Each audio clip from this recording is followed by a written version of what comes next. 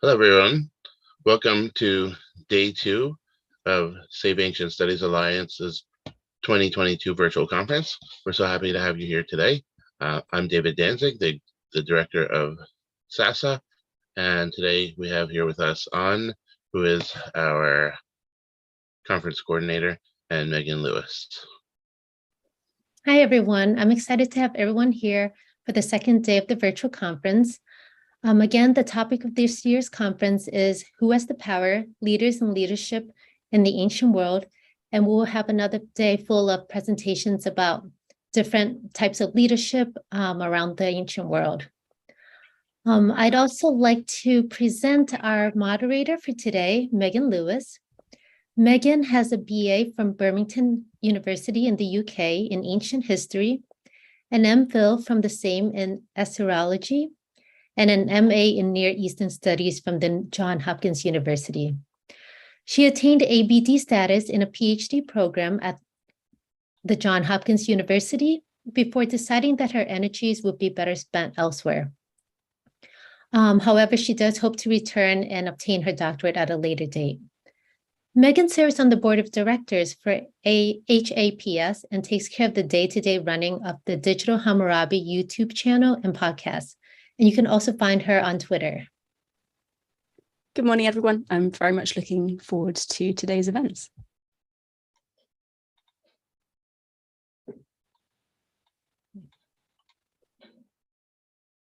All right, to get started today, I'll be presenting about Sasa's research team. Thank you, An and Megan. Megan, I think you can turn your camera off for a little bit and I'll share my screen. Today I'm standing in for Dr. Valeria Zubieta-Lupo, who is our Sasa's research team leader because she's unable to attend today. Let me get started. I think that we're all aware that in the past 20 years, there's been a slow but steady decline in the humanities. And as scholars of the ancient world, we know that this phenomenon has been unfortunately more acute in our fields. This discussion about the declining health of ancient studies has been particularly fueled by our experiences with the diminishing number of students, funding, and lack of institutional support, as well as by the struggles to maintain course offerings, sometimes even departments. However, this sense of the decline in ancient studies that we share is only supported by anecdotal evidence that we come across in our work lives. It's very different to believe something is true than to prove that it is. So what is actually happening? Why is this happening? What has been done to forestall these developments? And what could be done in the future to improve these efforts? These are questions that Sasa's research team works to answer. Over the last 2 years, we have been working on the initial stages of our Sociology of Ancient Studies research program. This program is divided into the following major projects. An educational sociology research project, documenting the health and engagement with ancient studies by the educational system in the United States, including K-12 schools and institutions of higher education. Number 2 is a marketing research project, investigating public knowledge, interest, and conceptions of ancient studies, and how ancient studies is marketed by departments and institutions, how they talk about it and how they try to attract the public to ancient studies, as well as developing tools for effective engagement with prospective students and families. The third one is a suite of research projects that examine and propose solutions to the internal and external challenges of ancient studies, such as the lack of diversity, outdated education programming, and the disconnect with non-academic realities.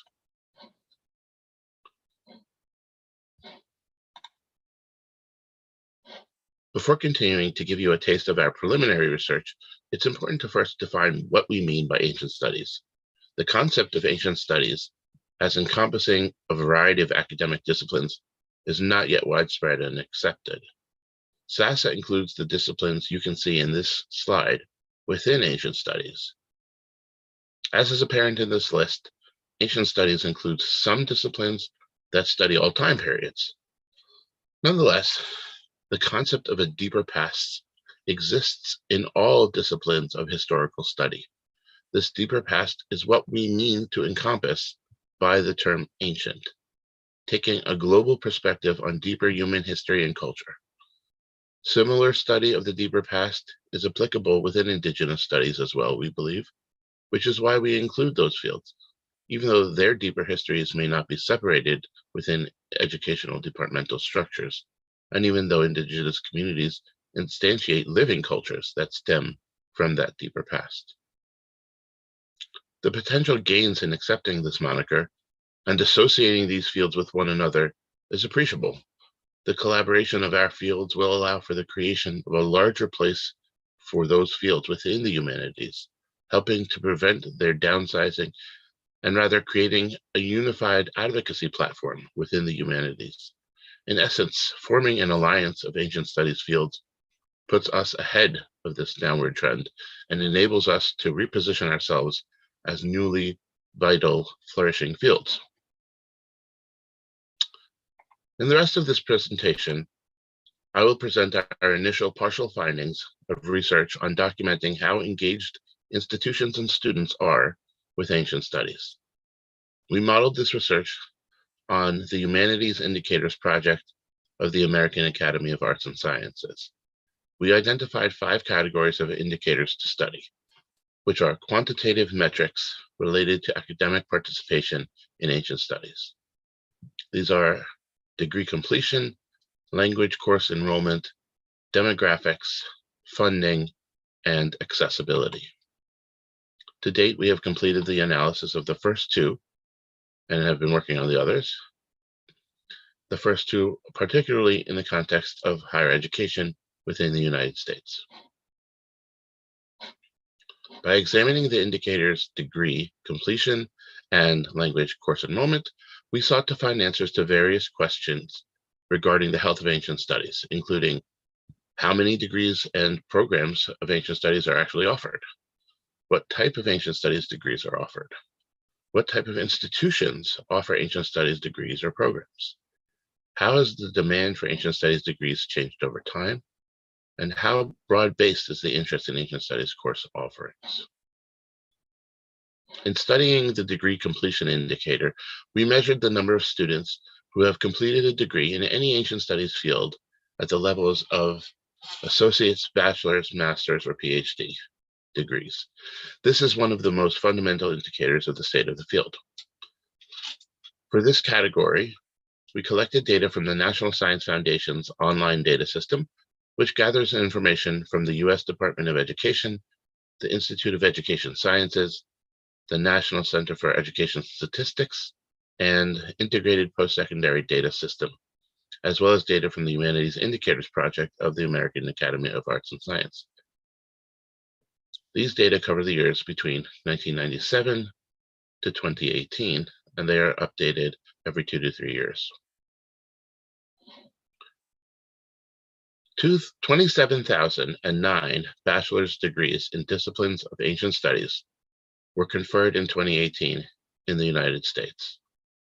The numbers might seem high, but it marks the 6th consecutive year of decline and a significant reduction from the 2012 apex by 33%, a difference of almost 13,000 fewer awarded degrees. It is also the lowest number since the beginning of the records, which dates back to 1997.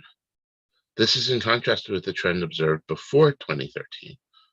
In fact, from 2002 to 2012, there's been a steady growth, which according to the findings of the Humanities Indicators Project, is in line with almost every discipline in the humanities. We chose to show 2 potential trend lines for the future of the bachelor degrees in ancient studies. The green line shows a very optimistic increase by 2030, while the prediction of the red line confirms the reality that we've been experiencing in the past 3 years. Nevertheless, the truth is that the next few years will probably see a further decrease in the number of students, and this without taking into consideration the catastrophic potential impact that the pandemic may have brought to our fields. However, through segmenting types of schools, we expect that this trend will level off well above zero. The indicator of language course enrollment provides information about the number and demographics of students who enroll in language courses. This data is segmented into underclassmen, upperclassmen, and graduate students. We chose to investigate this indicator because it provides a portrait of interest in ancient studies through the progress of students' educational careers along the way while they study. Since introductory language courses are commonly taught to freshmen and sophomores, we have a view of interest at the beginning of students' studies in ancient studies. We can then trace the continued interest in ancient studies by students taking minors and majors as they take on higher level language courses, which we expect to better parallel the degree completion data. For this indicator, we gathered information from the Language Enrollment Database of the Modern Language Association, the MLA, which covers the years 1958 through 2016.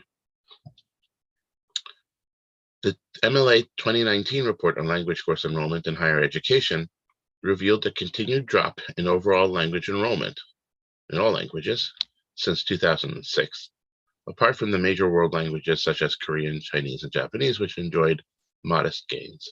The vast majority of languages that are taught in American universities have lost students as universities drop language requirements or allow students to place out of them with AP credits.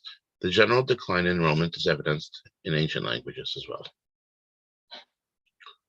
The most recent MLA survey, going back to 2006, shows that in the 10-year period between 2006 and 2016, language enrollment among the major ancient languages, including Latin, Ancient Greek, and Aramaic and Hebrew, dropped significantly, especially at the introductory level, whereas less studied languages lack enough data to actually show accurate trends. As you can see, this data parallels what's been going on in recent years, in the last 8 years, in degree completions.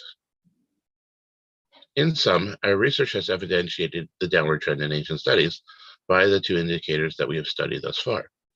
The downward trend already began in the early 2000s, but was actually interrupted by the economic recession in 2008, which led to higher collegiate enrollment across all fields of study, as more people went to school rather than trying to search for jobs, which were not as available. Consequently, the years 2008 through 2013 show a rise. However, from 2013 and on, the downward trend in ancient studies continues. Our statistically based future projections show the continuation of the downward trend. We are currently working on using more sophisticated predictive curve fitting methods to get a better sense of what the future might hold. However, we do expect there to be two mitigating factors that will continue to prevent the complete collapse of ancient studies fields. These are the expected continued participation in ancient studies by both religious schools and by elite schools.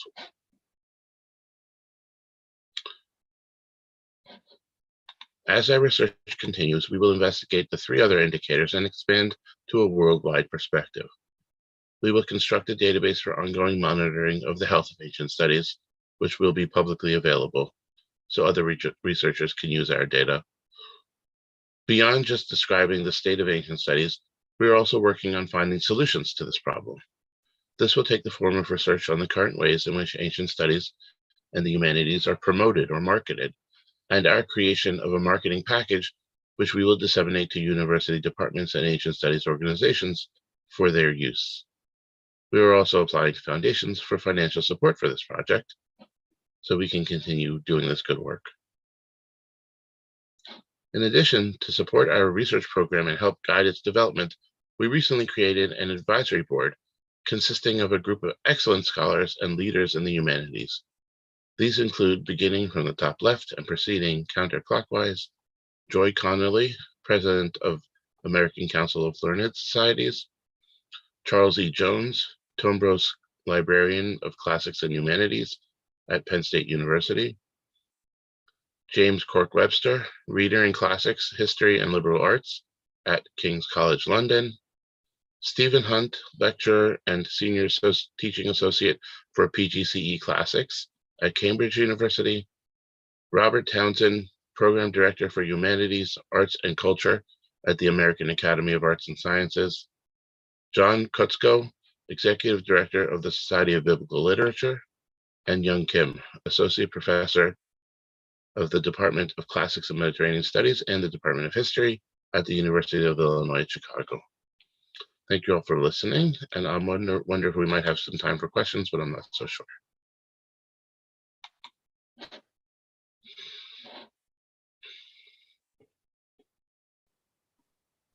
I think we have 1 minute if anyone has questions. We have a couple of comments rather than questions in the tradition of academic conferences everywhere. Voices of Ancient Egypt says that one thing is considered with these drop-in numbers is that college-age populations have actually gone down. Gen Z is much smaller than the millennial generation, so obviously that's going to have an impact on the enrollments that we see. And New Necro is saying, I wonder how the pandemic might have affected these trends. It feels unexpected how the recession has helped enrollment. Right. That's actually an interesting factor that might go forward, happen again, since the 2008 recession caused an increase in enrollment. Potentially the pandemic recession might do this a similar bump, but it's really unclear. And these the data for these indicators lags by 2, 3, 4 years, depending on how quickly the organizations that collect this information produce it and put it together and put it out to the public. But we do expect to continue to update our data going forward in the future. We don't seem to have any more specific questions, so I'm going to pass over to Lauren and Cassandra, who are going to speak to us on live events that they do, because they are both awesome and run all of Sasa's live events. So Lauren and Cassandra, you please take it away. Yes. Hi, everyone. I'm just going to share my screen really quick. It will hopefully go full screen. But yes, so hello, I am Lauren Kubash, and then Cassandra will introduce herself in a second. But we run the communications and live events team with Sasa. So we'll just get started telling you a little bit more about that. So Sasa live events range from monthly book clubs to archaeo tours and reading groups, and of course more. You hear from your favorite authors, learn about our Port Ancient partners, sign up for summer and winter reading groups, and take live virtual tours of your favorite ancient sites and museums. So that's just a general overview of what we do. Cassandra, do you want to introduce yourself before I start getting into the individual ones? Yeah, sure. So hi, I'm Cassandra. I just joined the live events team, I'd say in May of this year, and I'm just very excited to work with Sasa on putting these together. I've been around with Sasa forever, if you haven't seen me at all the live events, basically. But so one of the main ones, the one that I got started with Sasa with, and one of the first things Sasa ever did was reading groups. So shout out to some of our veteran reading group leaders as well, who keep coming back to lead groups. But the Sasa summer winter reading groups connect to those interested in the ancient world through a range of topics to explore in weekly live discussions. Through this project, we can continue to open the ancient studies to students from high school, college, and beyond. We actually get a little bit of a older crowd in these, which is really interesting. It's a lot of people that are going back for studies or always wanted to study this kind of topic and come here to learn with us. They're all led by what we call Sasa Educational Ambassadors, which are PhD students who their research specializes in the topic that they're doing for the reading group. This year we were got a very generous grant from the Gladys Kriebel-Delmas Foundation for the summer reading groups, and for the winter reading groups last year, we got a grant from the Society of Classical Studies to run the groups and be able to pay our lovely PhD students and our intern on the team, who is amazing and does everything, Allie. And also, so those are really great. We've always had a really good turnout in them and really amazing discussion. They are discussion groups, not classes where you have to do homework and stuff like that.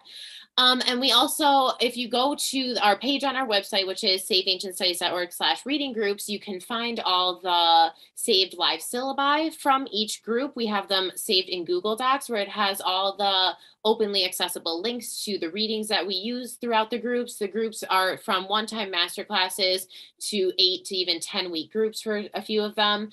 So they're really good places for resources, especially if you're writing papers or doing research on these specific topics that they're on. It's a gold mine for that.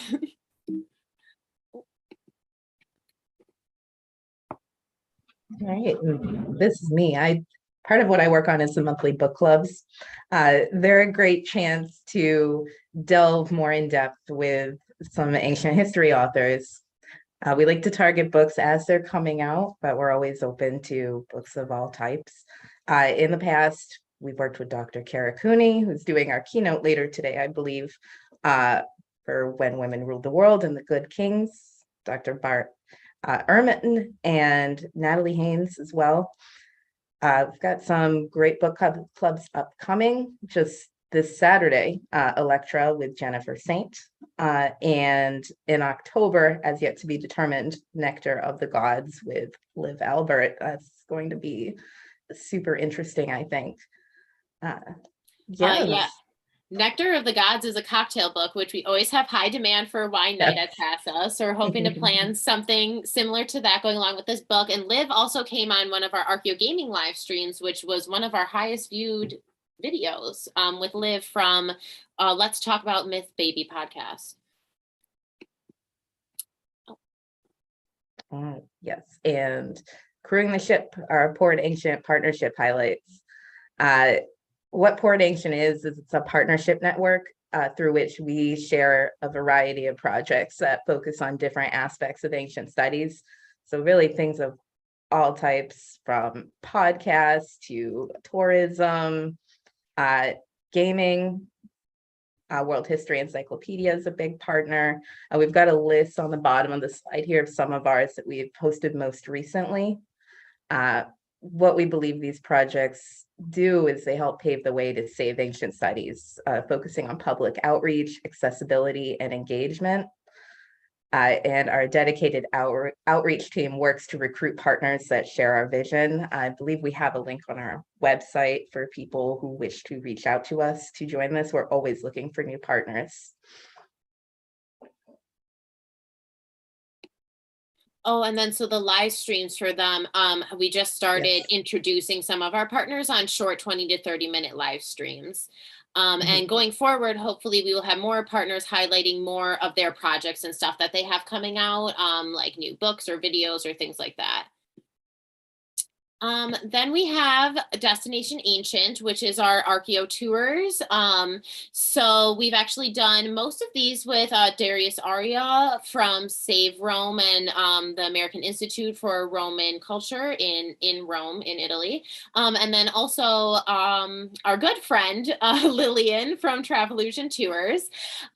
So the idea of these, again, is all about accessibility and to get live streams of ancient sites out on our social media pages and shared with our partners so that people can see things not totally in person, but see things more personally without having to travel far and spend a bunch of money. So of course they're walking around the sites explaining whichever one it is, depending on if it's a museum or archaeological site or not.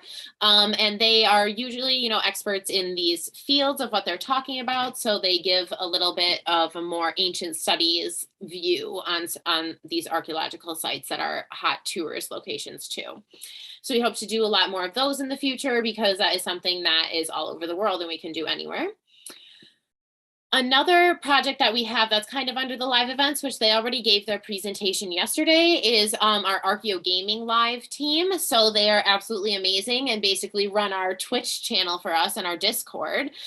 They usually go live every Friday during the season, so they're taking a break for the summer, but they have a really great lineup of stuff coming up next season, and that's led by Kate Minetti and Alexander Vanderwalle. They both are PhD students. Alexander specifically specifically studies archaeogaming-like topics for his research, and Kate does a ton of archaeogaming too, so they're really a great team. So definitely check out their little recording of what they've done and what they have coming up. And then I think this might be one of the last slides is the Sasa communications team in general. So we kind of went through all the live events that we do. We have other things sprinkled in here or there, usually kind of master classes over the fundraisers. So definitely check that out, because we have a Halloween Bash fundraiser at the end of October that usually has a bunch of live events crammed in all together of great guests coming on to talk about all different kinds of topics. But so the Sasa communications team is kind of the other side of the live events team that really runs our social media pages. So as it says, you're responsible for everything you see on social media and the website, which we do kind of try to have a mini website team as well. We also have an intercommunications team. So shout out to Eric and Alfie on the intercommunications team, who does a lot of our mass email communication as well. So yes, we usually have a small team of interns that work on posting everything you see. So advertisements for our archaeogaming learning modules, our educational modules, and for the Access database, from the communications about our live events and signing up for our reading groups and recruitment, basically everything. So we've had a really great team, mostly Charlotte, who created our TikTok page. So definitely follow us on TikTok. She's been our main intern over the summer, posting pretty much everything you see. And then a little bit more specifically, we have the Inspire campaign. So the Inspire campaign was developed in the first summer of Sasa with Dr. Pinar Durgan and a group of great interns, coming up with all these categories you see on the side over here. I'll read some out. Of different kinds of things that we think people keep people interested in ancient studies and would want to come back to learn more information, and click on the link of the website that we have for them to learn more information. So that's a big part of where our partnership with World History Encyclopedia came from, because we use them on their amazing amount of articles and access to information. To have more in-depth look on the things that we're talking about in our social media posts without having like story long captions and stuff. So we have some categories like ancient anime, ancient STEAM is a new one. So it's kind of like STEM, but including the arts. So that one's really cool. Modern Words, Ancient Roots talks about the etymology of different words. Ancient Kitchen has different videos on YouTube, literally recipe videos making ancient recipes. So that's been a really fun project that also was funded by Society for Classical Studies the first summer that we did it. So I think with that, that is everything that we announced. Not like, oh, I maybe skipped one. Oh, yes, of course. Most importantly, follow us on social media, everybody.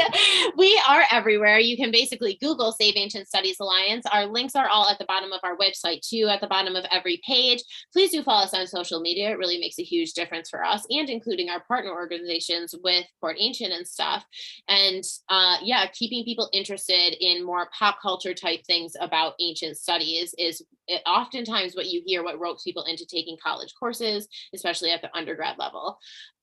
So follow us everywhere, and thanks for joining us. Thank you, Lauren and Cassandra, so much. That was a fantastic rundown of what you guys do and the very, very valuable work that the communications team does. We actually don't have any questions. We also don't have time for questions. So we are going to move on to the first session of the day to try and make sure we keep everything on track. Sorry, I'm trying to figure out how to end my screen share. Someone can cancel it for me. Here we go. Okay. There we go. I can just. So our first session of the day is Displays of Power with Catherine Nichols-Wild. So there's a nice little infographic for you. We have Catherine ready and waiting to go. So I am going to find her introduction. Sorry. I dislike screen sharing. I always lose everything that I'm doing. So Catherine is a PhD student in art history and Latin American studies at Tulane University. As an epigrapher and art historian, she investigates the ancient art and writing of the ancient Maya. She is particularly interested in the ways in which the Maya conceived of these two categories as extensions of each other. In her dissertation, she examines Maya full-figure glyphs as a clear intersection of the visual and the textual. In addition to her academic work, Catherine is also the founder of the Mesoamerican Studies Online, a blog and podcast that aims to share current scholarship on ancient Mesoamerica with the general public. The title of her paper is The Spoils of War and the Privileges of Rulers, Maya Full Figure Glyphs as Signs of Privilege and Dominion. And before I hand over to Catherine, if you are feeling the need to use hashtags at any point of today, we do have a lot of them. They are all in the program for the conference. This particular hashtag for Catherine's session is OAW Session, Displays of Power. So Catherine, thank you for your patience. Please take it away. Thank you so much. I'm going to go ahead and share my screen. And we are set to go. All right. So thank you so much, first of all, to Sasa for putting together this conference and giving me the opportunity to present. I'm really excited about it. I'm also currently in Mexico working on an extension of this research. My internet should be good, but I'm apologizing in advance in case it's not. It's not my usual internet. But so I wanted to go ahead and just get started with this presentation. I have made a slight change to the title, The Spoils of War or the Privileges of Rulers, which will come into play throughout the presentation. In the 8th century CE, in the 8th century CE, Maya scribes at the sites of Quirigua and Copan, among others, began carving unique inscriptions using glyphs formed from the bodies of full-figured deities. These inscriptions use standard Maya hieroglyphs, but build on their iconic properties to create a moment in which the glyphs appear to be living creatures, grappling with each other, straining to free themselves from the glyph block containing them, and in some cases, sitting quietly and affably with each other in the civil attitude of rulers. My dissertation examines these inscriptions as both visual and linguistic objects, analyzing their iconographic content, their role in visual programs at Maya sites, and the way that they represent an ongoing interaction between the textual and the visual in the Maya world. For today's presentation, I focus on one specific question. In moments of conflict and competition, as is the case in Quirigua's rebellion against Copan, what role did full-figure inscriptions play, if any? I argue that rather than spoils of war, full-figure glyphs function as an index of a ruler's ability to wield power and commission accomplished artists. But first, I want to provide some important context. The Maya culture began and continues to thrive in Guatemala, southeastern Mexico, and its Yucatan Peninsula, Belize, and the western parts of Honduras and El Salvador, essentially the right side of the screen shown here. The heart of the ancient Maya world, particularly the classic period that I study, resided in the lowland regions of Guatemala's Petén and extended into the peripheral areas surrounding it.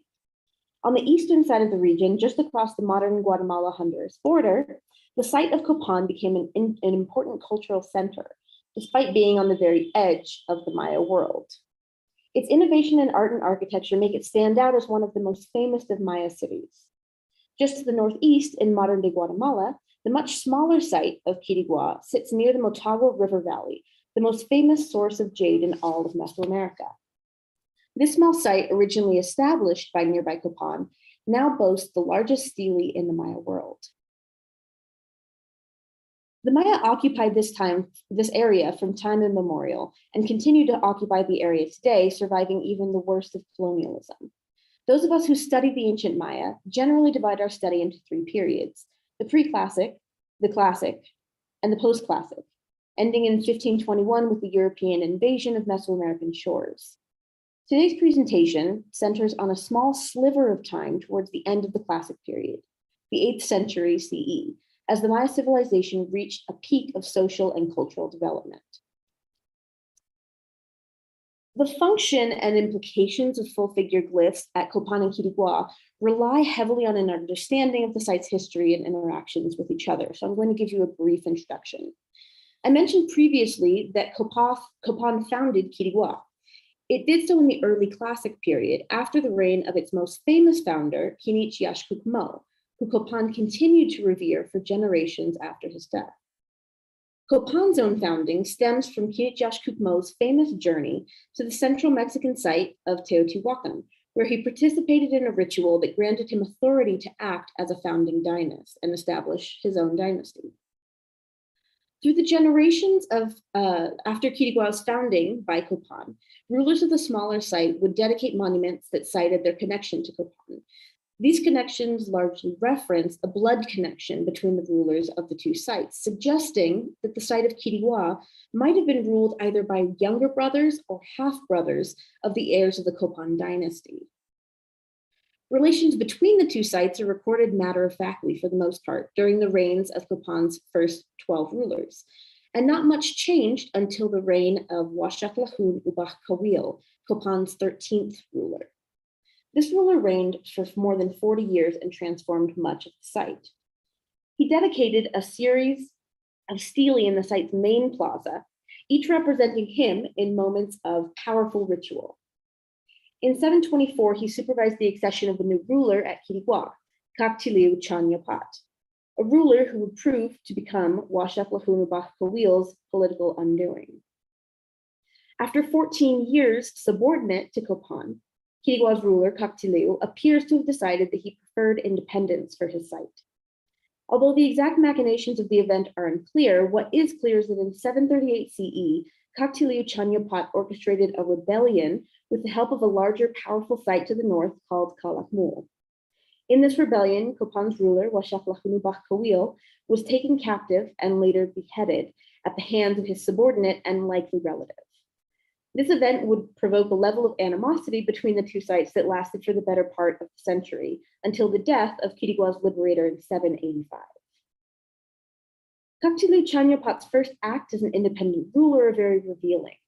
Although no monuments are dedicated for about 7 years after the battle, Kaktiliu sets to work on a program of consolidation, opening a sandstone quarry from which he could harvest materials for his own monuments. His first stela, Stela S, was dedicated in 746 CE, followed by Stela H in later years, pictured here.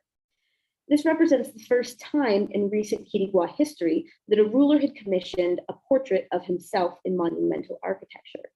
Matthew Looper, who wrote a book on the reign of Kaktiliu Chanyapat, argued that perhaps while he was subordinate to Copan, Kaktiliu was not allowed to commission likenesses of himself, and this would be the first sign of his independence, that he commissioned one.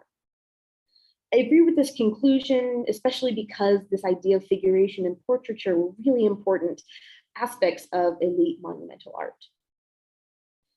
Another unique aspect of Kaktiliu's monumental art program, following the defeat of Copan, is that in the years following his victory, the monuments erected at the site seem clearly intended to improve on or copy those dedicated in recent history at Copan, including Stela H's attempt at copying Copan's Stela J. And I'll kind of flip back and forth between these two so you can compare the monuments and the quality. David Stewart, Elizabeth Newsom, and Matthew Looper have all written about this phenomenon, in which Kaktiliu appears to imitate the programs that became such a distinguishing factor at Copan. But in the opinion of many, they never rise to the same quality that was seen at Copan. Full figure inscriptions also appeared during the reign of Kaktiliu Chanyapat, as I mentioned before, and this was the first time that glyphs of this type were used at the site. Other scholars have drawn attention to the fact that they only appear after Kiriwa attained independence, and this led to my original question: were full figure glyphs, or perhaps the scribes who carved them, a spoil of war taken by Kiriwa after its defeat of Copan? Perhaps the most popular theory for the origin of full figure glyphs at Kiriwa offers the possibility that during or immediately after the battle with Copan, Kaktiliu Chanyapat took the Copan scribes captive as part of the bounty accorded to him as the winning ruler. This theory is bolstered by evidence from other parts of the Maya world, including the mural seen here from Bonaparte, in which we see scribes taken captive after a consequential battle, and even in some cases with their hands mutilated so they can't continue to practice their craft. We know that scribes were also lent out from site to site and sometimes worked in a general region rather than at one site in particular. So it wouldn't be too outlandish to suggest that in this case, the victor might have captured the scribes of his captive in order to recreate some of the loser's greatest hits.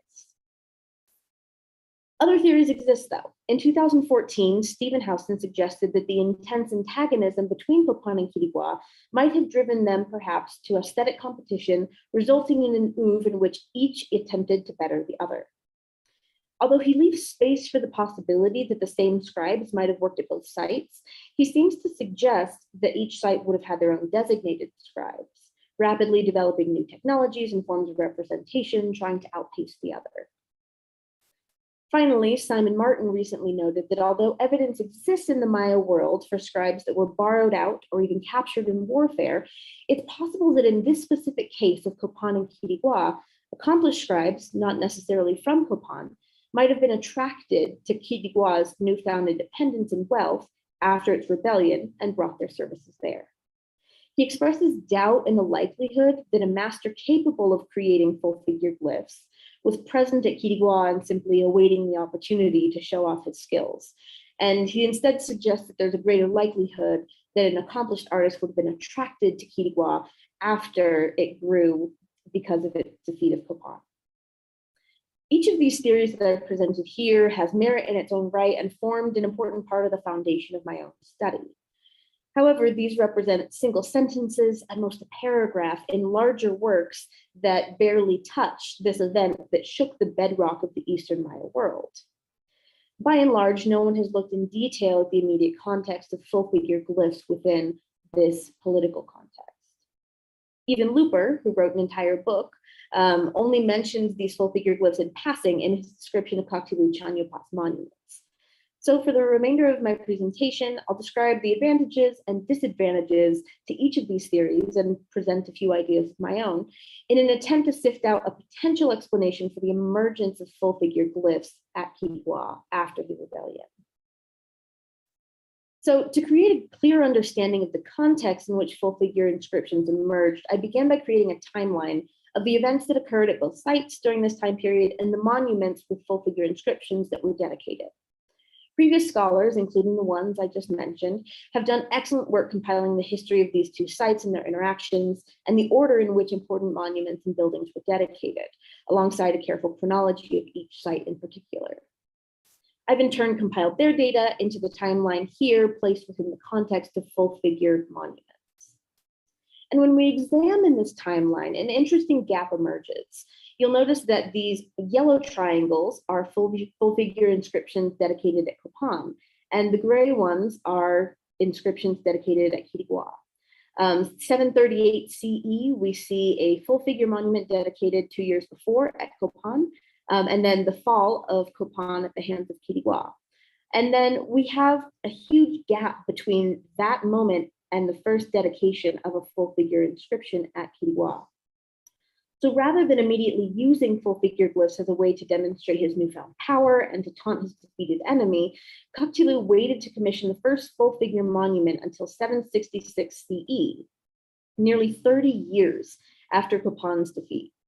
So if full-figure glyphs were truly taken as spoils of war, why wouldn't Kaktilu flaunt them immediately? After the decisive 738 defeat, Copan and Quiriguá underwent 4 different phases that I've highlighted here in 4 different colors, each aligning with a change in rulership at one of the sites and each showing a change in the relationship between the respective rulers.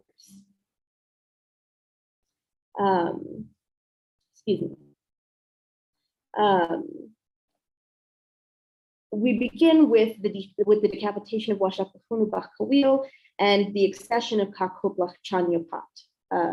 And we notice at this point that he actually does not dedicate any monuments besides this one that makes a passing reference to Quiriguá as its subordinate, a slight subtle jab referencing the fact that Quiriguá was still in fact under Copan's control. Quiriguá doesn't really seem to pay much attention to this and continues building, and we see the reign of Kakoblach Chankawil pass without incident. The following ruler, Kakyipiak Chankawil, actually commissions monuments that seem to more directly rebuff Quiriguá's independence at the hands of the ruler Kakyipiak Chankawil.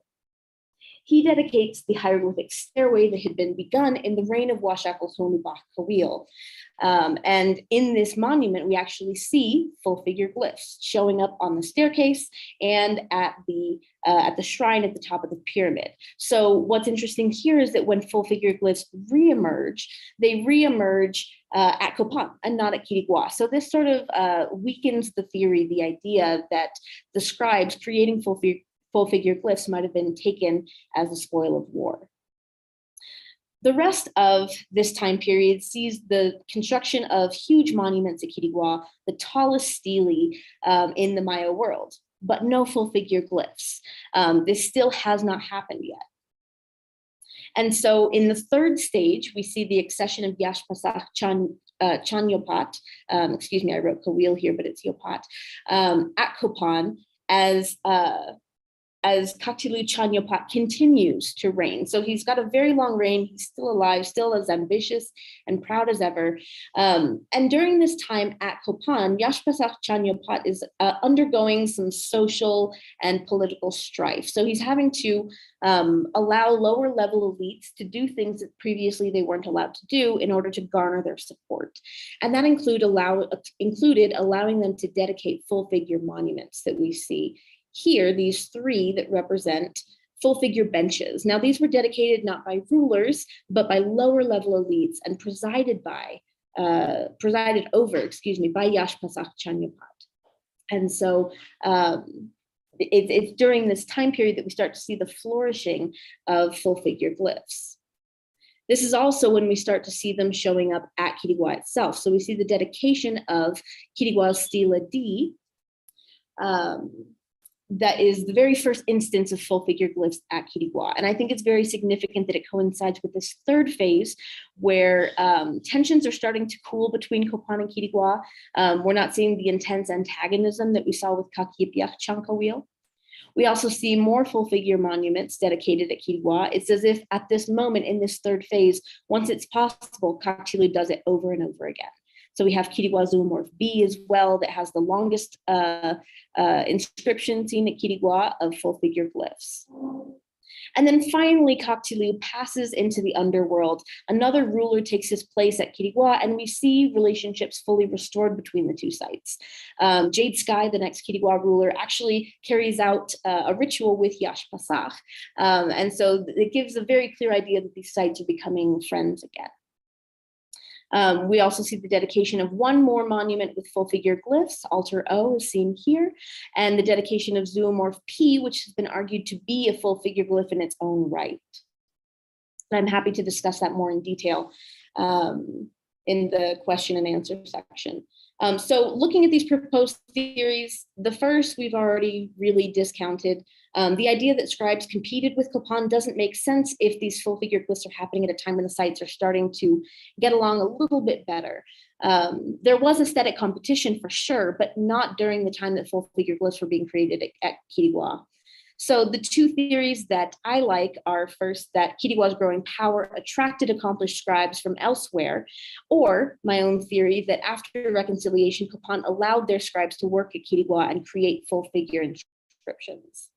Now, I can't present anything for sure now, but I am currently beginning my field research to examine the style and authorship of these monuments to figure out if the scribes working at these sites were the same scribes or if they were different. And then I'll do a comparison to other glyphs on the western side of the Maya world as well. So just in sum, these full figure glyphs give us a really great opportunity to look inside the world of Maya rulers, the way that they communicated their power through the use and manipulation of visual images. And as we study these with more detail and looking closely at the interactions between these sites, we get an idea not only of the rulers that were in power, but the way that the scribes creating these worked, both within the political contexts and without them. Thank you so much. Well, thank you so much, Catherine. That was absolutely fascinating, especially as someone with absolutely no information and prior knowledge about the region you work in. And judging by the chat, a lot of people found this really, really interesting. We have several questions and we do have time before we move on to our next session. So the first question is asking about the people depicted on these glyphs. Are they, do we know, true to life? Do people actually dress in that way? Or is this a special style kind of reserved for pictorial depictions? Yeah, that's a great question. So for the most part, it depends on the glyph. So these glyphs represent deities, and they also sometimes represent rulers and ancestors, and the occasional animal, right? When it represents deities, we are seeing a true to life idea of how deities were represented in art. So they would usually wear a very simple loincloth. You can see one right here. And the loincloth itself, although simple, was usually dedicated with jade and other precious materials. And they would also wear headbands made out of materials as well, very precious materials. Here we have a representation of a ruler, and this was also true to life. The ruler would have worn these fantastic jade pectorals, earrings, and a headband representing his rulership. So yes, for the most part, these full figure glyphs are actually very true to life in the sense that they represent what is represented in figural art. And from what we know of everyday life of rulers, they would have been represented the same way as well. Thank you very much. Someone asking, could it be that during the 30 years after the war, it's just that full-figured glyphs fell out of fashion, or maybe the glyph makers were engaged in other occupations? That's a great question. And it's something that I'm really looking forward to digging into, because during these 30 years, we don't see full figure glyphs happening either at Copan or at Quiriguá. They happened once at Copan right before the big war, but then they fall into a hiatus. They do occur at Yaxchilan, which is a site on the western side of the Maya world during this period. So broadly, they still seem to be in fashion, but not at these two sites. And so it could be that maybe it was an ebb and flow of interest. It could also be that because of the materials and the words escaping me, but the things invested, the amount of effort invested into the war itself and recovery, they just couldn't afford the artists making these. So yeah, it's another really interesting aspect that I'm looking forward to digging into. Thank you. Did the Maya build roads of any sort? The questioner can't recall ever seeing one. And did they have the wheel for use with carts? Great questions. Roads, yes, we have huge roads that are actually becoming a lot more easy for us to identify with the advent of LiDAR. There's some really great documentaries about the use of LiDAR and the way that it's revealing roads and cities to us. So we know that they had a really intense networking system that connected all of the sites throughout the Maya world and throughout Mesoamerica in general. They had the concept of the wheel, but they did not use it for transportation. We've seen wheels only really for children's toys and for spindle whirls, but all of their transportation of goods was on the backs of human beings. Thank you very much. One final question before we move on, asking if this kind of change in glyptic style could be to do with the legitimation, excuse me.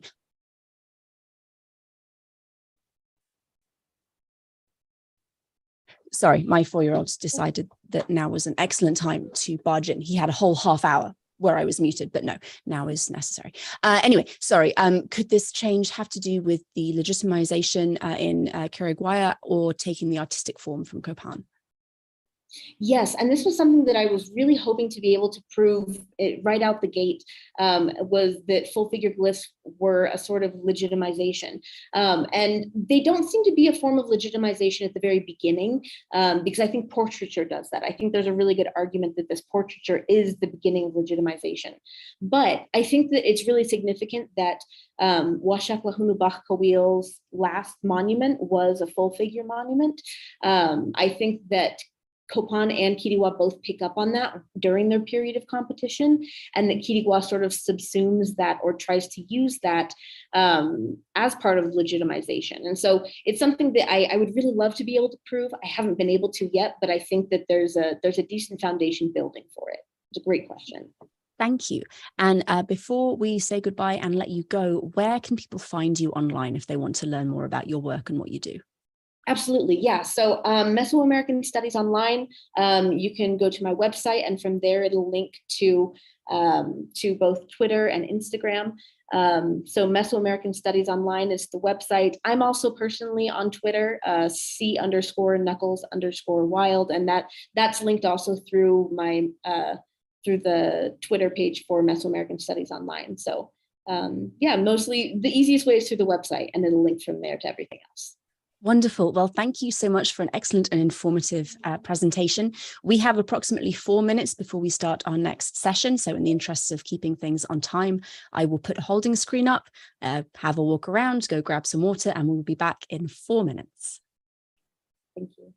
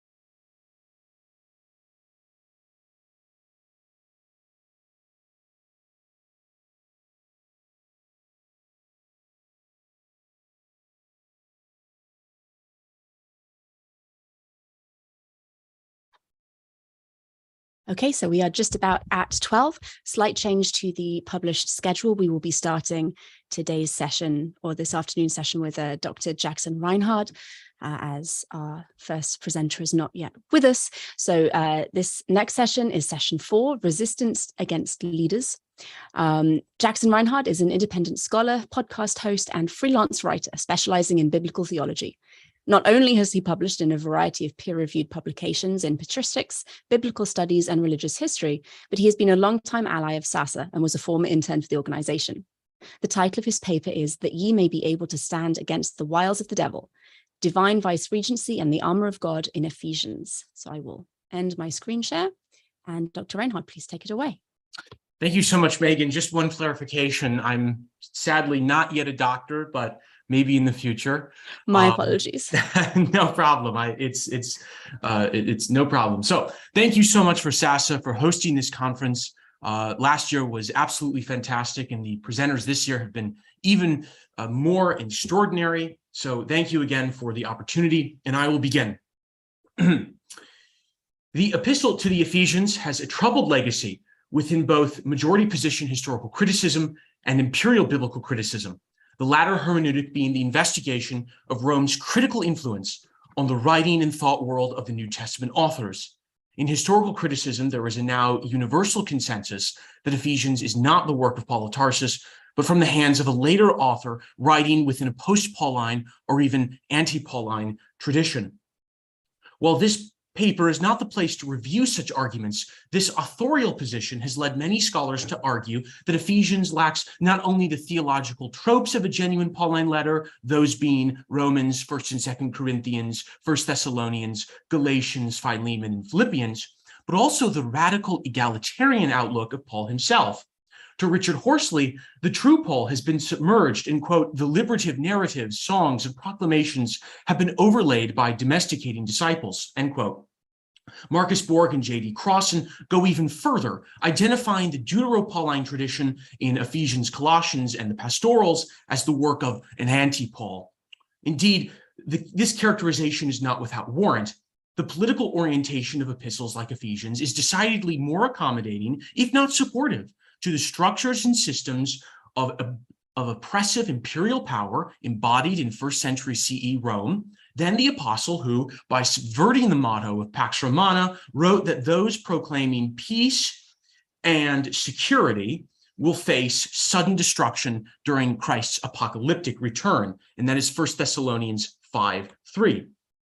Typically, the evidence scholars utilize in demarcating Ephesians as imperial accommodationist literature is the hierarchical and patriarchal household codes in Ephesians 5:22-6-9, which outlines how members of the pater familias are to behave in regards to one another, children to parents, wives to husbands, slaves to masters. However, in this paper, I argue that Ephesians accommodates the presuppositions and propaganda of Roman imperialism in that by clothing Christ in the language of royal ideology and equipping early Jesus believers in the spiritual armor of God, the epistle simultaneously denudes the imminent and deeply political eschatology of authentic Pauline Christianity and places present opposition to the gospel firmly in the supernatural realm. I will look to both ancient Jewish and Greco-Roman political theology to see the intellectual and literary antecedents to the concepts featured and applied to Christ and the early Jesus believers within the epistle. Greco-Roman and Hebraic literature frequently portrays the political role of the king-emperor as the vice-regent of God and or the gods. This characterization was a core tenet of Roman imperial theology. Caesar was the earthly representative of divine rule. Official and unofficial histories, inscriptions, and political miscellanea from the 1st and 2nd century CE claim the occupant in the role of Caesar was designated by, quote, the supreme god Jupiter Zeus, to be vice-regent or agent to rule humans on the earth, end quote. The imperial cult of Domitian, 81 to 96 CE, forcefully promoted the notion that, quote, Jupiter protects Domitian as he carries out the task, manifesting Jupiter's presence, reign, and blessings for the well-being of subjects, end quote. Even the erudite Stoic philosopher Seneca, in his letter on clemency, declared Nero, quote, out of all mankind has been chosen and thought fit to perform the office of a god on earth, end quote. The same thinking is replete in the Jewish tradition. Psalm 110:1 presents Yahweh imploring an unnamed king of Judah to become his vice regent. Quote, "Sit at my right hand until I make your enemies your footstool." End quote. The Second Temple document, the Psalms of Solomon, features the same conceptual language as both Roman and Old Testament theology. The Spirit of Yahweh fills this Davidic, messianic, ideal king, and designating that the elect monarch will, quote, "rule over Israel in the time which God chose, destroy the unrighteous rulers, and cleanse Jerusalem from the Gentiles who trample her to destruction." End quote. When the proper divinely elected king is enthroned, there will be, consequently, a cosmo-terrestrial epoch of unending peace. As per Julian Smith, in both political and theological traditions of Greece, Rome, and early Judaism, quote, "the ideal state of humanity, the ideal state of peace and harmony and virtue is enjoyed when God rules through his human agent, the king," end quote. In Ephesians, the author analogously employs this political theological rhetoric and applies it to the cosmic role of Christ after the resurrection. Christ has now been enthroned at the right hand of God the Father, Ephesians 1:20, placed, quote, "far above all rule and authority, power and dominion. He has put all things under his feet and has made him the head over all things for the church," end quote, Ephesians 1:22, 21, 22. In the epistle, Christ is thus the ideal chosen king, acting from his enthroned position in the heavenly places, having ushered in an era of cosmic reconciliation and harmony. Christ has reconciled humanity with the Godhead, Ephesians 2:4-7, and destroyed the separation between Jew and Greek. Quote, "For he is our peace. In his flesh, he has made both groups into one and has broken down hostility between us," end quote, Ephesians 2:14. Christ also establishes concord within the universal church and individual household, Ephesians 4:16, 5:22-6:9.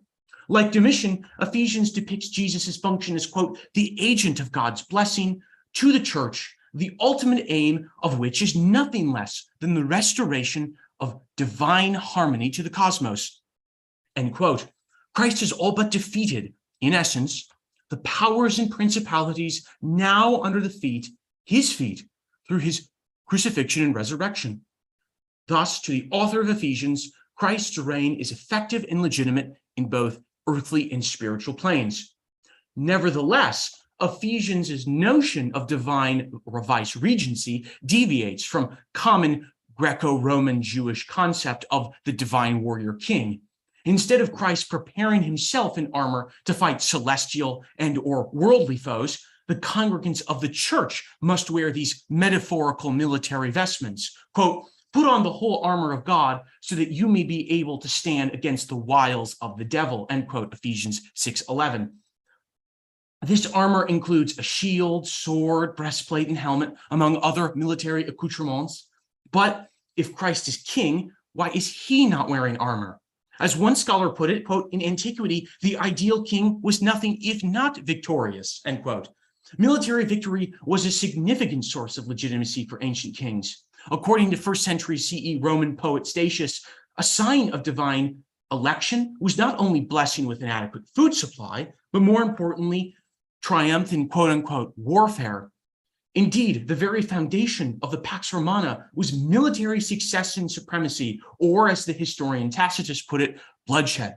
In the Hebrew Bible and Second Temple literature, Yahweh is described on many occasions as having put on armor before battling the forces of chaos or redeeming a forsaken Israel. See specifically Isaiah 59:15-20. The Wisdom of Solomon explicitly notes this, detailing that, quote, "the Lord will take his zeal as his whole armor and will arm all creation to repel his enemies," end quote, Wisdom 5:17. Indeed, when Ephesians speaks of putting on the armor of God, should not the author be speaking of Christ, who has valiantly placed all opponents below his feet?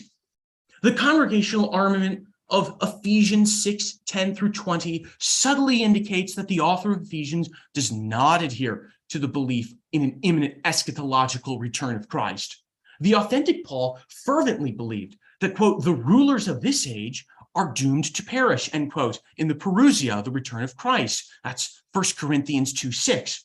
Those rulers being, according to Richard Horsley, quote, human political actors, the Roman Empire generally, end quote.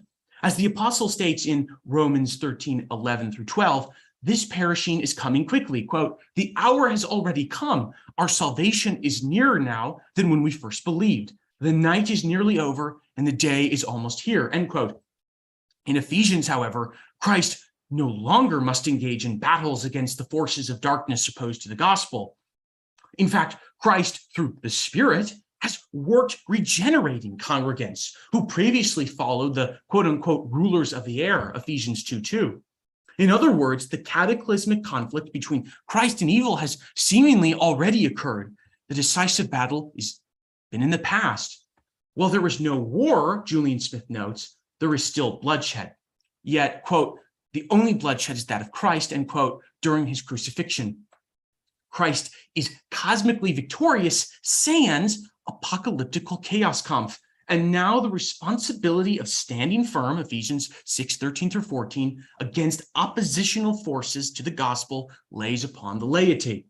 Moreover, just as Christ's victory occurred in the past, so is salvation a historical event. In Ephesians, quote, this realized eschatology corresponds with the letter's understanding of salvation, where the emphasis is on a salvation which has been already accomplished by the Christ event, end quote. Thus, even the salvific character of the parousia, in which Christ will judge the living, the dead, and especially the present governing authorities, has been historicized.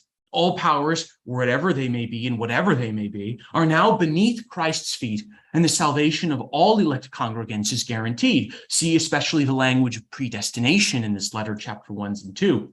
Thus, what are Jesus believers to do but live a life of normalcy and harmony, thanks to this newfound peace of Christ and implicitly the Roman imperial order of Pax Romana?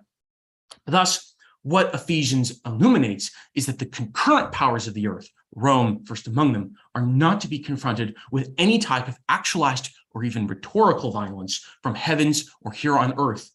Ephesians 6:12 states, quote, we do not wrestle against flesh and blood, but against the spiritual forces of evil in the heavenly places, end quote. Christ is our peace, claims Ephesians, and he, quote, makes peace in one body through the cross, end quote, Ephesians 2:14-16. As for Harry O'Meyer, quote, the author of Ephesians transforms a Roman ideology of imposed peace as a sign of cessation of hostility to a peace won through the death of Jesus, end quote. Marcus Borg and J.D. Crossan further elaborate on the notion of peace between the writing of the authentic Paul, which they argue is diametrically opposed to that which is promoted by Rome. To them, imperial peace is when all is quiet and orderly, while Pauline Christianity promotes a peace when all is fair and just. But Ephesians effectively collapses the two. The Pauline hope of a divinely sanctioned overturning of impressive imperial powers and the restoration of creation itself, see 1 Thessalonians 5 and Romans 8:18-23, is dashed in Ephesians, replaced by a realized eschatology of the past, which may be just considered a theology of pacification. Christians do not fight actively against wickedness, but merely withstand, stand firm, prevail. These are the languages and verbs that are used in Ephesians 6:13. Against what? Idolatrous temptation and tempting cosmic entities, which they are able to withstand with the help of God's armor. The rulers of earth are here to stay. And in fact, their peace to Ephesians in no way counters the gospel of Christ. What does counter Christ's proclamation on earth is the supernatural powers and principalities, evil cosmic forces, and idolatrous temptations, which I mentioned. Much like the authentic Pauline letters of 1 Corinthians, specifically see 1 Corinthians 10:20, Ephesians focuses on the issue of prior and or contemporaneous worship sacrifice to different deities, idols, and spirits. The author of Ephesians sees, quote, pagan deities not as imaginary or lifeless, but powerful and evil emissaries of the devil himself, end quote. One needs the powerful armor of God in order to resist such diabolical wickedness and perhaps the religious cultural allure of paganism itself. Ephesians operates within a worldview common in Hellenized Jewish literature, that there existed, quote, a reality of evil spirit beings, end quote. In fact, the author of Ephesians does not in any way demythologize this occultic influence within the epistle, but instead reaffirms the relationship of the devil with other forms of sin, such as the flesh. As scholar Clinton Ardle notes, quote, "The flesh and the devil with his powers works in confluence, leading humanity into disobedience with God," end quote. To Ephesians, therefore, the only forces working against the peaceful harmony of the contemporary church are supernatural, unseen forces working in collaboration with the ghouls of paganism and other personified deadly sins. The totalizing, pervasive political structure of domination embodied by Roman imperial rule is passed over in silence. The issues of this earth are either irrelevant, solvable by application of proper household codes, interpersonal relationships that are elaborated within the letter, or mere misunderstanding of the root cause of the issue. It is not Rome's unequal or unjust imperial system that results in personal and or collective suffering or poverty, but rather the forces of evil lurking in the realm of the air. Thanks to the Pax Romana, the only conflict a Jesus follower, believer, has to face is spiritual, for there are no longer necessarily battles occurring between cities and states. However, it is true that the Ephesians metaphor of a Christian decorated in military garb is not novel to the epistle. In 1 Thessalonians 5:8, Paul urges his audience to, quote, "Put on the breastplate of faith and love and a helmet, the hope of salvation." Also see Romans 6:13-23. Yet what differentiates the urging of the authentic Paul and the author of Ephesians is the purpose and nature of the armor. In 1 Thessalonians, putting on the armor is a matter of supernaturally, if not bodily, protecting oneself for the imminent return of Christ, in which the cosmic conflict involves both spiritual and physical realms. The imagery Paul utilizes in 1 Thessalonians is also typological. The frequent citation to Hebrew scriptures in 1 Thessalonians and beyond, which depicts the day of the Lord, referenced frequently in the minor and major prophets of the Old Testament, Hebrew Bible. This event is brutal and earth-shattering. It persuades a reader to believe that Paul himself thought a similar, violent, earth-shattering occurrence was to apocalyptically unfold when Christ's return. Ephesians lacks any such language. Truly, in the latter letter, the armor is practically unnecessary. Christ in Ephesians, especially 1:20-22, is already declared victorious over diabolic powers afflicting the church. Christ is not a divine warrior, but an ideal king who in Ephesians 2:14-17 is portrayed as a peacemaker par excellence. The armor of God is not a means for kingly or corporate protection for an imminent eschaton or global divine conflict. Instead, Ephesians constructs it as mere personal practice against the persuasion of false worship. In conclusion, Ephesians is de-eschatologicalization, I apologize for that word, and supernaturalization of the early Jesus movement experience demonstrates the means by which the text depoliticizes the Pauline tradition, accommodating thought, theology, and behavior away from direct confrontation or even acknowledgement of Rome. God's armor thus becomes a metaphorical invocation of personal struggle with contemporaneous idolatrous practice and belief, and those idols being agents of the devil. The enemies of the church and its gospel have become supernaturalized forces that have no actual bearing on the course of human events. They have already been defeated by Christ the King, and individual salvation of the believer is guaranteed through predestination. Now, there should only be harmony amongst members of the church and household, a harmony that reflects this hierarchical, patriarchal household code of the Roman paterfamilias, Ephesians 5:22-6-9.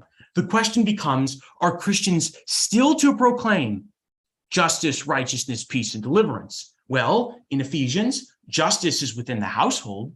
Peace rules both the earth and heavenly realms under Christ's authority. Salvation is a historical fact. Thus, Ephesians not only depoliticizes Paul's eschatological message and supernaturalizes Christian opponents or opponents of Christianity, but promotes a religion of normalcy, passivity, and accommodation. The only issue to watch closely for are the spiritual forces of evil temptation. Ephesians seems to turn Christian eyes away from the horrors of Rome to desperately having them try to find and resist demons in the air. Yet, it is problematic to classify early Christian texts like Ephesians as wholly pro-Roman or in contradistinction, first in Corinthians and Thessalonians as purely anti-Roman. Indeed, early Christian writers and communities engaged in negotiating their own communal and theological identities with various manifestations of Roman imperial power that surrounded and submerged them.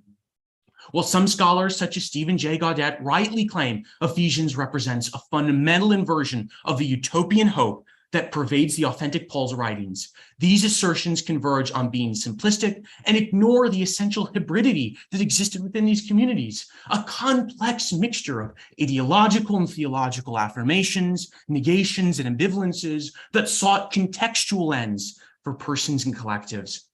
In Ephesians, while the presentation of Christ is not a divine warrior in line with Roman and Jewish traditions, he is still portrayed as a king nonetheless, who has achieved victory, if in the past. Christians throughout the apostolic and patristic age, while not directly engaging in rebellion against Rome, would be clear and adamant that they worshiped only Christ and never the reigning Caesar. While Ephesians, quote, nowhere explicitly condemns Roman rule or lays out an alternative political vision, end quote, the letter nonetheless is still representative of an early Christian tradition that explicitly confirmed the kingship and lordship of a resurrected Jesus, who, to them, possessed authority over all sovereignties and powers. Thank you very much. Jackson, thank you. That was very, very interesting.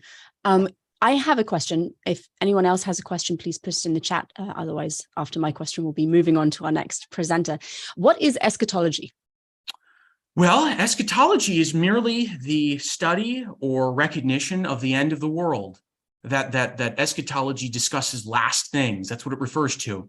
In theology, eschatology can either refer to personal eschatology, what will be the state of an individual after their death, or it can refer to the end of the world. So when we speak of eschatology or de-eschatologicalization, as I apologize for, what I'm referring to is that Ephesians does not include apocalyptic discourse within its letter. So eschatology refers to the end of the world, yes. Thank you very much.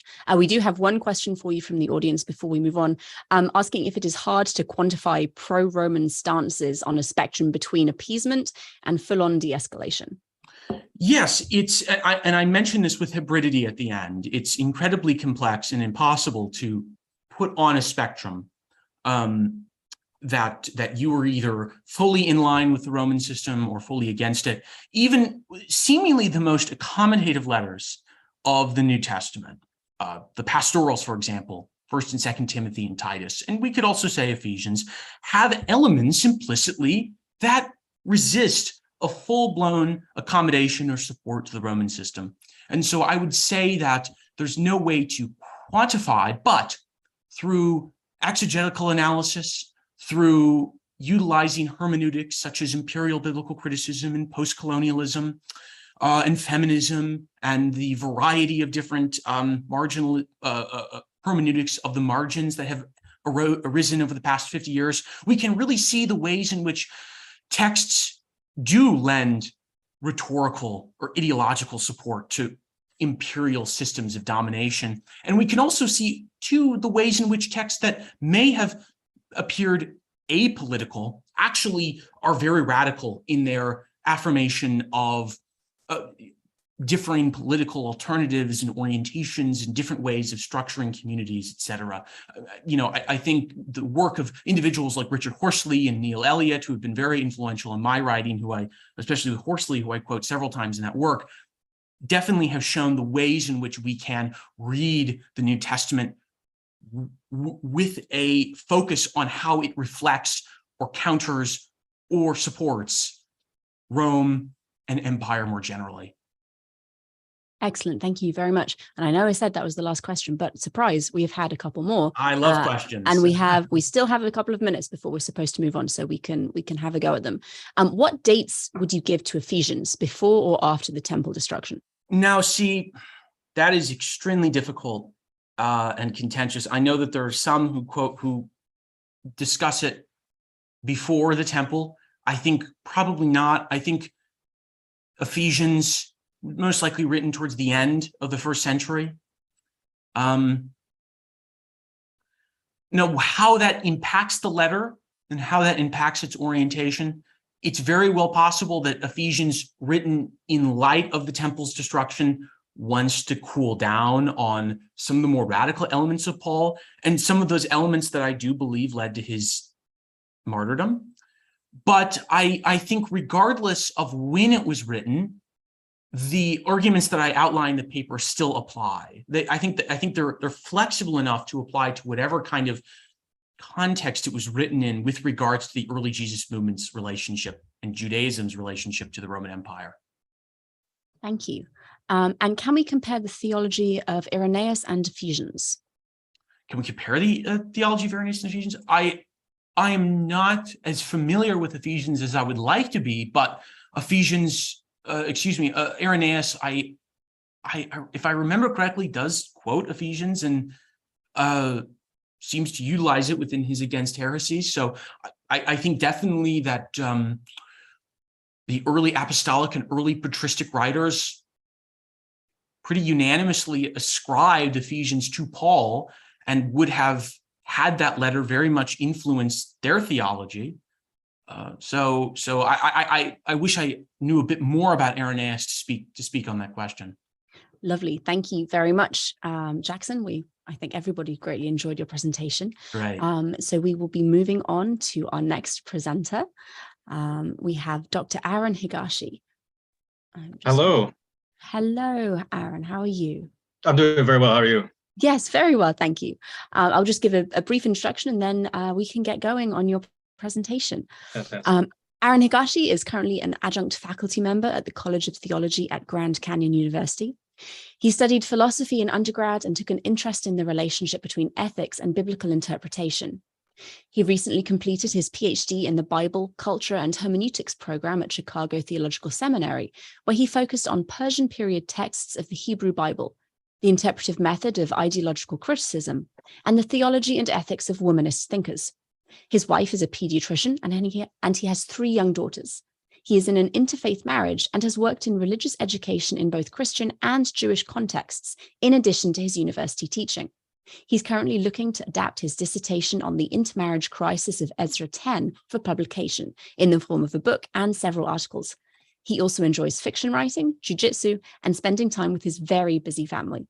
The title of his paper is Everyday Resistance in Ezra 10. So Aaron, please take it away.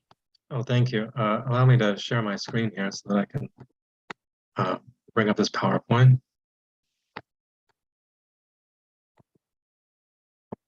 Well, thank you very much for this opportunity to share some things that I've been working on and thinking about for some time now. Let me begin by saying I think this is a rather dramatic and sorrowful episode that I'm going to be talking about today in the biblical book of Ezra.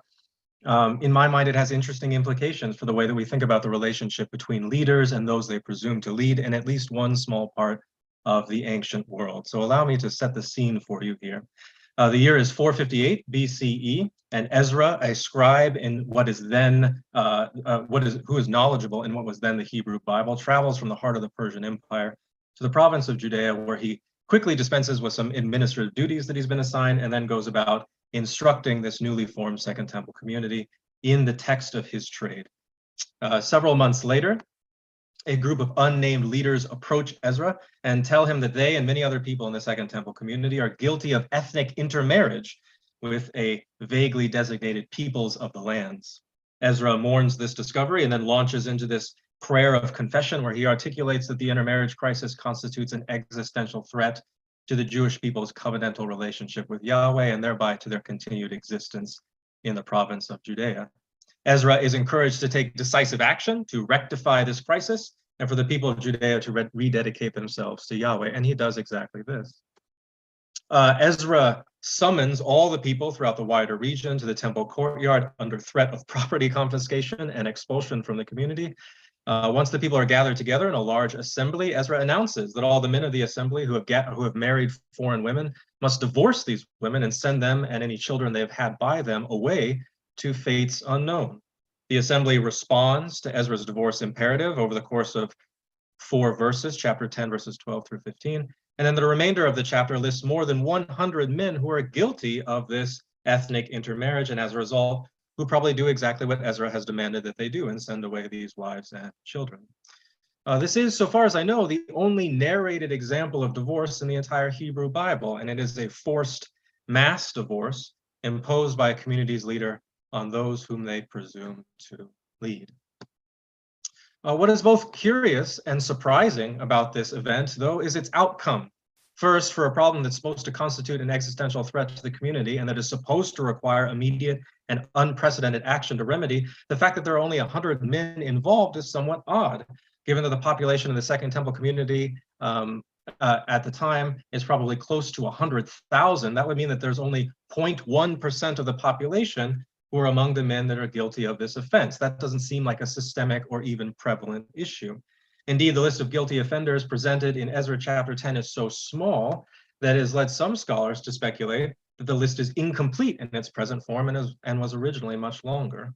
Further, given that a significant percentage of the names on the list of guilty offenders are from priestly families, it would seem that this problem, to the extent that it is a problem among those people who came up with the idea that it was a problem to begin with.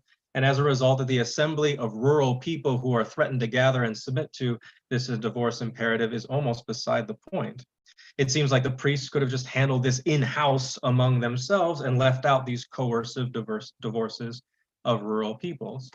Therefore, a question that we might ask is, what happened between the beginning of Ezra chapter 10, where Ezra was encouraged to take drastic action against an existential threat, and the end of Ezra chapter 10, which reports this rather anemic result? We might wonder whether Ezra and his supporters overestimated the nature and scope of the intermarriage crisis and only realized this after the fact. But it seems like if Ezra and his supporters had a growing awareness of the true nature and scope of the crisis as it was resolved, and it was resolving in a way that they didn't like, they would have simply altered the process to bring about a more favorable result. Consequently, we need an alternative explanation where Ezra and his supporters are not the primary cause of the underwhelming result, and where even if they do that become aware of the crisis's true scope in the midst of its resolution, they're not in a position to change the result. And that alternative explanation that I hope to provide is that it's not that Ezra and his supporters overestimated the nature and scope of the crisis. No, they probably got it right. Rather, I want to argue that the assembly Ezra forced to gather and submit to these mass divorces actually resisted Ezra in ways that are so subtle that neither Ezra nor generations of interpreters after him noticed. Now, if we're going to argue something like this, we need a method specifically designed for detecting the subtle exercise of agency in marginalized group like the assembly in Ezra 10. Fortunately, such a method has already been proposed and described in some detail by biblical scholar Gail Yee.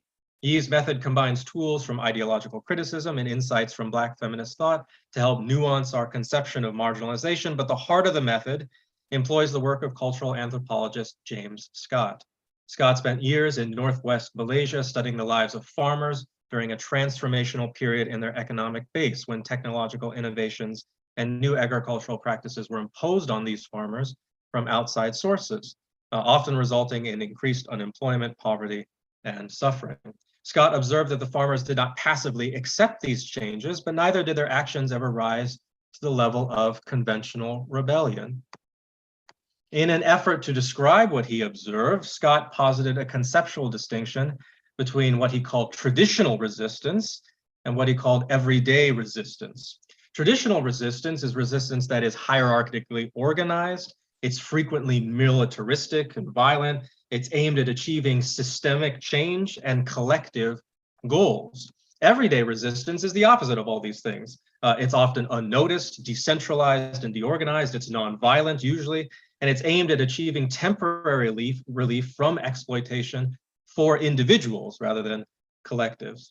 Traditional resistance is the kind of resistance that shows up in the official documentation and histories of superordinate classes, and also the kind of resistance that tends to, unfortunately, be summarily crushed by those same superordinate classes. Everyday resistance is less likely to be crushed by contrast, both because it's more difficult for superordinate classes to perceive and then to record it happening, but also because there's no real group to crush, even when it is perceived. Scott then goes on to distinguish between two types of everyday resistance, which he calls routine resistance and symbolic resistance. Routine resistance targets the material resources of a superordinate class and their ability to enforce exploitative practices on subordinate groups.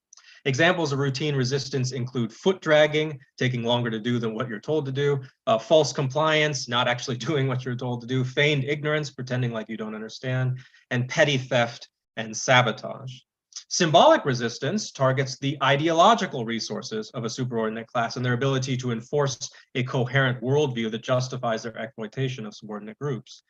Examples of symbolic resistance include slander, rumors, ideological dissimulation, and the maintenance of a hidden transcript, which is basically an alternative story of the people's history that is invisible to those who are oppressing them.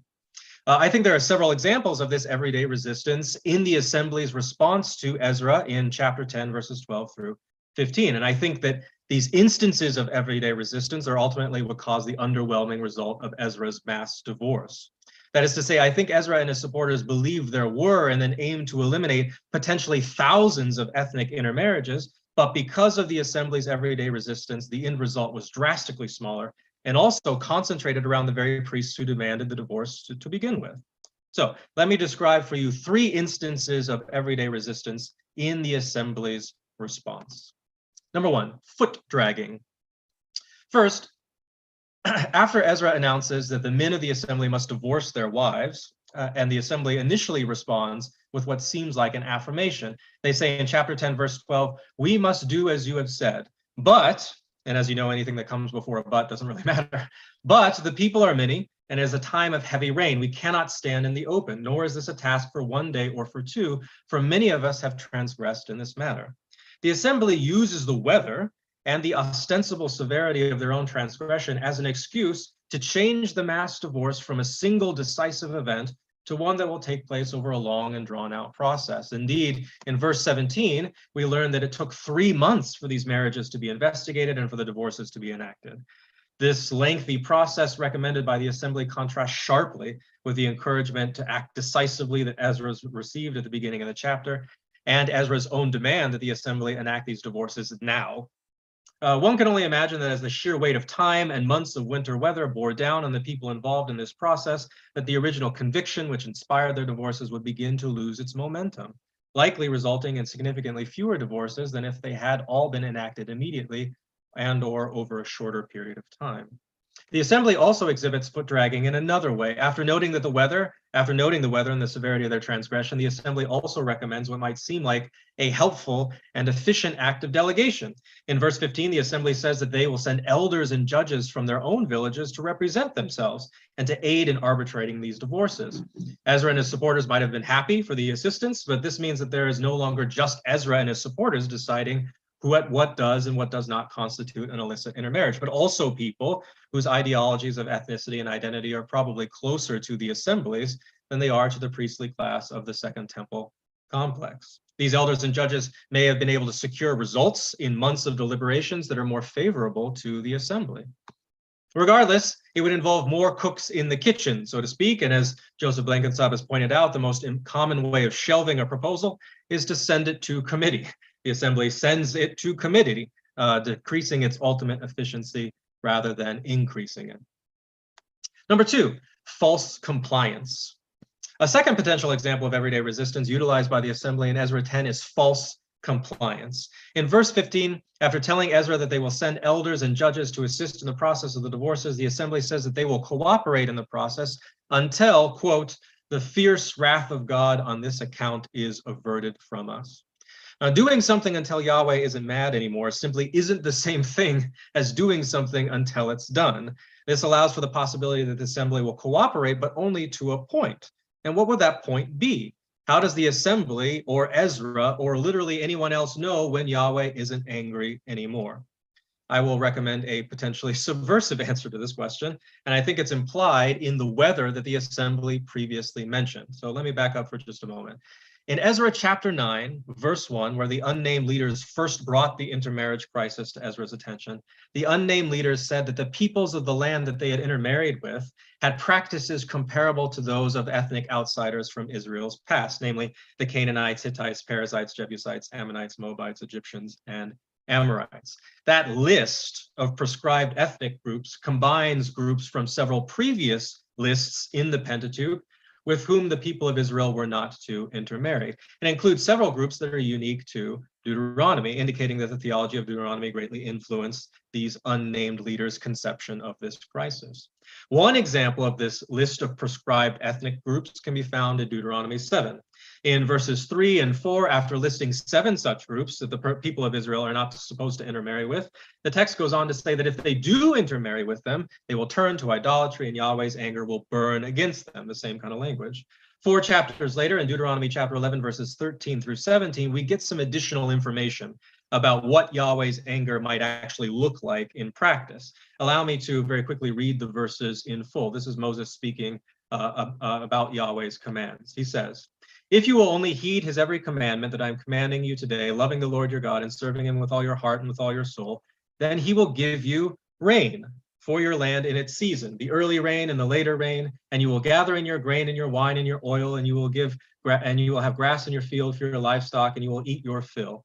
Take care, or you will be seduced into turning away, serving other gods and worshiping them. For then the anger of the Lord will be kindled against you. He will shut up the heavens so that there will be no rain, and the land will not yield its produce. Then you will perish quickly off the good land that the Lord is giving to you." These verses indicate that the meteorological status of the land, the weather, and the covenantal status of the people directly correspond to one another, in at least the theology here in Deuteronomy that influenced this unnamed leader's conception of the crisis. If the people intermarry with prescribed ethnic groups, then they have not kept Yahweh's commands. Yahweh will be angry and there will be no rain. But in Ezra chapter 10, there is rain. And if there is rain, then Yahweh can't be angry. And if Yahweh can't be angry, then the people could not have intermarried with prescribed ethnic groups and broken Yahweh's commands. To put it even more simply, if there is rain, then Yahweh's anger must already have been averted, and the assembly is no longer under any obligation to cooperate in the process of mass divorce. When the assembly says that they will cooperate until Yahweh's anger is averted, they are saying they will not actually cooperate at all. This is false compliance. Number 3, ideological dissimilarity. Third and finally, another example of everyday resistance the assembly makes use of is ideological dissimilarity. Scott mentions that one of the basic tests of whether or not a subordinate class has been mystified by the ideology of a subordinate class is whether or not the subordinate class is enslaved on the level of ideas, and thereby articulates their socioeconomic situation in the same language as those who are oppressing them. To express ideological dissimilation is to demonstrate variance of ideas by expressing variance of. Basically, does the assembly agree with Ezra's characterization of the intermarriage crisis or not? And I think the answer to that question is no, for the simple reason that when the assembly says they will cooperate until the anger of God has been averted, they explicitly say the anger of our God. The danger of ethnic intermarriage is consistently presented in the Pentateuch and the following Deuteronomistic history as the danger of adopting foreign religious practices via marriage, committing idolatry, and thereby violating the people of Israel's covenantal relationship with Yahweh, which demands that Yahweh alone is worshipped. When the unnamed leaders compare the practices of the peoples of the land to the practices of these old ethnic outsiders, it is a fear of idolatry and covenant violation that they are invoking. Does the assembly agree that whatever intermarriages they are involved in have led to idolatry? No, because they uniformly confess that Yahweh is their God. And that confession has always been one of, if not the defining ethnic differences between Israel and its neighbors. This is why in Deuteronomy 26, when the people of Israel swear their yearly oaths of citizenship, it is an oath to adopt a story as one's own, namely the story of the Exodus and Sinai experience. If the people of the assembly have adopted this story as their story and thereby this God Yahweh as their God, then there's no evidence of idolatry. Whatever else might be happening in the assembly's marriages, this simple confession seems to preclude the possibility that there is idolatry and therefore that there is an active existential threat to the Second Temple community. The assembly disagrees with Ezra and his supporters and is thereby ideologically dissimilar from them. As a result, the assembly is less likely to uncritically adopt Ezra's worldview, which justifies the assembly's marginalization, and much more likely to resist that worldview and its exertions of power by whatever means is available to them. In conclusion, I think the best explanation for the unexpected result of Ezra's mass divorce is not a failure in leadership, but rather the subtle, everyday resistance of the assembly. The assembly employed, in Scott's language, the weapons of the weak, foot dragging, false compliance, and ideological dissimulation, to attack and to wear down the material and ideological resources of the priesthood classes that imposed an exploitative burden on them. And in so doing, they have reduced the ultimate effectiveness of that burden and even managed to reflect a significant percentage of its force back on those who had imposed it. I further think that James Scott's concept of everyday resistance can be a fruitful way of examining otherwise unnoticed agency of marginalized groups throughout the ancient world. And I do not think that any analysis of the relationship between leaders and those they presume to lead, or about who has power in these relationships, will ever be complete without considering the possibility of this everyday resistance. Thank you very much. Well, thank you very much, Dr. Higashi. That was very, very interesting. And when I was in grad school, my area of specialization was royal inscriptions from Mesopotamia. So the idea of power dynamics between rulers and or those in power and those being subjugated is near and dear to my heart. And also as a parent, the idea of the foot dragging form of resistance is something I am intensely familiar with, as I am sure you are. Can you think practice of like, today? oh, they're masters. My 4-year-old in particular is just perfect. Yeah. Can you think of like any, and this is very much off the top of your head, so no problems at all if it's not something you can speak on. Can you think of any other events, either in the Hebrew Bible or in history in general, where you think that this form of resistance could be usefully looked at? If we're talking about history in general, I mean, Scott himself raises the example of African-American slaves and gives several examples of ideological dissimulation and foot dragging and false compliance in records of slaves in sort of pre-antebellum South. So I think that would be a very easy place to sort of apply the same method. As far as places in the Hebrew Bible are concerned, part of the problem is that you need not only an instance in which you have a subordinate class subjected to a superordinate class, but you also need some evidence that they are engaging in foot dragging. And that's hard to come by, precisely because so often it is hidden from the relatively elite scribal classes that are putting these stories together. So I think this is probably one of the few instances in the Hebrew Bible where you get a very clear look at that.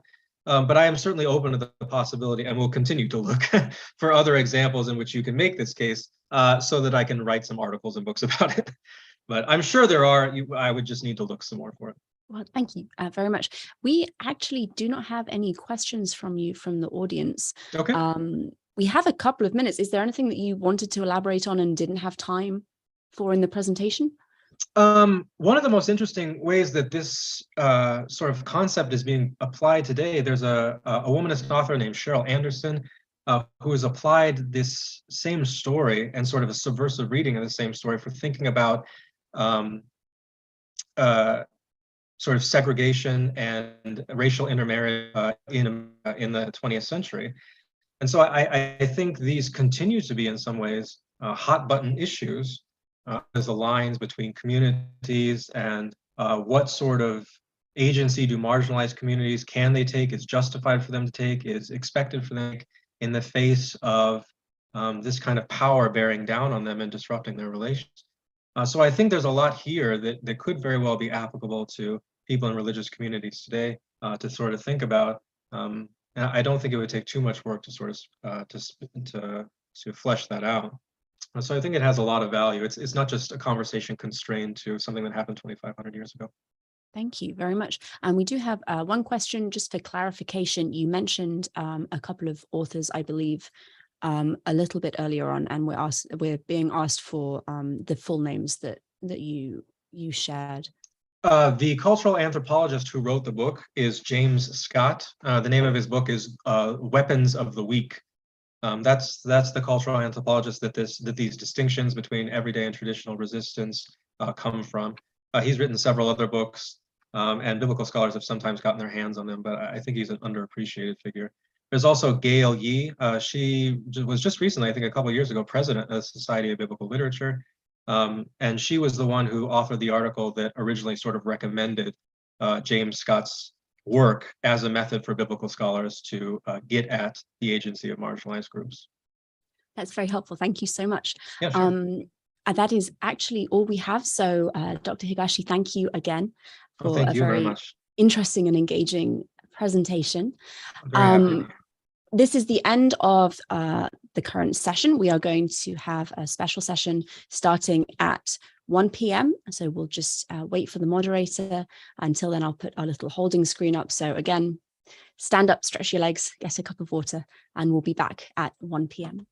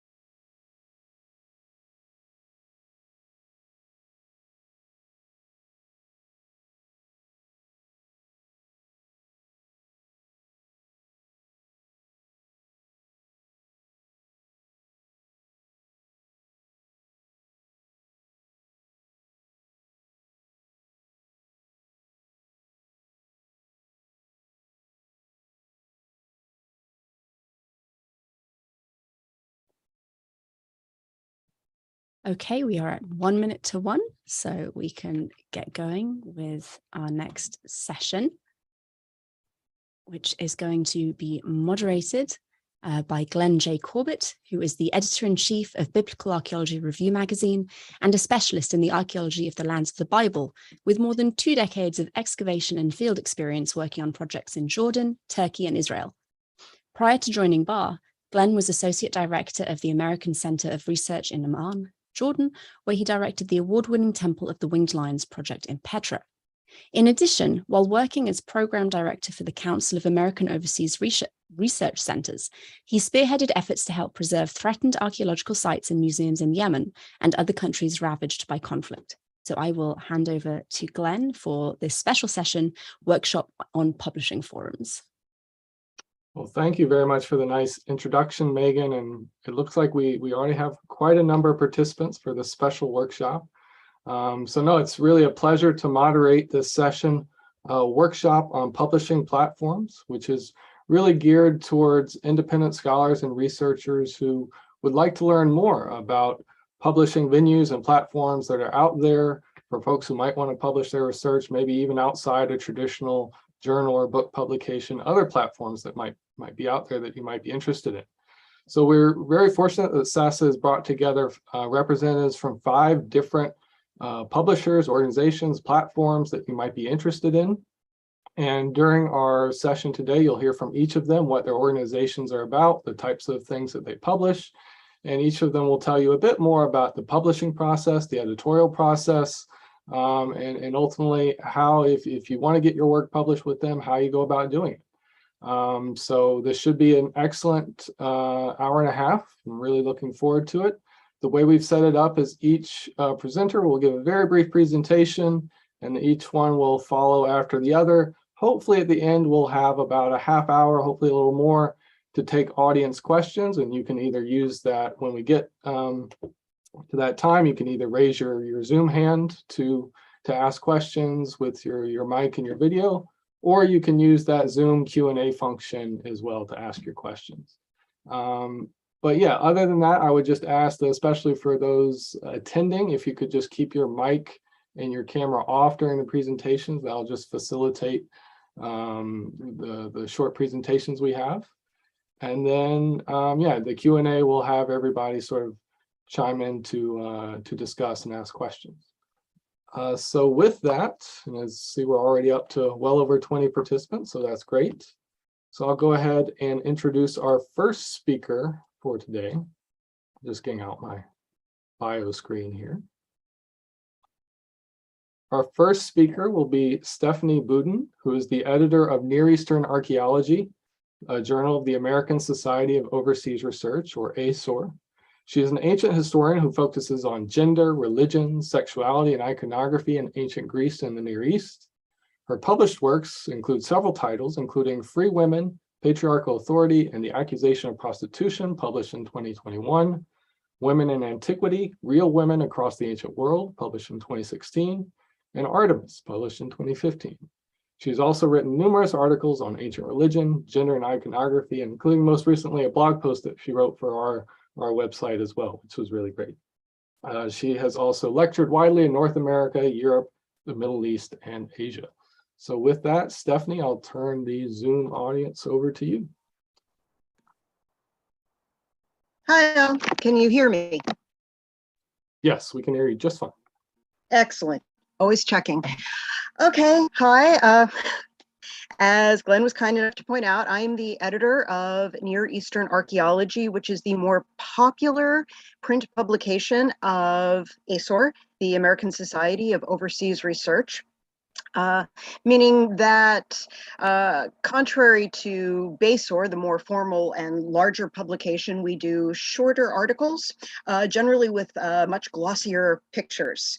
So it ranges from armchair archaeologists, as you might call them, all the way up to very hardcore archaeologists in the field and back again. So that is the range that we're generally looking at.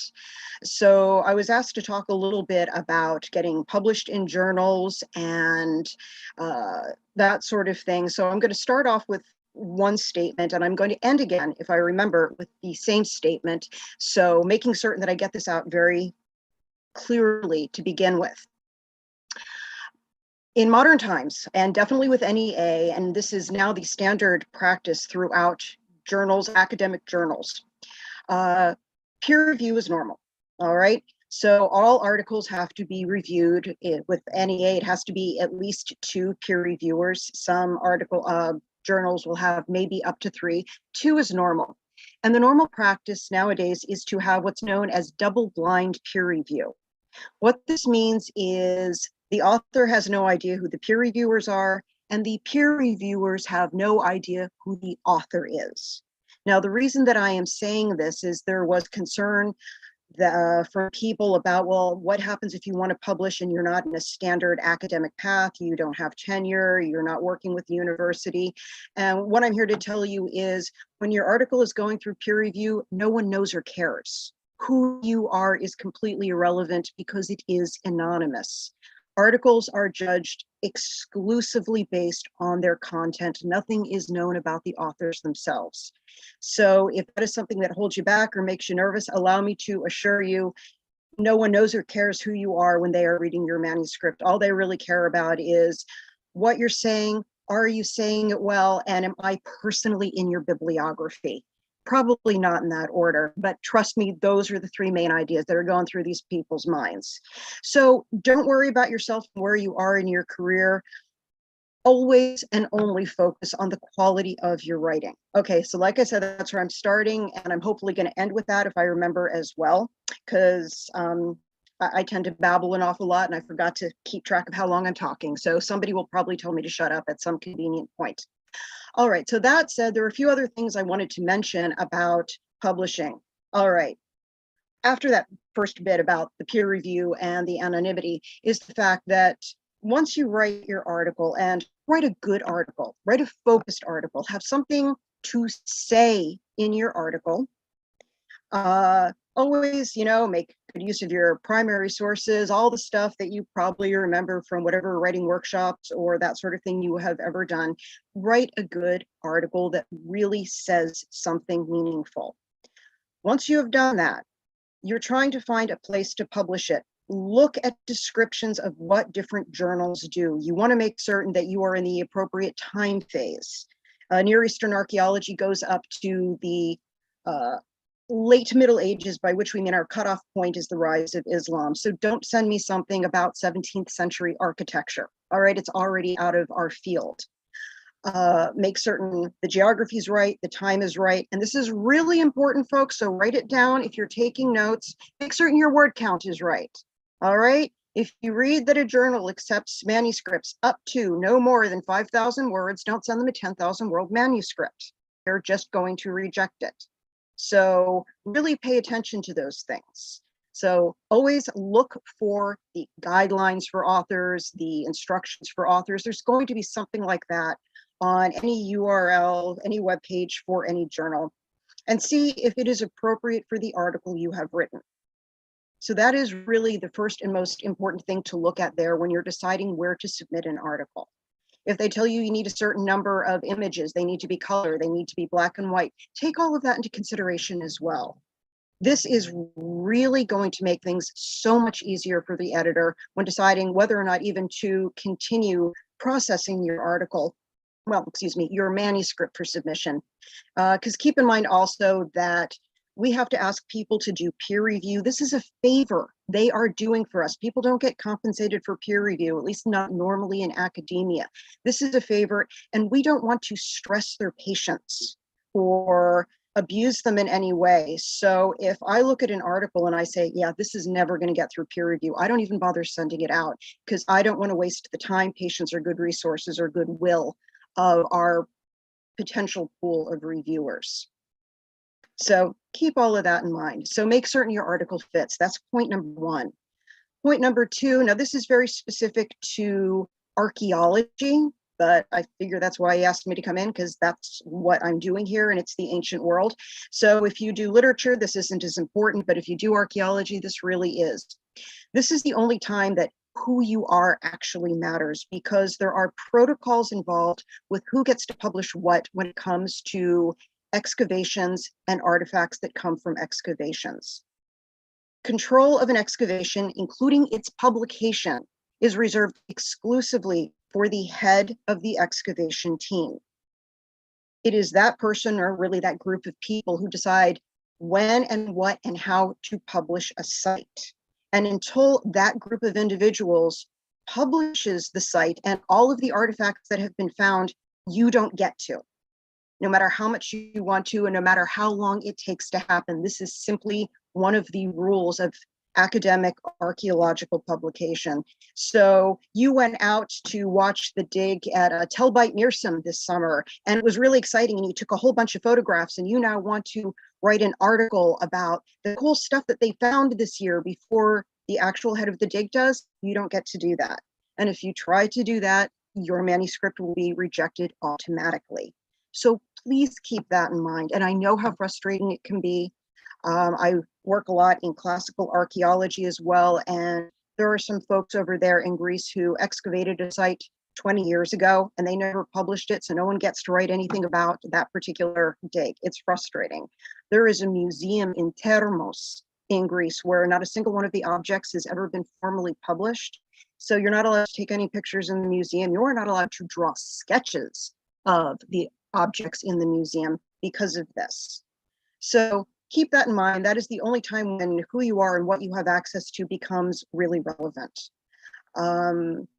When it comes to objects, if it goes into a museum and still has not been published, you still don't get to publish that, that object. The editio princeps, as it is called, the first publication of an object, is reserved for an individual. You need permission to do that. Now, once things get published, go for it. Have lots of fun with it, write your article, but keep in mind that that is a very important bit of protocol, and your editors and peer reviewers are going to be very severe about it. So that's an important thing to keep in mind, at least for archaeology and art history.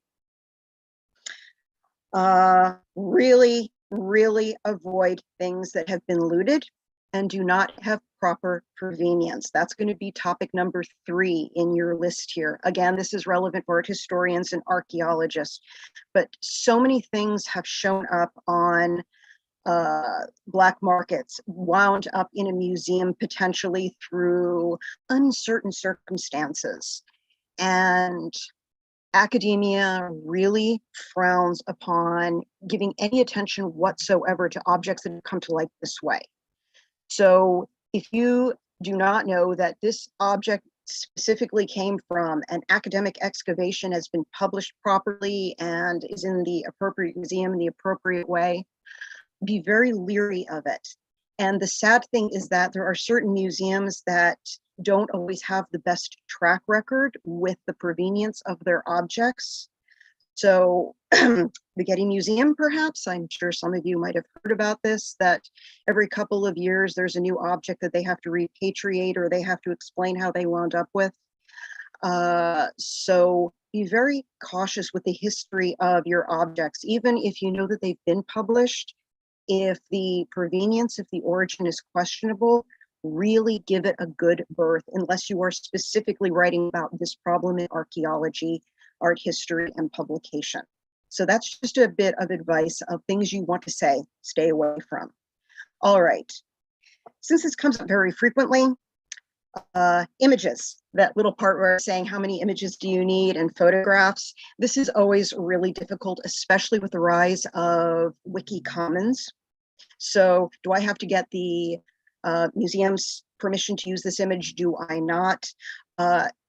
People at my end and our lawyers are still trying to deal with all of this. So really quick words of advice here. It's the difference between 2D and 3D images. If it is flat, like a painting, you really, really need the museum's permission to use it. If it is 3D, like a sculpture or a figurine, the individual photographers have some choice as to what angle they want it to use, and this way or that way, and I want to see if I can get the light a certain way. At that point, it's an individual work of art on the part of the photographer, and the photographer can claim the copyright for the image and granted to you via Wiki Commons. So when looking to illustrate your articles, like I said, anything 3D on Wiki Commons, you're probably going to be fine. Anything 2D, it's probably going to be more problematic. So those are the bits of advice that I can give you when it comes to submitting a manuscript and giving its best chance of getting published with little problem. And I'm going to end, as I said, I was going to end with, remember that ultimately it's peer review and it is double blind and no one knows who you are who wrote it until it comes out. So don't worry about who you are. Always just focus on writing a good article. Thank you. Thank you very much, Stephanie, and an excellent overview of some very key points.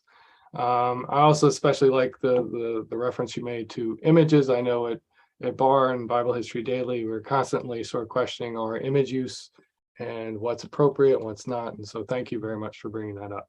So we'll quickly move on to our next two presenters from New Classicists. We have two editors, Jordan Houston and Giuseppe Piccicelli. Jordan is chief editor at New Classicists. His work reconstructs the financial aspects of the organization of Roman entertainment between the 1st century and the 3rd century AD through various techniques, in particular comparative studies and globalization. Giuseppe is also chief editor at New Classicists. He is currently a PhD candidate in classics at the Institute of Classical Studies at the University of London. His research examines the economic history of Roman aristocratic wealth from the 3rd to 1st centuries BCE and how it influenced the political process. So with that, Giuseppe and Jordan, I will hand it over to you guys to arrange your presentation as you like. Thank you very much, Glenn. Alrighty, let me pull up these slides real quick. Okay, so yeah, as Glenn mentioned there, I am one of the editors-in-chief at New Classicists. I represent the early career side of things, and Giuseppe, Joey, who is also in the audience today, and I'm sure he'll chime up once we get to our Q&A session, represents our postgraduate side as an active PhD student himself. So who are we? New Classicists is a double-blind peer-reviewed academic journal that's run by postgraduates and early career researchers. And really, what we set out to do is to highlight this exciting new research that's coming from postgraduates and early career researchers. We kind of define that as 5 years post the PhD. And we kind of want to be the safe educational space for what most of our authors are first-time publishers. So we really do go through a lot of process on helping you get your article to a point where we think it's going to have the best possible chance in the peer review process. And and that, you know, you kind of learn what is acceptable, what isn't acceptable, and how to really efficiently publish an article in pretty much every other peer review journal out there.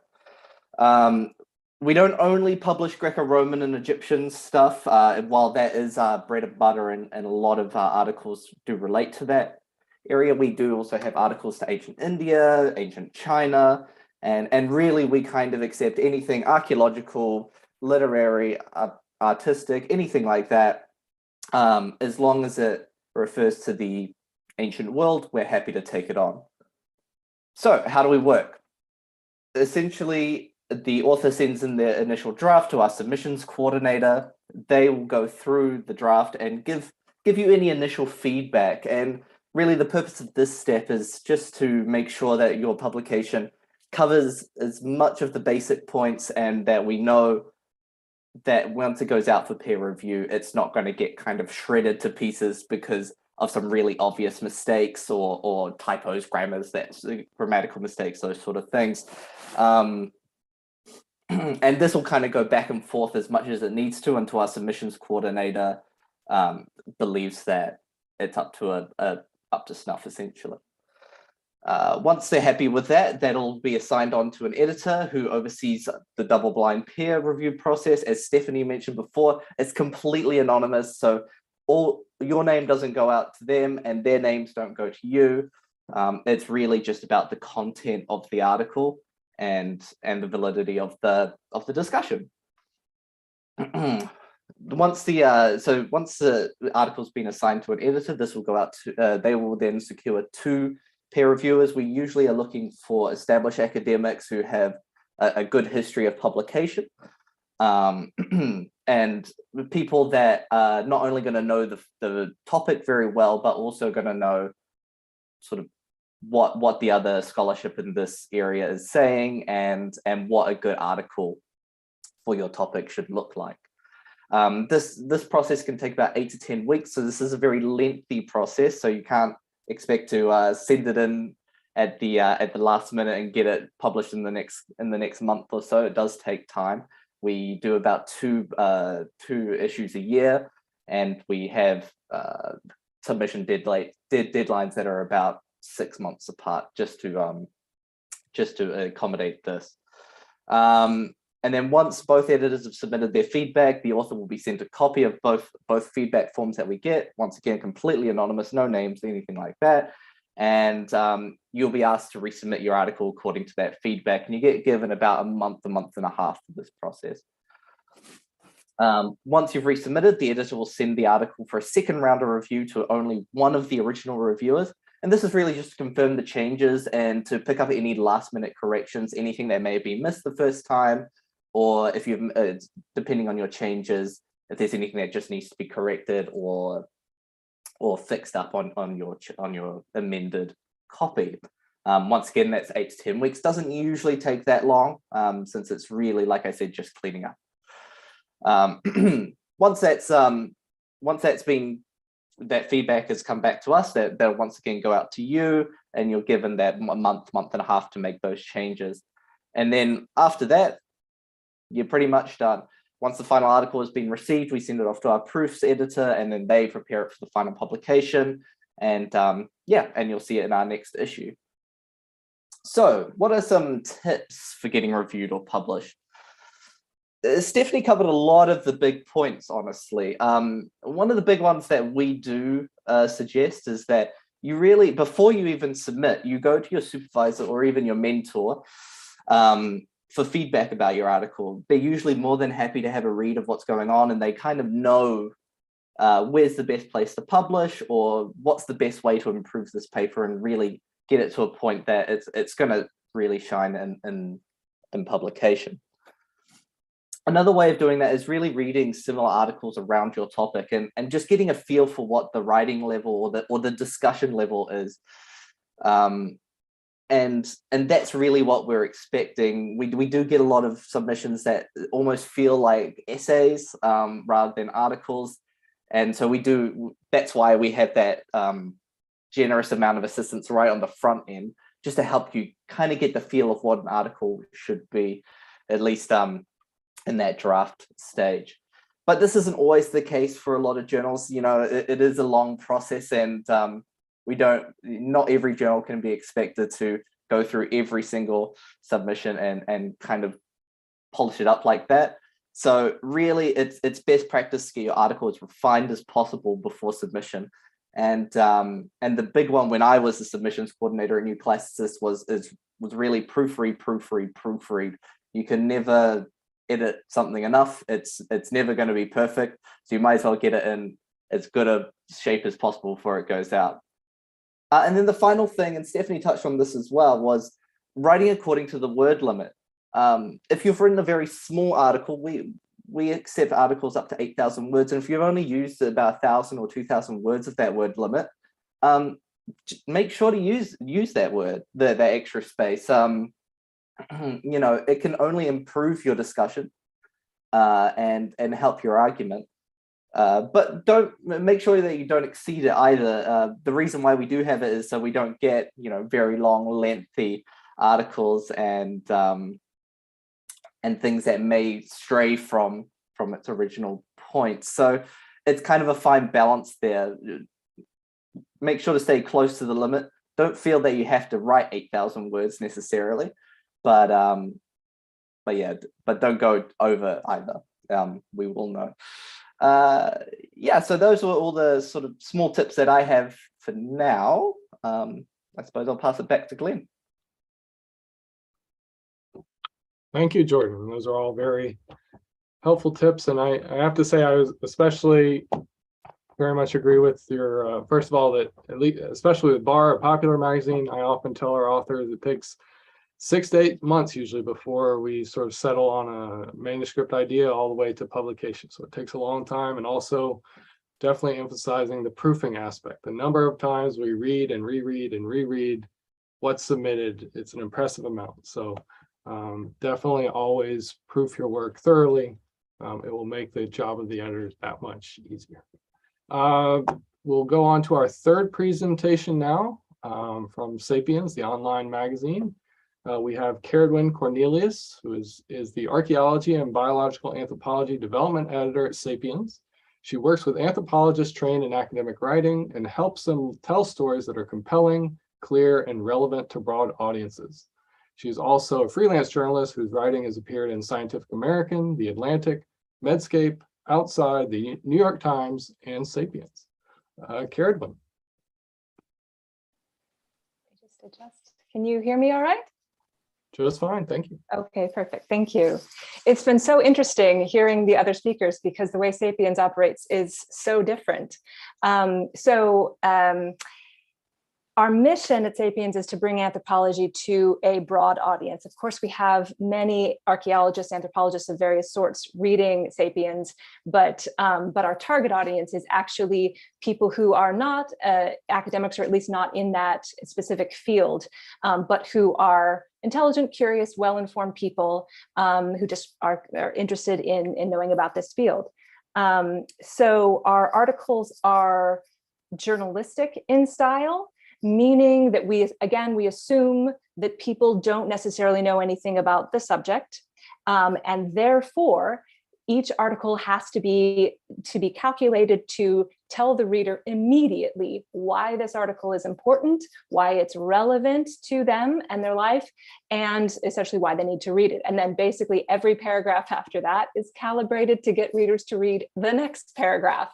So we do that through compelling storytelling, evocative description, interesting questions, thought-provoking comments, things like that. So it's very much geared toward getting people to be interested in the article, and keeping their attention, because we all know there's so many distractions on the web especially, and so that's kind of the focus. Our articles are not anywhere near as long as some of the other publications, so they can range from anywhere from about 800 to 2,800 words. Usually they're more like 1,500 is kind of where we like to keep it.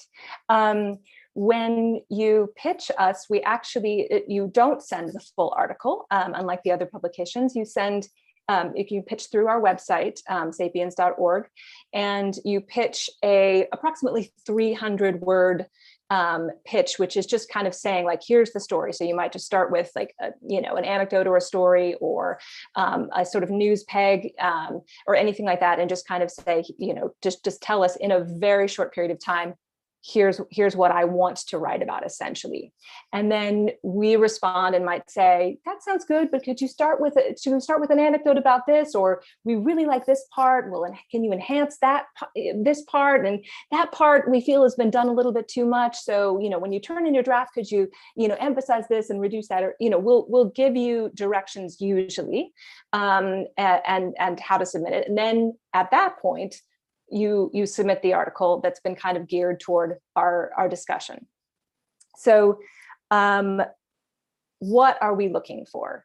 We don't do any breaking news, because we actually work on a fairly slow, process. We're a small team, and we put a lot of thought, and we go over it many, many times. Oh, I should say there is no peer review process, but there is a fact-checking process, and it does get looked at by multiple editors. On extremely rare occasions, if something is quite controversial, we might run it past other experts in the field, but that doesn't usually happen. So there is no peer review. But so we don't do breaking news, but we do write about recent papers. So if you have a paper that's coming out, or you've just been researching something and you want to tell people about it, that's fantastic. We certainly accept that. And what we usually are looking at for that is kind of the backstory. Are there certain stories about your interactions with the people or the place or something that might bring something to light, and reveal something about the big picture that's going on, or the effects of your research, or how it's related to other research and how that is evolving the way we think about a certain issue. Just kind of maybe things that either wouldn't make it into a normal academic paper, because maybe they're a personal story or something like that, then you can expand on that, as long as it's clear why that's relevant to people, and it's not inside baseball type thing. So we also publish a lot of articles inspired by current events. So I'm working on one right now, inspired by Roe v. Wade, on the archaeology of personhood and abortion. I'm editing it, the archaeologist pitched it. And then we recently published something on the anthropology of smell, inspired by people losing their sense of smell because of COVID. So, if something's happening in the Ukraine or something, we could publish articles on that. And it doesn't necessarily, you don't have to have necessarily a new paper about that or new research about that. It could just be like, I've studied this in the past, and here's the insight I can bring to this current issue based on all my previous knowledge and previous research in this particular area. So if some issue comes out in, I don't know, Jordan, if something's happening there, and you can say I've researched this area, and I can bring illuminate some aspects of this issue. Then we're all about that too. So we also do commentary and op-eds, which kind of exist on a spectrum. So I assigned one recently after the English Heritage projected the image of the Queen onto Stonehenge. There were some archaeologists that were in a bit of an uproar about it. And so I commissioned an article basically talking about how the ideas of nationalism have been projected onto Stonehenge. So that could be something like that. And then, I just published one on Neanderthal art. Neanderthals get a bad rap, and new evidence comes out all the time showing that perhaps maybe they actually did art and were more advanced than we think. And so this person is essentially, this archaeologist is essentially defending Neanderthals and saying yes, this is art. So that kind of op-ed. We also do book excerpts, but only if the book is geared toward a popular audience. If the book is geared toward an academic audience, then we wouldn't publish an excerpt of it. However, there may be an opportunity to do a spin-off essay inspired by it. And sometimes we actually do both. Sometimes we'll publish an excerpt, and then we'll publish an op-ed aside it. So for example, Karakuni, an Egyptologist, had a book called The Good Kings Come Out. And so we published an excerpt of that book. And then she did an op-ed alongside it, talking about the sort of angry reaction she's gotten from the patriarchy in response to that book coming out. And we also do personal essays. I'm working on one right now. It's a beautiful essay from an archaeologist whose father died, and she excavated his study, and at exactly the way an archaeologist would excavate something. And she labeled everything and put everything on a grid and had a blueprint. She used all those principles in order to find out things that she didn't understand about her father. And it was just a wonderful way to explain how archaeology works to people who don't know how it is, but in a really emotionally moving way. We also do photo essays and even poetry. And in terms of the photos, we do welcome submissions of photos from people, but typically we actually find the photos ourselves. So it goes both ways with us. Let me see. Pitching, I think. I think I'll leave it there. I think that's probably good. Thank you, Karen. And that's, it sounds like Sapiens covers a lot of material, especially for, making the worlds of archaeology and anthropology available to a popular audience. And so it sounds wonderful, all of the different ways y'all are able to explore that with your authors. And I'm sure we'll have questions for you later. All right, our fourth presentation from Open Book Publishers, we have Rupert Tagani, who is co-founder and director of Open Book. He is a fellow of Trinity College in Cambridge, where he is director of studies in economics. His published academic work includes microeconomic analysis of competition in online markets, game theory, and search theory. He has held visiting positions at MIT and the University of Florence, acted as an economic advisor on several EU competition studies. He's on the advisory board of a range of open access initiatives and speaks frequently on the open access movement. Rupert, I'll turn it over to you. Thank you very much, Glenn, and everybody for the invitation. So yeah, although I'm an economist, clearly that's not why I was invited here today. It's more about open access book publishing, and particularly to talk about the book publisher that I co-founded with Alessandra Tosi, who unfortunately couldn't join us today. So let me share screen, and I think probably the easiest thing is if I just go to the website and we just chat about, the thing about open access is that everything should be accessible. So this is always one of these tests. It's now that that everything dies or the website doesn't work for some reason. But anyway, so hopefully people can see that. Yes, that's coming through.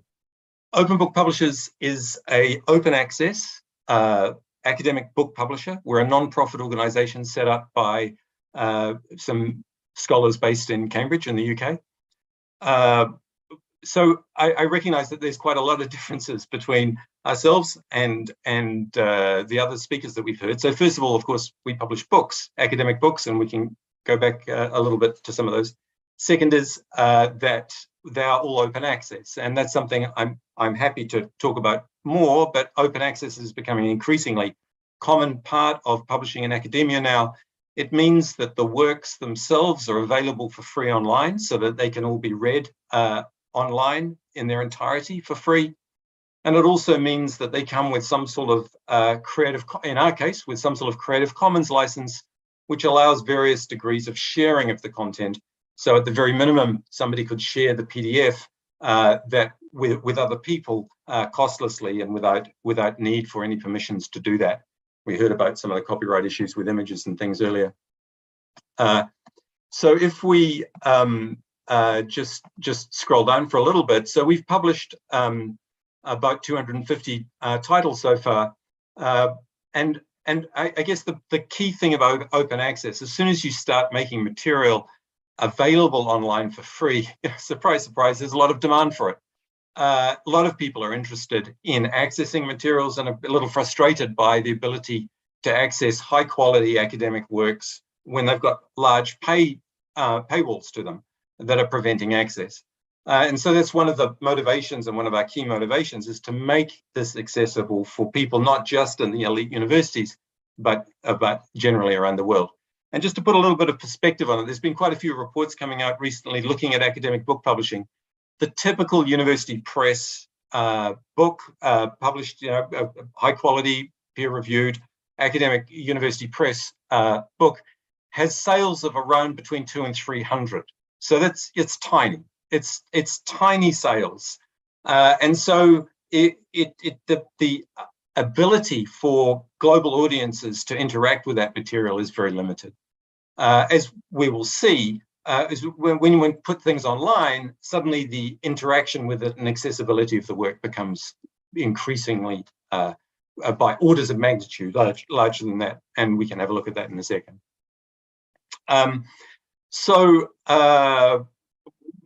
Open access has got at sometimes there's funding models that require authors to pay for publication, but that is not a funding model that we use. So authors are not required to make any payment for publication. We have various forms of revenue that comes through. We make revenue from the sale of the printed works. So our works come out both in printed paper traditional books, but also in various formats, digital formats. So we do make some money out of the sale of the printed works, and that goes back in to fund further publications. We also have a library membership scheme where over 200 libraries around the world are sponsoring the activities that we do through a membership scheme. And that gives us about a third of our revenue comes from that, a third from the various sales, and a third of our revenue comes from grants that authors might be able to apply for. So that although we don't require authors to pay anything, we do say, you know, if you know of a grant and you could apply for it, then that would help us offset our publishing activities. And about a third of our revenue comes through from grant funding. And we do work with authors to apply for grants as well. So we are a very, as far as the quality assessment, we've heard about peer review. We follow a fairly standard peer review process, possibly a little bit more rigorous than many book publishers. So we typically ask for the manuscript, and we ask for the entire manuscript, which we send out for peer review. As we've heard before, we send it out typically to 2 peer reviewers. Sometimes it might be 3, but typically it would go out to 2 peer reviews. We do a single blind process. So we heard earlier about the double blind where neither the reviewer knows the author or the author knows the reviewers. With books, that's not so common. And in fact, it's single blind. So the reviewer is anonymous, but when the book goes out, the reviewer is made aware of the author. Having said that, and to go back to the concerns people might have for independent scholars, we really do support independent scholars and early career researchers. We've got a large number who have published with us. And in fact, one of our initial founding directors called William Sinclair, who fortunately died last year, but he started himself as an independent scholar and then moved into academia later on. So there's a very strong commitment that we've got to support independent scholars in their publishing. So if one can see, we publish across a whole range. We're across a whole range of disciplines. But as far as and so you can see the sorts of things that we publish.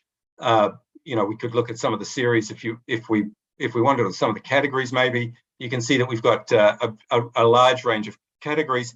But some that might be particularly appropriate here would be things like the classic series, where we have a range of books. Some of them studying particular issues such as the hottest stones in ancient Athena, ancient Athens, and others are more textbooks. And each of these you can go in and have a look and see. You can read either HTML versions or PDF versions online. You can download various types of digital works with an XML version as well for people that are interested in accessing the code in that format, and of course in paperback and hardback editions as well. And then you can look and see the types of if you want to just cruise the website and have a look, but we have things like usage metrics. So this was a book that was published in January, and it's had 400 downloads from the OBP website, another 100 readers, more from OAPE and Google Books and places like that. So you can see that we've already got best part of 1,000 readers who have engaged with the work, which is far in excess of what one would expect in a printed work, and other books have clearly much more than that. So the other thing that I might just quickly mention, there's other series there that we've got a Semitic series, which has got works, dating back from, the first millennia anyway. So there's lots of again, early ancient studies books in that series.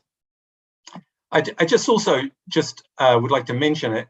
while I'm here, that as well as typical, book text images, we also have quite a number of works which have embedded other digital material, such as music or music files or videos or things like that, which can be embedded into the digital work.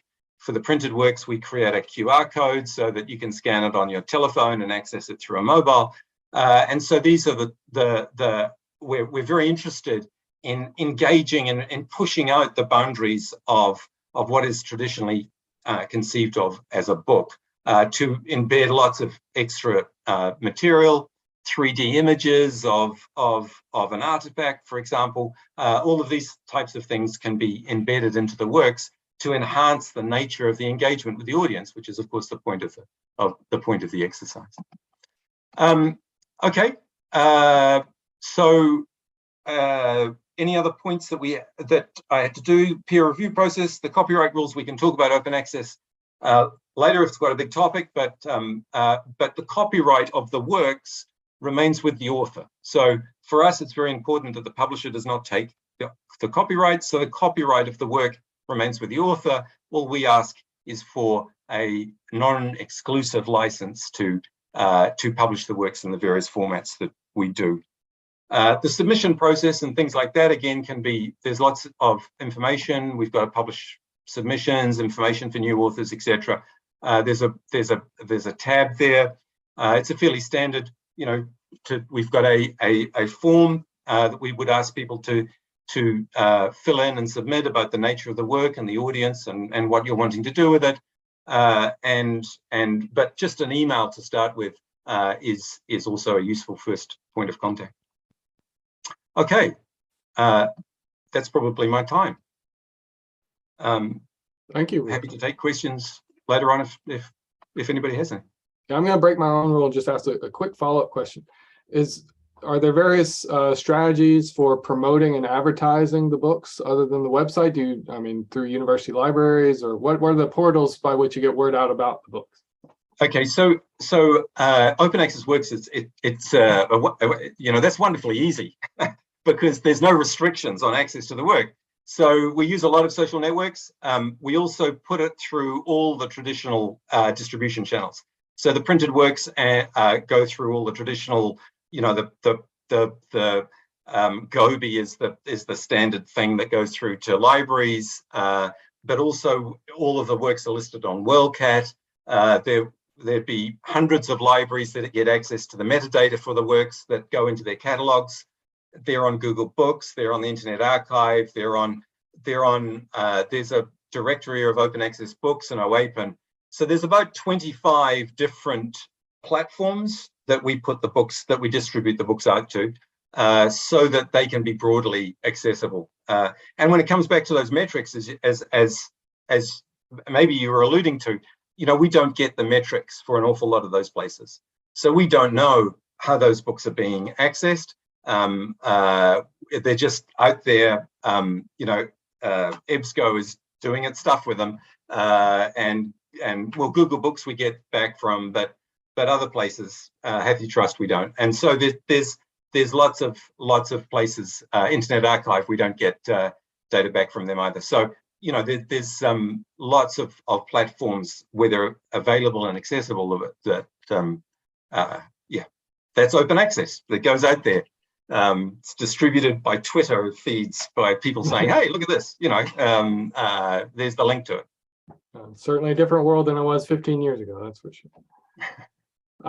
Very good. Thank you, Rupert. So we'll move on to our fifth and final presentation for the workshop from the World History Encyclopedia. Jan van der Kam is the founder and CEO of World History Encyclopedia, one of the world's most read history publications.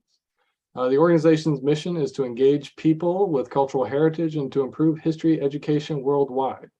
He has worked in the field of history-related digital media since 2006 and holds an MA in War Studies from King's College London, as well as a BA in journalism from the University of East London. Jan. Thank you very much for the introduction, and thank you for inviting me to speak here. I'm going to go ahead and share my screen shortly. Give me a second. There we go. One second, sorry. Okay. All right, so here we go.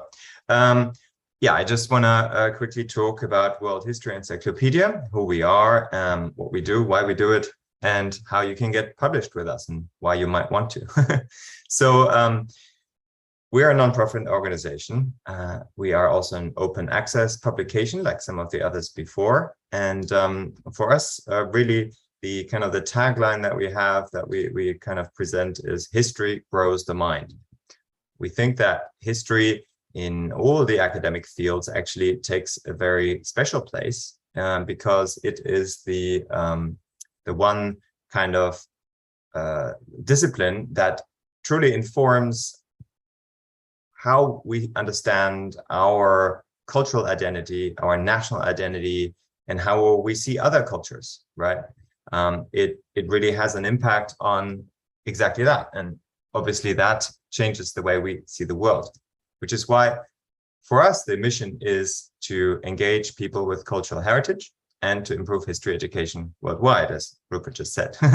Now, you know, because the historical importance, the importance of history for understanding our cultural identity and so on, we think that history is something that is not just an academic discipline, but it should really be for everybody, because the more people know about history, the more open-minded and less xenophobic our culture and our world can be. I mean, we can look at, you know, what's happening in Ukraine to see how different understanding of history and cultural identity actually causes wars. We can also look closer home, for example, in the United States, where there are very serious discussions about what is acceptable to be taught in history class in high school, you know, particularly related to slavery and certain censorship potentially going on, right? Now, the more people understand history, the less they can be influenced by politicians and pundits who like to use and misuse history for their own, you know, political gain. Which is why we think that open access, which we consider ourselves an open access resource and an open education resource, open access, we think needs some redefinition. Open access isn't just about it being free and freely available. Open access should very much be also about being accessible. And by that, I mean that not only should it be easy to find and to get to, many journals that are open access are still very much hidden in university libraries, but it also needs to be understandable for the general public, the layperson, because only once the lay people can understand it, they can actually make use of it. And so we see ourselves a bit as the bridge between those two worlds, the world of the general public and the academic world, because obviously there's a place for academic publishing. It's a very important thing.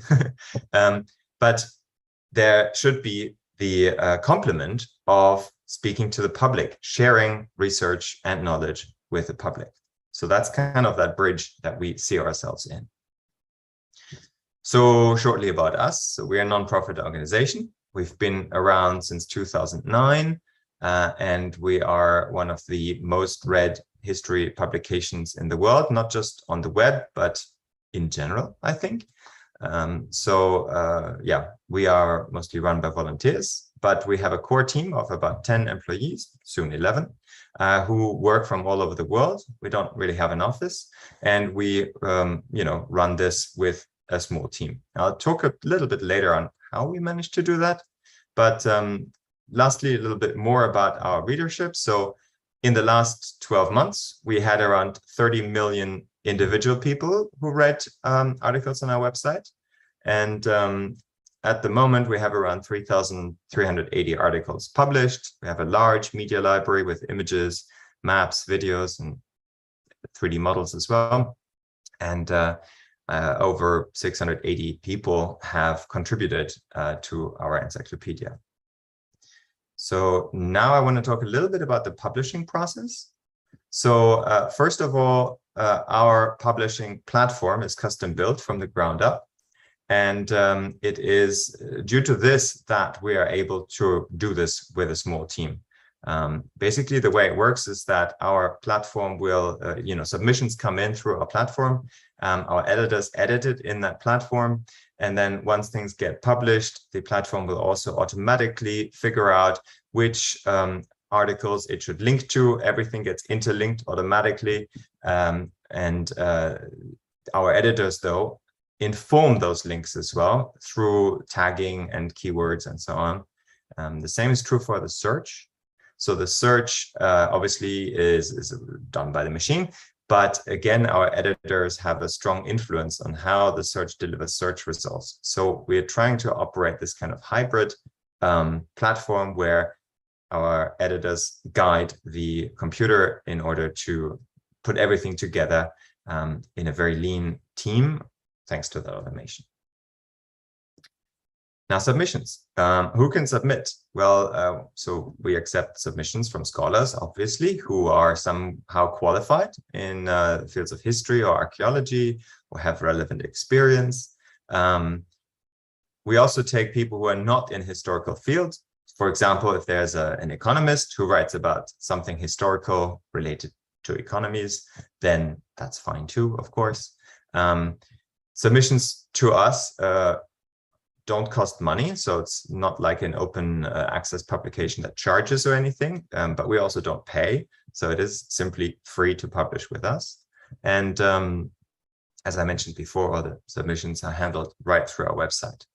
We also accept book excerpts, so we work a lot, for example, with Oxford University Press and get excerpts from some of their books, and in exchange we also promote the books, obviously. So there we go. Now, once something is submitted, it goes into editorial review. So this is not a double-blind peer review or anything like that. It is an editorial review, much more like what we saw with Sapiens magazine earlier. And our editors take great care to make sure that everything is accurate. Of course, we fact check, but maybe even more importantly, we also check that it's engaging and easy to understand. Because, as I said, open access is great, but we need people to actually want to read it. And so our editors work with the authors to make sure that everything is easy to understand. We publish for everyone. So for us, the readers are the general public. And as we're an encyclopedia, we're being used very much also by school students who might be 14 years old or older. That's kind of the target audience we look at. We are aware of some students who are younger as well, but we don't aim younger than that. And it's really important to keep that in mind, because students at school, they might not care about history. They might not even want to read about it. They might be forced to do so. So for us, it's really important to make sure that it is not boring. It is easy to understand, that we can pick them up and get them interested. And of course, at the same time, we hold all the publications to a rigorous academic standard to make sure that it is high quality, so that teachers are comfortable recommending it as well.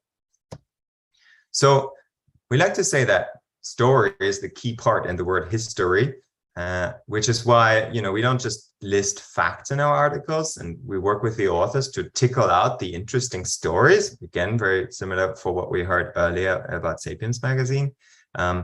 We want to make sure why these things matter and explain the context, and ideally relate it as well to the present day, make it relevant. And again, our editors work to source the images, and create maps sometimes even for it. We have graphic designers and find videos, etc., etc.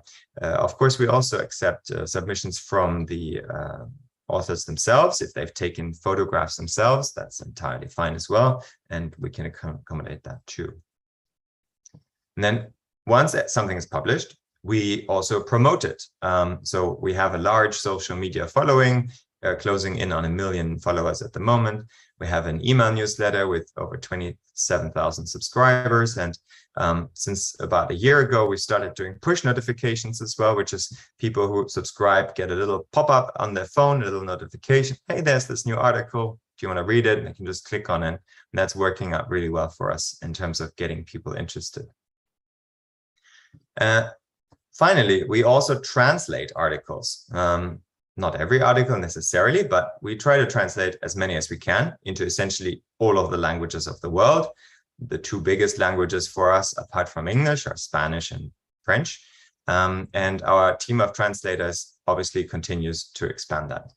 So at the moment, about 20% of the readers are reading not in English, but we expect that to grow to about 50% in the next year or maximum 2, because, yeah, as I said, we are rapidly translating, and that is adding a lot of new readers to our website at a rapid pace at the moment, because obviously English is only going that far on a global audience.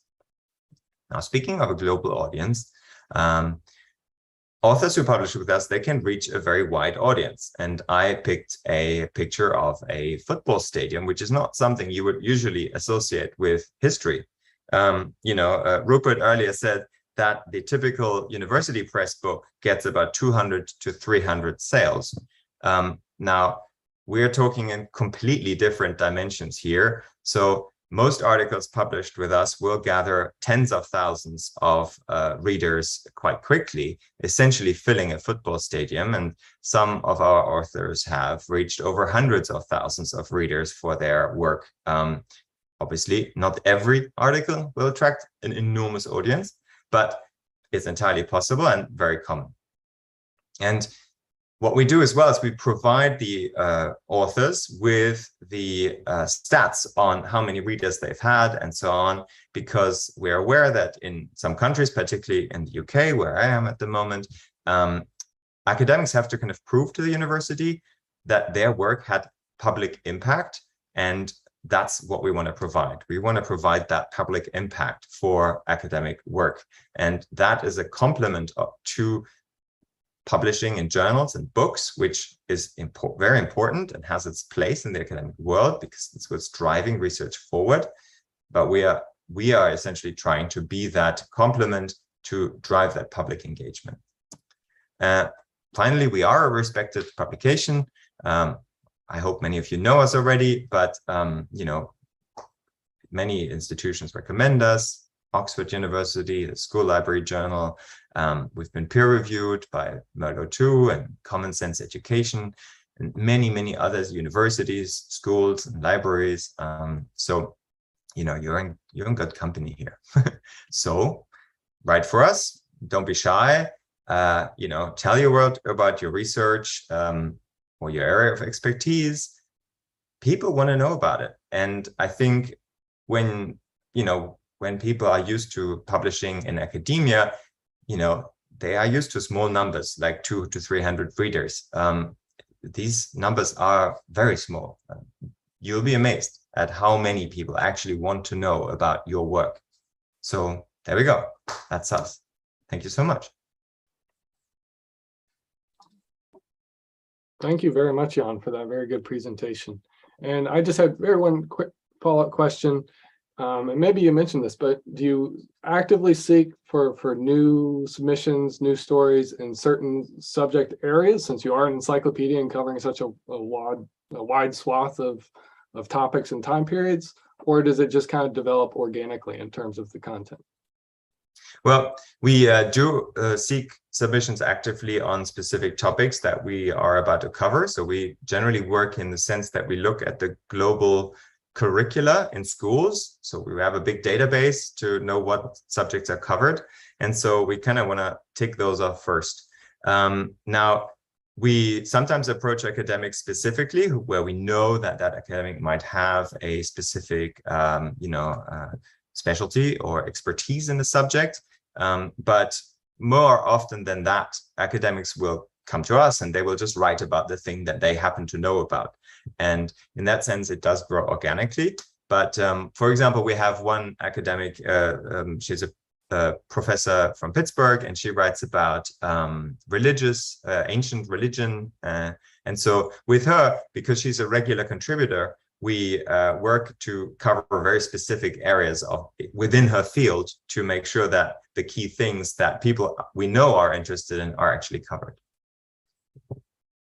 And we also have a needed content list. So it's on our website. And also people can just write to us and be like, hey, this is my specialty. What do you want me to write about?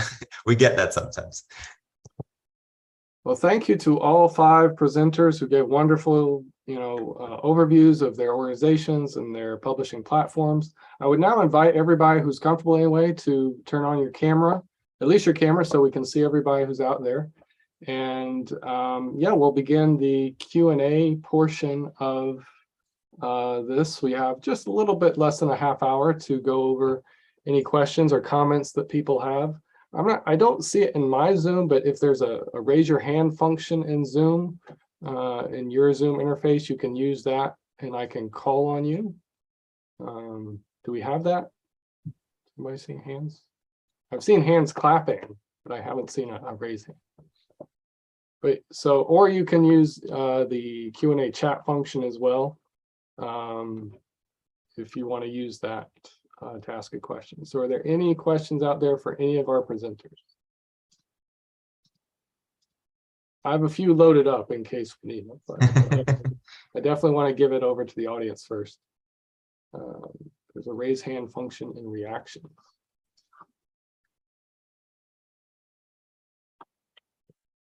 Does anybody see any raised hands on them? Yeah, there's one raised hand, I think from Heather, no? Okay, there. Yes, I'm demonstrating the raised hand function. There it is. Yeah, you're in my upper left. Okay, please ask your question, Heather.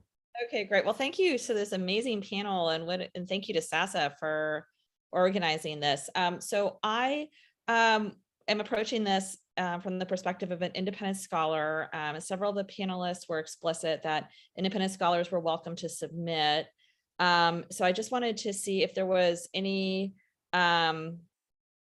hesitation on the part of any of the panelists. I noticed, Kerdequin, on Sapiens on your website, it says that you're interested in publishing anthropologists and specifically affiliated anthropologists or current students. So I'm just wondering if independent scholars should submit to your publication, and yes, that's a question specifically for you. There's no judgment here. I mean, every publication can apply its eligibility criteria however they want. I just want to know, for the purposes of a resource document I'm putting together for independent scholars, which publications are open to independent scholars. Okay, so that's one question. Another one is, if you have experience working with independent scholars who are submitting, are there any specific issues that have come up that we should be aware of as we're submitting? Is there, I don't really know what issues there would be, but I thought I would ask this expert panel if you have seen things come up when you're working with independent scholar authors that don't come up with academics or vice versa. So I'll just lead off since with the question for me is, yes, we do accept. So I think, I can't remember how our website phrases it, but it's like you have to have a degree in anthropology or be affiliated with an anthropology department. So if you have a degree in anthropology and you're an independent person, then that's totally fine. And it's really on a sort of case by case basis, but you're absolutely welcome to pitch. And I don't recall any issues that ever arising. I don't know either what issues would potentially arise with independent scholars. As far as I'm concerned, everyone's welcome. it's all good. I know I'm doing a Q&A right now that I don't normally write for the website, but occasionally I do.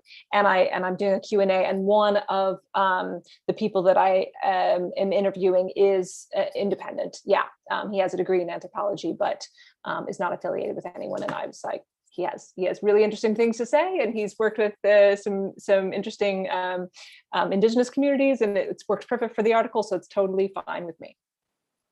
Thank you so much for clarifying that. Yeah. I can maybe add to that as well. Sorry. I can maybe add to that from our experience, we publish independent scholars as well as affiliated scholars, but we have noticed that quite often independent scholars are actually easier to work with because they have less red tape. And also quite often they are a little bit less deep in their subject, in the sense that they are less academic about it in a way, which for us is a good thing because we write for the general public. And so there's less editorial work on our end to make it good for the general public. I'm not saying the quality is any better or worse, it's just the writing style is often easier for independent scholars. Super interesting. Thank you.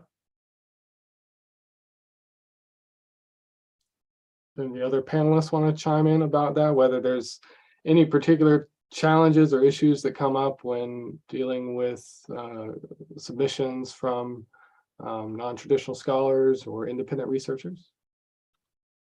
I can pitch in to just say I don't think really very many. I mean, I must say that most of the independent scholars that we've published have got PhDs or equivalent, so you know they know when it's going out to a peer review. We're an academic publisher, we're looking for an academic work. You know, that's very different to the work that Jan's just been discussing. You know, and so there's a different style and different, you know, detail footnoting that's required. But you know, most people who've done PhDs know all about that, so it's not. You know, there's really not an issue there. We do occasionally get, you know, as you'd expect as a book publisher, we do occasionally get completely wacky things that have come out of Cloud 9, and so we do a fairly serious desk assessment early on to decide what to send out to peer review and whatnot. Somewhat related question just appeared in the chat is, among those publishers here, are there opportunities for people at the undergraduate or maybe sort of immediate postgraduate levels or master's degree students to publish in these forums? Again, is it more just the nature of the search and the quality of research, or are there certain minimum educational requirements? For new classes, at least we do accept things from master's students. So we don't really look at anything that's from undergraduates. We'd point those to other directions, but yeah, the immediate postgraduate, we definitely provide opportunities for that, and it's more about the quality of the content there rather than whether you have a PhD.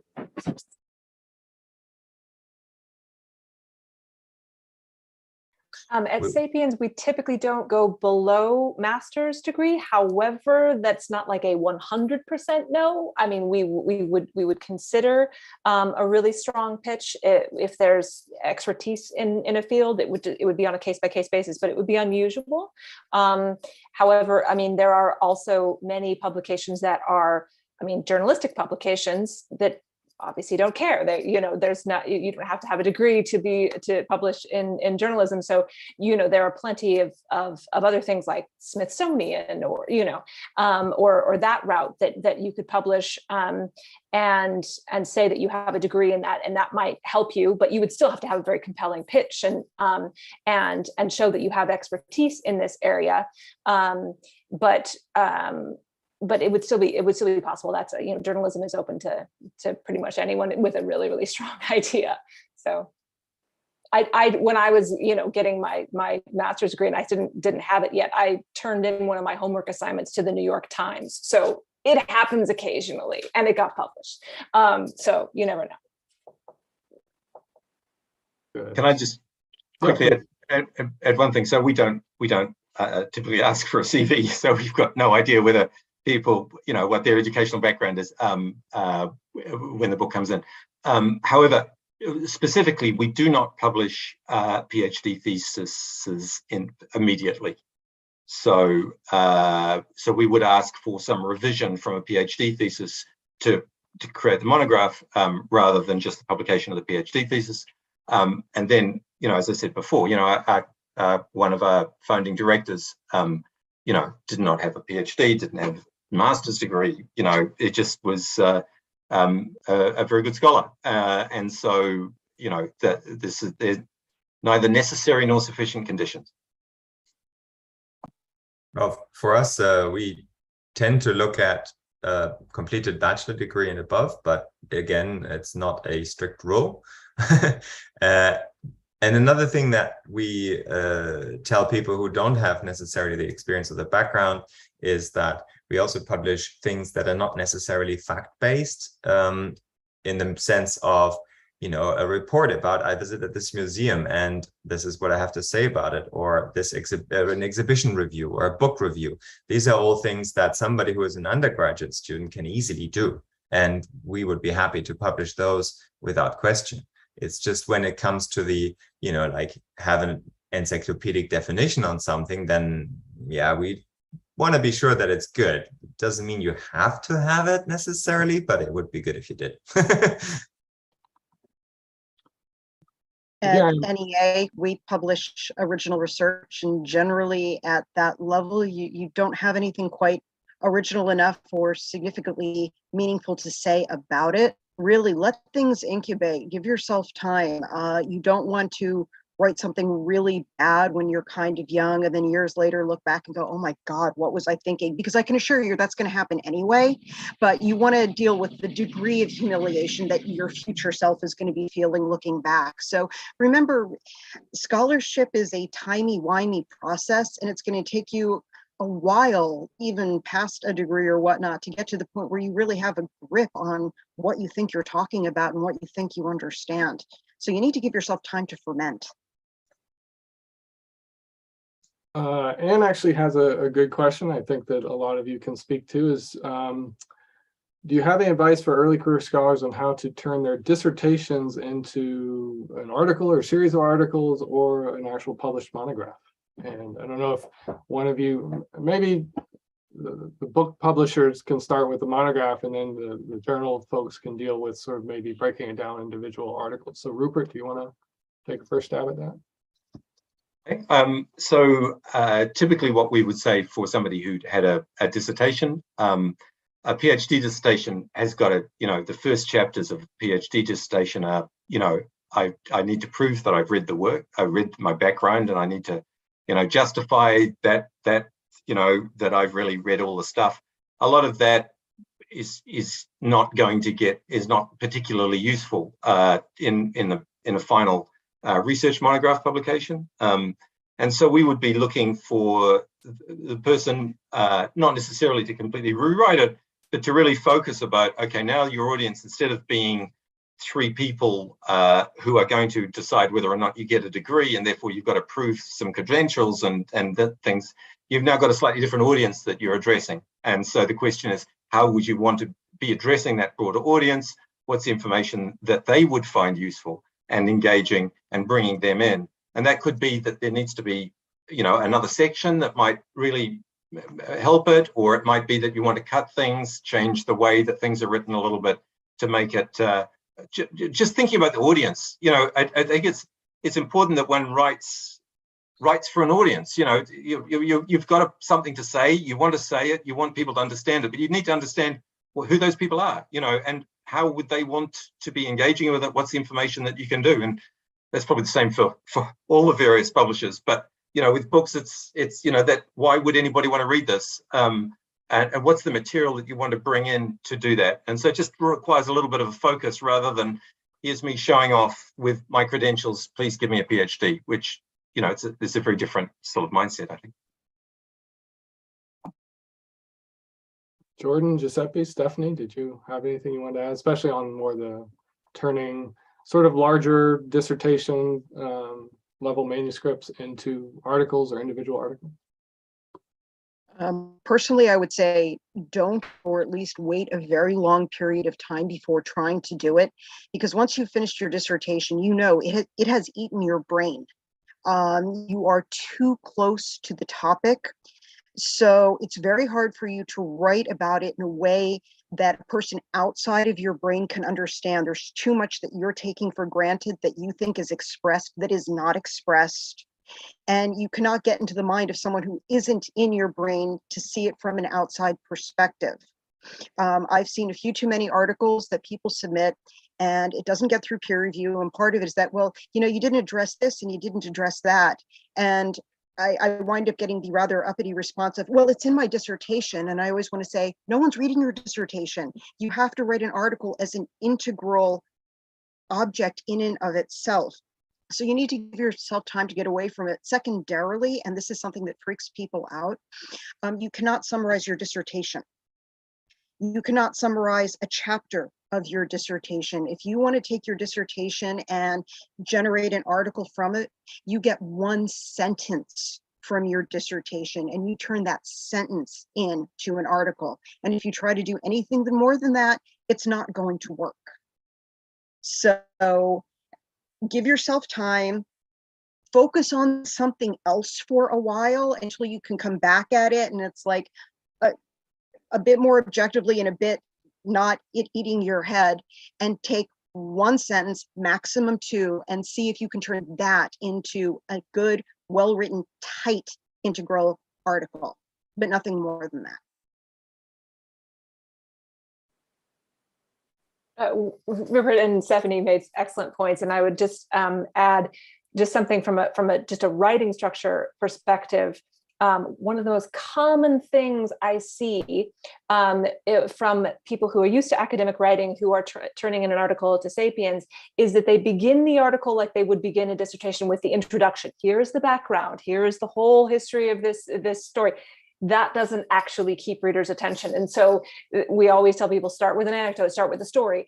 And I would say that if you're trying to conceive of a way to turn your dissertation into something, start with a story, which may not even be in your dissertation. It may be some story that happened outside.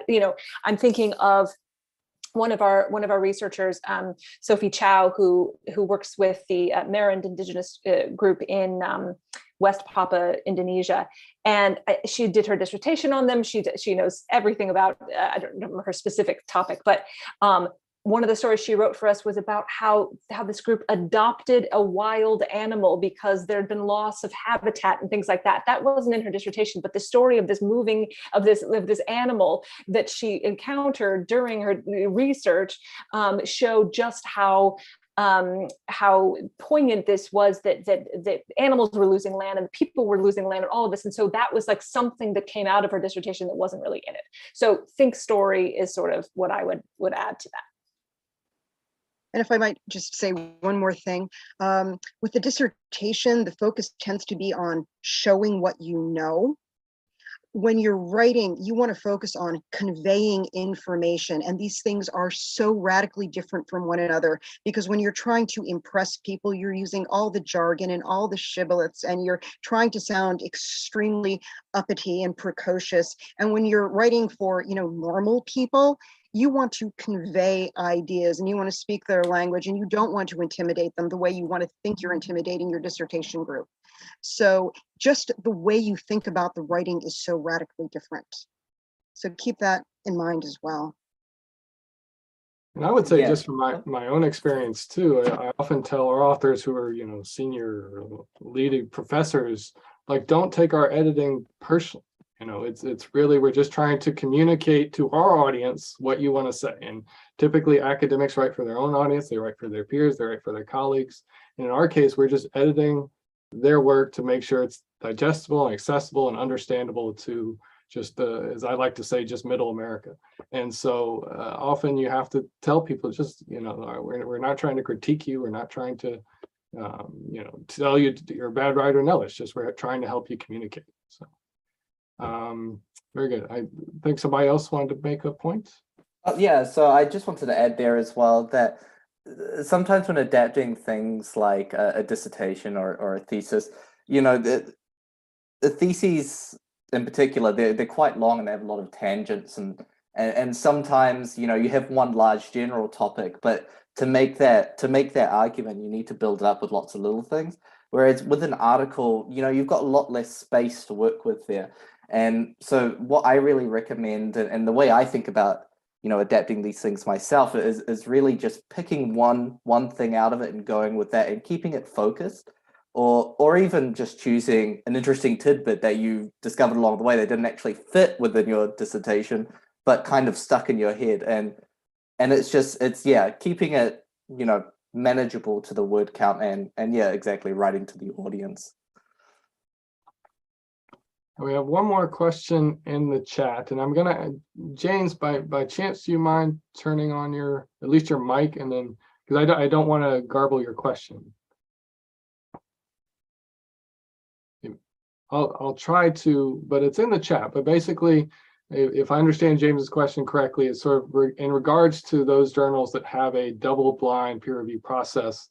The idea that academia is basically really a rather closed group of people who basically know of each other and can therefore, even if it's not formally explicitly made clear who the reviewers are and who the authors are, that people sort of know. And is that a legitimate critique, I guess, of the double-blind review process? And James, I hope that reflects an accurate representation of your question. Sometimes it depends on what the topic is. If it is an incredibly niche topic, and especially if the author has written about it an awful lot, then people will probably be able to guess, but it is a guess. Beyond that, you will have things, remember how I said before that only people in charge of the excavation are allowed to publish the excavation? Well, if someone is publishing about Halas Sultan Tekke, the peer reviewers are going to guess, it's probably Peter Fisher or one of the excavators at Halas Sultan Tekke, and they are going to be right because no one else is technically allowed to do it. Something more general, something potentially more art historical is going to be harder and harder to guess. So unless you have an amazingly identifiable writing style, believe it or not, no, the blind is in fact very blind. And I've seen enough misguesses when someone says, oh, so-and-so wrote that, right? Like, nope, not at all. And I once had a colleague who thanked me so much for this positive review I wrote of the book he did. And I had to say, sorry, dude, that wasn't me. He was like, but it had to be. It sounded just like you. The person had a sense of humor. Like, I don't know who it was. So there are enough mistakes to indicate that no, blind is truly blind in this case. Yeah, I absolutely agree with that. We have had a few cases where we do send, proposals or abstracts out to reviewers, and they've kind of said, oh, I may have heard of something like this. And exactly, they guess. Sometimes they're right. Very rarely they're correct, in which case we probably wouldn't go with them. But yeah, you'd be surprised. It's a lot harder than it sounds, really. Could I just add one thing? Another part of that question was suggesting that, colleagues could be helping each other.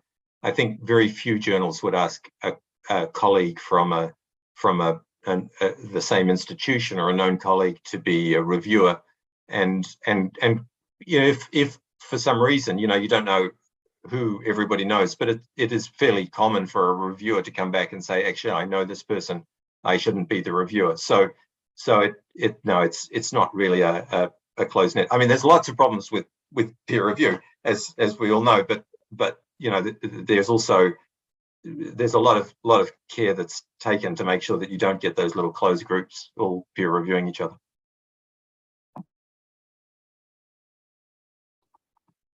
Yes, go ahead, David. Hi, thanks. Thank you all for your time today. It's really been great. I think an important question is, how do you decide what the line is between something that's publishable in terms of its idea, or that's not publishable, meaning that it is too far away from the scholarly norm?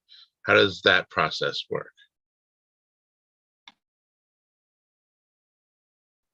How well do you argue it? As someone who publishes an awful lot of things that are very contrary to received wisdom, you have to be amazingly explicit in your use of primary sources. And it is the argumentation and the data and the organization that is going to determine whether it's this really whacked out theory about where Noah's Ark is actually located. Okay, that's partially a joke there, but biblical archaeology, you get stuff like that. As opposed to, you can look at someone like Joan Breton Connolly, perhaps, who had a radically new idea of what the Parthenon frieze actually represented. and got it published, and I think won an award for that and did very well because she was meticulous with her data wrangling and her analysis and her presentation. So anyone can come up with what seems like a wacko theory because it goes against the currently received wisdom, but the currently received wisdom is frequently wrong, by the way, and it always needs to be readdressed, but you have to do it very carefully and very well, and always, always go back to those primary sources. So at least that's how I would make a call like that, either for an article or for a book or anything else. For us, it's a bit different. If it's not the consensus, we don't publish it because we're an encyclopedia. We have students in high schools using it. If a student comes back with some theory, then they might get a bad mark from their teacher, and we can't have that. So we will publish it when the consensus changes, but that is not our job. And at Sapiens, the approach would be more like what Stephanie does. So we would publish, something that would be controversial as long as it's definitely backed up. So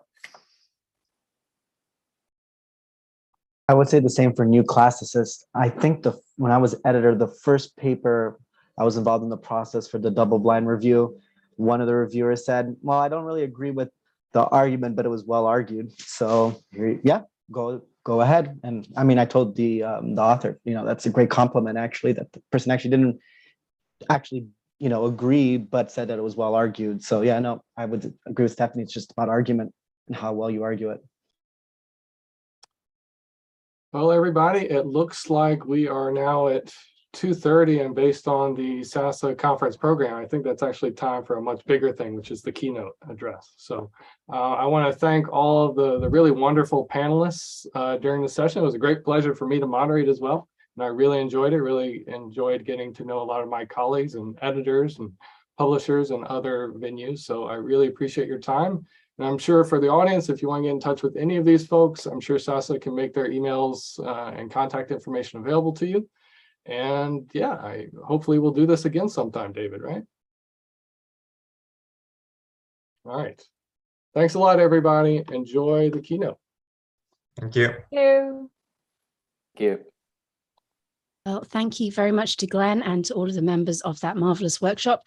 I don't know about anyone else, but I'm definitely going to be going back and listening to it again, because that was an awful lot of very explicit information that for grad students and early career researchers is very often not made explicit. So thank you all very, very much. As Glenn mentioned, we're now going to get underway with our third keynote, which is Dr. Kara Cooney. If you are tweeting along with us, the hashtag is OAW Keynote Cooney.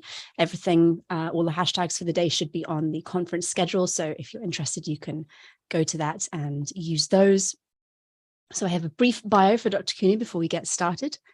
Kara Cooney is a professor of Egyptology at UCLA and chair of the Department of Near Eastern Languages and Cultures. Specializing in social history, gender studies, and economics in the ancient world, she received her PhD in Egyptology from Johns Hopkins University. In 2005, she was co-curator of Tutankhamun and the Golden Age of the Pharaohs at the Los Angeles County Museum of Art. Her popular books include The Woman Who Would Be King, Hatshepsut's Rise to Power in Ancient Egypt, When Women Ruled the World, Six Queens of Egypt, and The Good Kings, Absolute Power in Ancient Egypt and the Modern World.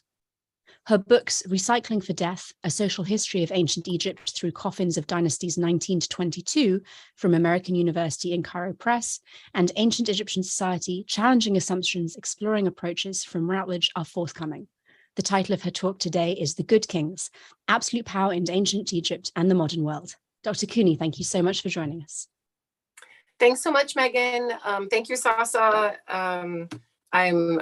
I'm a little jet lagged coming from Hawaii on a red eye, but this is going to be great. And I think this keynote in many ways follows up on what you were talking about in your workshop quite directly in terms of speaking to the public, leaving the ivory tower, having conversations with a larger audience, and making ancient history as relevant as possible. And as we go through many of the changes in the world around us today, I think that all of us can see how very relevant ancient history actually is. So let's jump into that, and I'll keep this to 30 minutes, she said confidently, so that we can have a vibrant Q&A discussion. So I think we all know that in the ancient world, it was an easy thing to divinize rulers. Perhaps it was easier in ancient Egypt than in any other place, and more on that in a moment. But even those places that profess to hate the divinization of rulers, the connection between politics and religion in such an overt way, even these other places found methods of divinizing their rulers, whether explicitly or implicitly. And that's of great interest to me. But Egypt, I think, excels in the optics and packaging of that divinization, of that connection between state and God, in a way that no one else on the entire planet to this day has been able to do. They are able to present themselves as the good and perfect king, as the one who, sorry, that was a call from my son, the good, and he may do it again, so we'll just keep coming back and I'll keep declining that call. But the good and perfect king who is the one who connects the earth with the heavens, who is the one who knows literally in the Egyptian hieroglyphs how to do things. The Yirat Hut is the Egyptian for the ritualist, the chief ritualist. He knows how to make the offerings, as you see here, to light the brazier, to make things happen in the world as they should. He is the one that keeps your world safe. He keeps it protected. He is your last best hope between absolute chaos and all of the other bad things that could happen without a king. And ancient Egypt excelled in producing pessimistic literature of what the world would be like without a king. So there's positivism presented, there's fear mongering presented, but really the way this divine state is packaged is something that continues to draw our gaze, to make us be Pharaoh's groupies, as I call it in the book, and really that's going to be our starting point for how this is actually very relevant for us in, I apologize, that's my son again. I knew he would call again because that's what he does. Yeah, so this slide is probably my most controversial slide. So you think you don't have a king? What is the rise of authoritarianism? How are we to understand this? How can I jump from ancient Egypt to modern American politics? Should I even be doing this? What is this discussion? Well, you can read the book and decide for yourself, but I do go back and forth between ancient authoritarianism and modern authoritarianism, with the overt claim that modern exceptionalism is a myth, with the overt claim that what the ancient Egyptians did so well, we would love to do better, or many of us would love to do better, and that much of our democratic system is based on the very same divinization, this idea that some presidents deserve to be carved into the sides of mountains sacred to indigenous peoples, whereas others do not. But we do divinize our rulers as well. And we engage in many of the same practices that the ancient Egyptians do. And this is the book. The title is The Good King's Absolute Power in the Ancient World in the Modern Day. And I'm trying to get to a particular slide, this one here, where we may think we don't have these strange ideologies. We may think that we don't have this packaging of church and state. We may think that that we're absolutely separate from this way of propagandizing power in the ancient world. But this is exactly why I use Egypt. I apologize. Egypt is about as recognizable as you could possibly get. It's also something that you see very quickly. You see its strangeness. You see the crooks and the flails. Okay, sorry.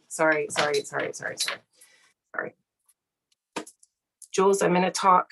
I'm in a public talk right now in front of a whole lot of people. Can I call you back? It's okay. I'll call you back as soon as I can. I'm so sorry. I love you. Okay, bye. Dr. Cooney, my 4-year-old photobombed us earlier, so you're just fine. It's his first day of school and new school, and so oh bless. And he's just like, it's just a school thing. So I'll try to focus, and then I'll come back. We'll keep it together. It's going to be okay. So getting back to our topic at hand, the Egyptians are so recognizable that it makes it obvious to us what's going on. So that when you see a king standing before a god with a lit brazier claiming that he's the only one that can keep you safe, you might roll your eyes and look at it and say that we would never do such a thing here. But my point is that this strange ideology was not strange to the Egyptians. These iconographies, elements, symbols were all pulled from the world around them, from their geography, from their flora and fauna. This was the water in which they swam. And to them, this ideology was able to hide and veil how politics was propagandized and how their authoritarianism actually worked. I would argue that in the modern world, that what we call a democracy and much of the constitutional idealisms that we create, particularly in the United States, are ideologies as well, that they're veiling the pay-to-play economics of our politics, that they veil how state and religion are actually quite intertwined in politics around the world. They veil how many places are actually authoritarian. To get money from the IMF, to get money from UNESCO or other organizations, you must claim to have free and fair elections. And there are many states around this globe that claim to be democracies when in actuality, they're authoritarian regimes. And there are democracies that have presidents or parliamentary rulers who are authoritarian personalities. So the point is that Egypt is there to jar us and make us wake up and see something for what it is. And we can see it with Egypt. And then I turn our gaze back to the United States, sometimes to modern day Egypt, other places, and say, look at it there. Now try to pull the veil from your eyes, try to see it for what it actually is. And then you can take a lot of the positivist tropes away from your history. I would argue that there is no more positivist history of the ancient world except for ancient Egypt, maybe ancient Rome, particularly in its connection to the United States and its political rubrics and schema. But we glorify these Egyptian kings. We feel no shame in creating blockbuster exhibitions, in consuming the treasures of dead kings with our eyes and our coffee table books.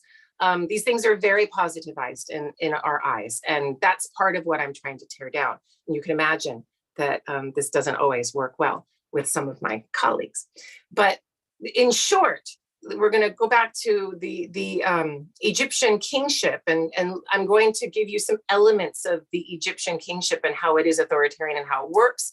Most of this should be no surprise to any of you, but it sometimes is jarring to people who spend their lives dedicated to this ancient field. And then we'll talk about a few kings and some of the parallels that we might make to the modern world, and just some of the patterns that we have in this system of authoritarianism that humans seem to turn to with such regularity. The first point would be the king is superhuman. He's not just a god, but he is a human being of flesh and blood that is different from other people's. He is colossal. He is precious stones. He is something unusual. He is superhuman. And he is monumental. He can be depicted as a building. He can be depicted as a temple. He can be depicted in colossal statuary. He is greatness defined. And that is why so many Egyptian kings are called the Great, right? Ramses the Great, I think, is the case in point, and we'll certainly end with him.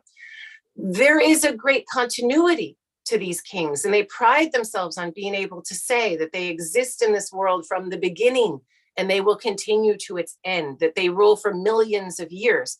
And while that may not actually be the case, the continuity that the Egyptian kingship was able to create some 3,000 years of the same language, the same general culture, the same religion, same political system is astounding to us and rather seductive, something that we would in many ways love to take on instead of this ups and downs and parties and who knows who's going to be ruling and all of this competition. It can be quite exhausting. And this continuity is something that is quite alluring for many of us. This king's divine body, we've already discussed, but it gets quite explicit in some of the mythologies where the king claims clearly and directly to have been of a body possessed his father's body was possessed by Amun-Re, impregnated his mother with actual divine seed, and his body is of that divine seed. And there's complex mythologies that go back probably to the Middle Kingdom, 12th dynasty, to make these claims of divination in physical corporeal form. There is a justified brutality, a monopolization of that brutality, that the king is the one who is meant to hold the mace aloft to smash the skulls of enemies. It is only the king who is supposed to be doing something like that. He is depicted larger. He is the one whose brutality is God-given, is accepted and expected by the heavens. This is something that keeps all Egyptians safe. He is the stereotypical strong leader in body as well. And of course, we have to put Putin on horseback because it fits perfectly with the image of a shirtless Thutmose III to the right. And even if you're not of sound body, like Roosevelt, who got polio as a young adult, you can still make yourself of sound body, put yourself behind the wheel of a car, give yourself agency to be able to drive and show your power in a different way. There are ways of showing strength and youth, even if you are an older man. Would that women were able to create the same kinds of subterfuge in a patriarchy, but I have not seen it done successfully thus far. These patriarchal systems, and really is the first time we're bringing up the word patriarchy, the rule of the fathers, a system in which we still live, obviously, though I think many would try to say that we do not, because we've had this sexual revolution and all, and I'm speaking to you, but I would say that patriarchy is going quite strong and is cracking down on many liberties that have been grasped by the people at the grassroots of society today. But these elite patriarchal systems, they serve themselves and they commodify and maintain their power through partnerships with other elite men. And these elite men connect with each other, have control of their women and their children and their families in a hierarchical way. And very much, the kingship is very much a balance between himself, his palace, and his elites. And that's a lot of what the book I was writing was about. Now, these authoritarian kings, they do seduce us, and the discovery of their treasures, their gold, their fabulous wealth, their coffins of 269 pounds of solid gold, and we're here on the centennial of King Tut's discovery. These things are very much in the news.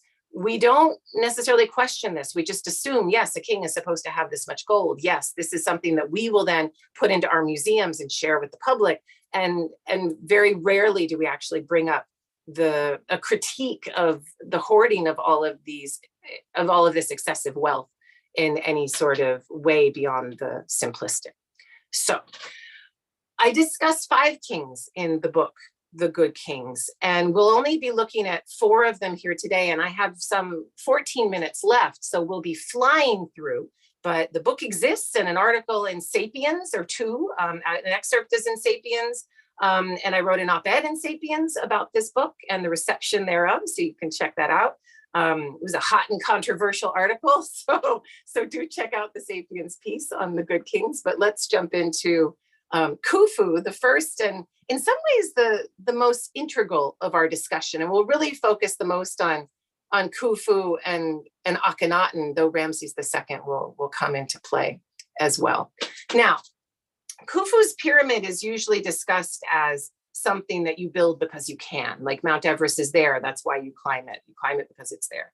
And I would like to reframe this, and I'm not the first to have done this. This is John Baines who was the first to have done this, but to claim that you build the pyramid because you have to, because you must, because there is a need for a reinvestment in the propaganda of kingship.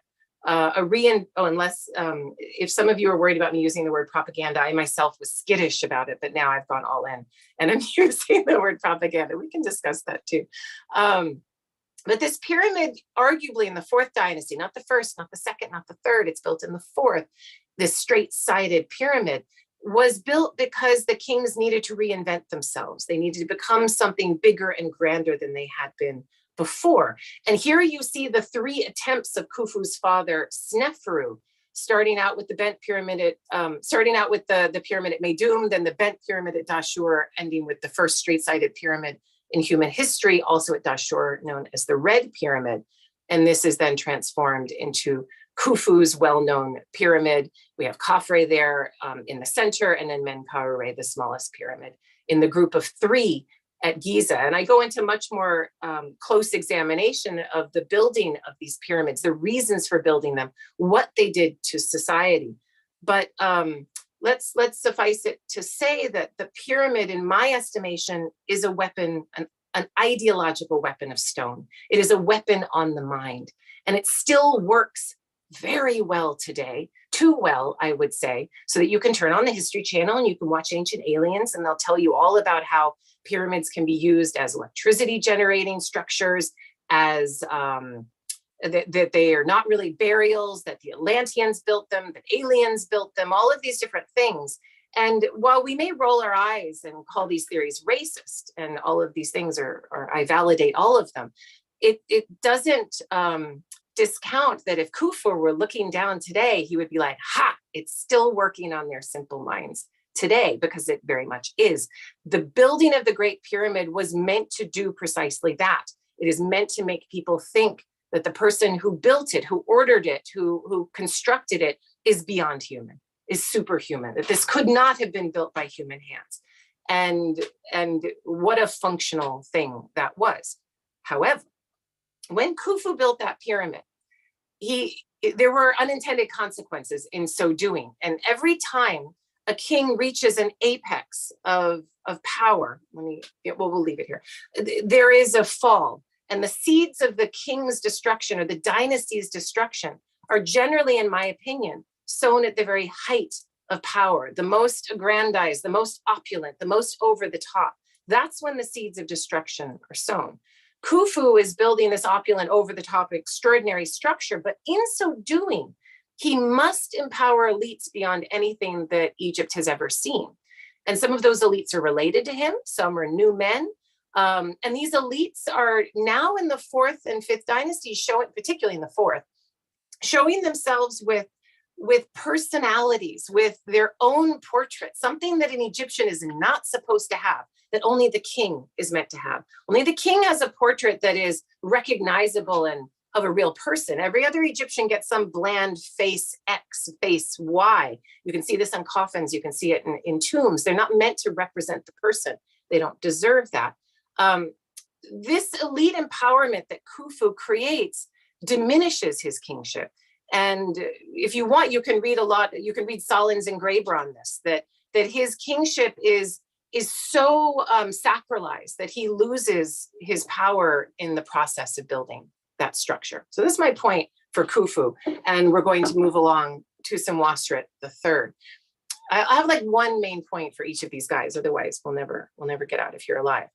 Senwosret III is a Middle Kingdom king, 12th dynasty, and really this is the apex of power of that Middle Kingdom. And the main point that I want to make with Senwosret III is how to reclaim his power from a number of recalcitrant elites who have gotten too powerful, as longue durée result perhaps of Khufu's building of the Great Pyramid, that he builds a new capital. And that capital city is called Ichitawi. He extends a new capital, because Amenemhet the first king of the 12th dynasty, was the one who started this new capital. But it was Senwosret III who really cracks down on the elites and makes them come to the new capital. He populates this new capital in a way that it had not been before. These provincial elites had their own fabulous tombs, their own outlook on the world. They were lined up along the upper Egyptian landscape, some ostensibly in the Delta, though we have less evidence for them. And they show themselves with in a great stature, very similar to what a king might have. They show themselves with private armies in their tombs, and this is something that Senwosret III is done with. The kings before him of the 12th dynasty have tolerated this. He's not going to do it any longer. And as his grim visage shows, he is going to use a carrot and stick approach to get all of these elites to come to his capital. And the way that he does this is probably with a combination of threat and cajolery, bribery. In the same way, I would argue that they're doing today in modern day Cairo with a new purpose-built capital. And the same way that Louis XIV did with Versailles. A new capital gets around old systems. It swipes the slate clean. It allows a king to have a new starting area. It puts elites on the back foot. They don't have the networks that they used to have before. And it's a very useful way for a king to break down old and entrenched power and bring power directly to him. And meanwhile, to create a new bureaucratic class that cuts between the elites and the king. The comparison to Louis XIV, Louis XIV, and his construction of Versailles and his turning away from Paris, I think is a wonderful one. And it should surprise none of you that in the same way that a couple of generations after Louis XIV, we see the king's head getting cut off in Paris, a couple of generations after Senwosret III, the very height of his kingship, you see the dynasty utterly collapsing and moving into something of much less distinction than what it was before. Now I have some 6 minutes, which will never do Akhenaten any justice, but will suffice it to say that this king of the 18th dynasty, his contribution to our discussion of authoritarianism is that he changed himself and reclaimed an ideology of kingship by changing the religion such that it impacted his kingship and made him bigger than the god in some ways. So he changed his name from Amenhotep IV, moved into this name of Akhenaten, and created a top-down religious imposition of ideological change that was startling, upsetting, disruptive for the Egyptian population. And only an Egyptian king, you could argue, would be allowed to implement such change. If a leader tried to do this in Greece, Rome, Mesopotamia, Syria, I think they would be cut down before they got this far. But in Egypt, which tolerates such authoritarianism, he was able to rule for some 17 years, create a series of shocking and awe-inspiring statues, build his own new capital that was very similar to his name, Akhenaten, for Akhenaten, and create a new understanding of divinity, a divinity that as his reign developed became a kind of monotheism. I would argue the first monotheism on the globe. A very debatable point, but the texts say it quite clearly that this is the God and a God alone, and you can see him moving towards this. It may not have been that way at the beginning of his reign, but it seems to be his end point, and it's towards the end of his reign when you start to see more iconoclasm as well. This god receives new names. We have no time to discuss those names. Akhenaten connects himself, his new god, his aggrandized god, because the Aten did exist before, to a new prosperity gospel. And much of his religious display is of wealth. It's of money. It's of food in excess laid out on altars for everyone to see. He shows himself in his window of appearances, which with his wife and children, throwing out golden baubles to his grateful and loyal elite. This is a very clear, probably the clearest image of political religious co-option that I've ever seen. And yet throughout all of this, we learn from bioarchaeological information that the people who built this new capital were woefully mistreated. And there was a very dirty underbelly to how all of this happened. Now, the hymn to the Aten that he says he created tells us that there is a unique God, there is no other beside him. Again, the monotheism element is debatable, but I will, I've already connected to the iconoclasm against Amun-Re in particular, but I will give you a quote from my book. And I'll read it out loud, which is, I'm not saying that every practicing monotheist is an authoritarian. I am saying that monotheism was specifically invented to support authoritarianism. So that's a bit of a mic drop moment. You guys can mull over that and we can discuss it in the Q&A after. But I connect the creation of this kind of a loyalty test religion where you're either with him or against him, with authoritarianism specifically. Now, there was an unintended consequence to all of this change as well, and that was the empowerment of a military, which when the 18th dynasty lineage started to fail after the reign of Tutankhamun, quickly snapped up the reins of power And we see a series of what could be arguably called military coups moving into the palace environment of Egyptian kingship, which brings us, for the last 2 minutes, we'll give him a little bit more, to Ramses II, whose family is of mercenary origin. And he tells us this outright. There's a well-known stela damaged, but it's called the 400-year stela, which talks about the mercenary origins, the military origins, general origins of his family from the Northeast Delta, maybe even Levantine origins of this family, arguably an immigrant family, coming into Egypt as soldiers, as generals, and then moving into very high positions of power. His father, Seti I, connects himself to arguably Levantine gods. His name, Seti, is Seth, which is akin to Baal in the Levantine system, a very unusual name for a king to have, particularly a king that's supposed to be the son of Osiris. And of course, Osiris was murdered by his brother Seth. I'm not saying that Seth was evil, but it's not something that is as clearly associated with kingship as it does become in the Ramesside period, when we see many more images of Seth than we saw before. War making is the income here. And my main, if we're going to give each king a contribution, like a one-word little phrase, the phrase for Ramses II and Seti I before him is populism. This is a king who is using military base, in some cases a temple base, of lower elites to cut through his balance of power between the high elites and himself. It's also connected to a great deal of nepotism. This, I think, would be the system, this and a little bit of Akhenaten thrown in for fun, would be the system that we connect with most, I think, in our current political regimes around the globe. Ramses II and Seti I, his father, they claimed this kingship ideologically. They had to work very carefully, building temples at Abydos, the ground zero of kingship, to do so. They chose different ways of presenting their kingship. And Ramses II in particular chose quantity over quality. He built everywhere that he could. When you go to Egypt as a tourist today, it often feels like the Ramses the Great show.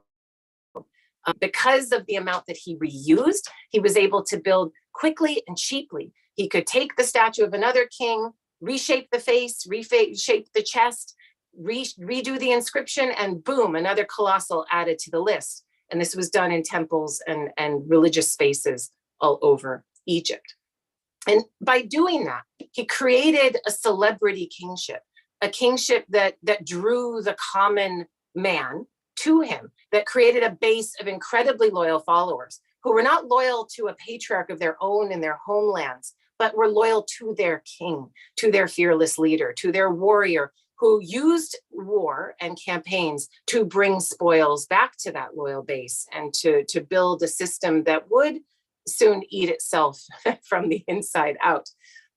This is a king who engaged in subterfuge and fake news like we do today, so that the Battle of Kadesh, which resulted in the first documented peace treaty in all of global history, which was certainly a draw at best and a failure at worst, he presents as a mission accomplished, absolute achievement, that he personally saved the day.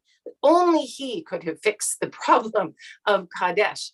And he represents this big lie, if you like, all over Egypt and all of his most monumental temples. This is something I think we can really associate with today.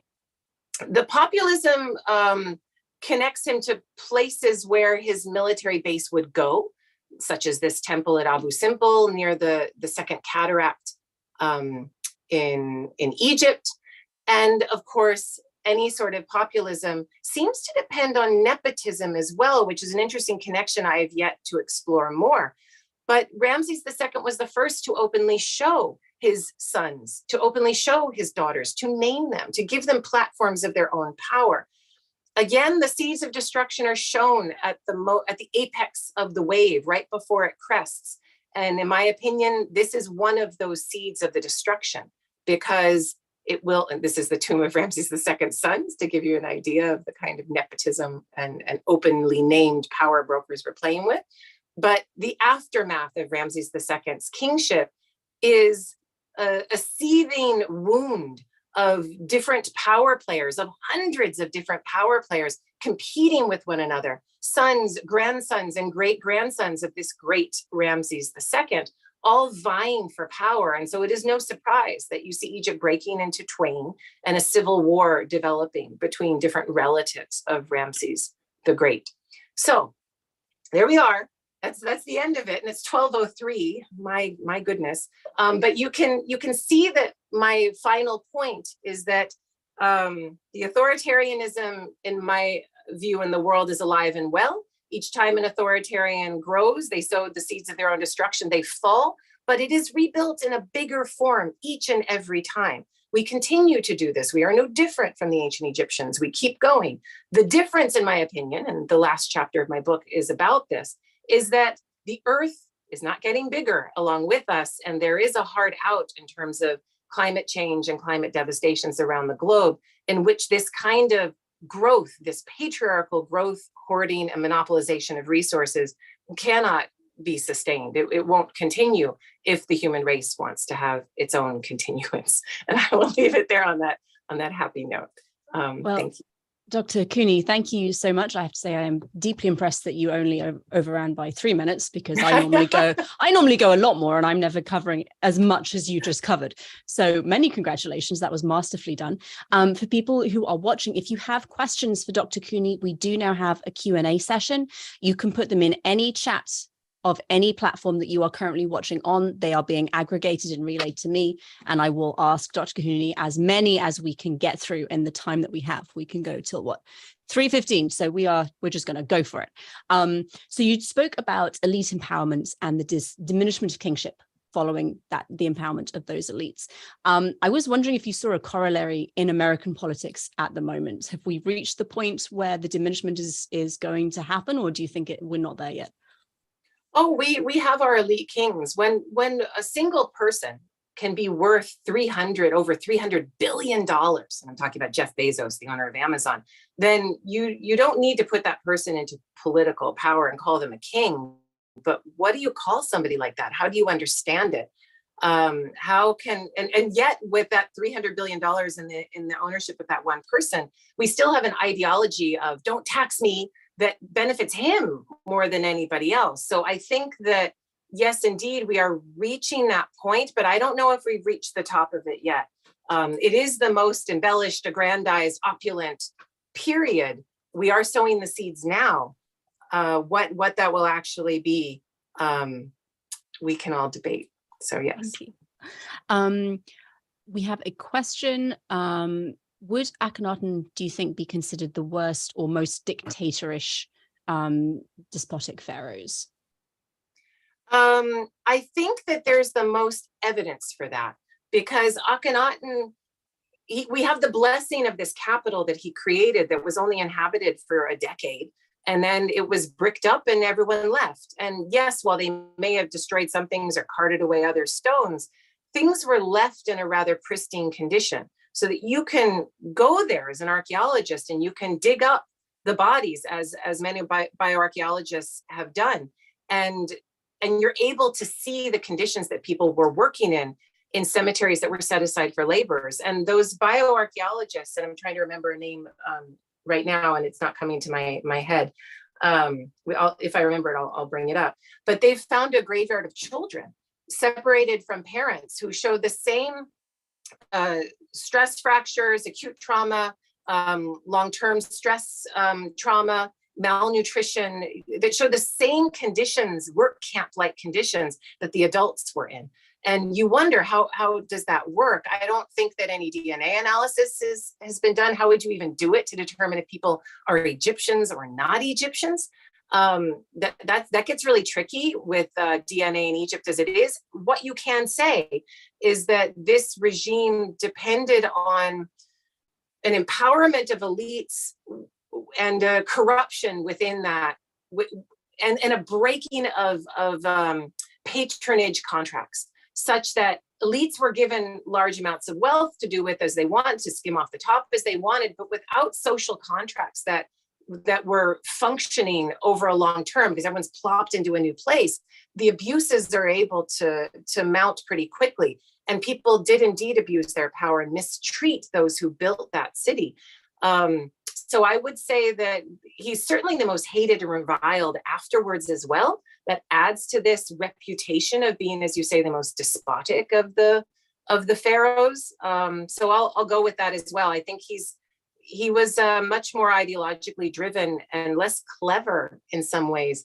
But what Akhenaten did has certainly lasted with us to this day.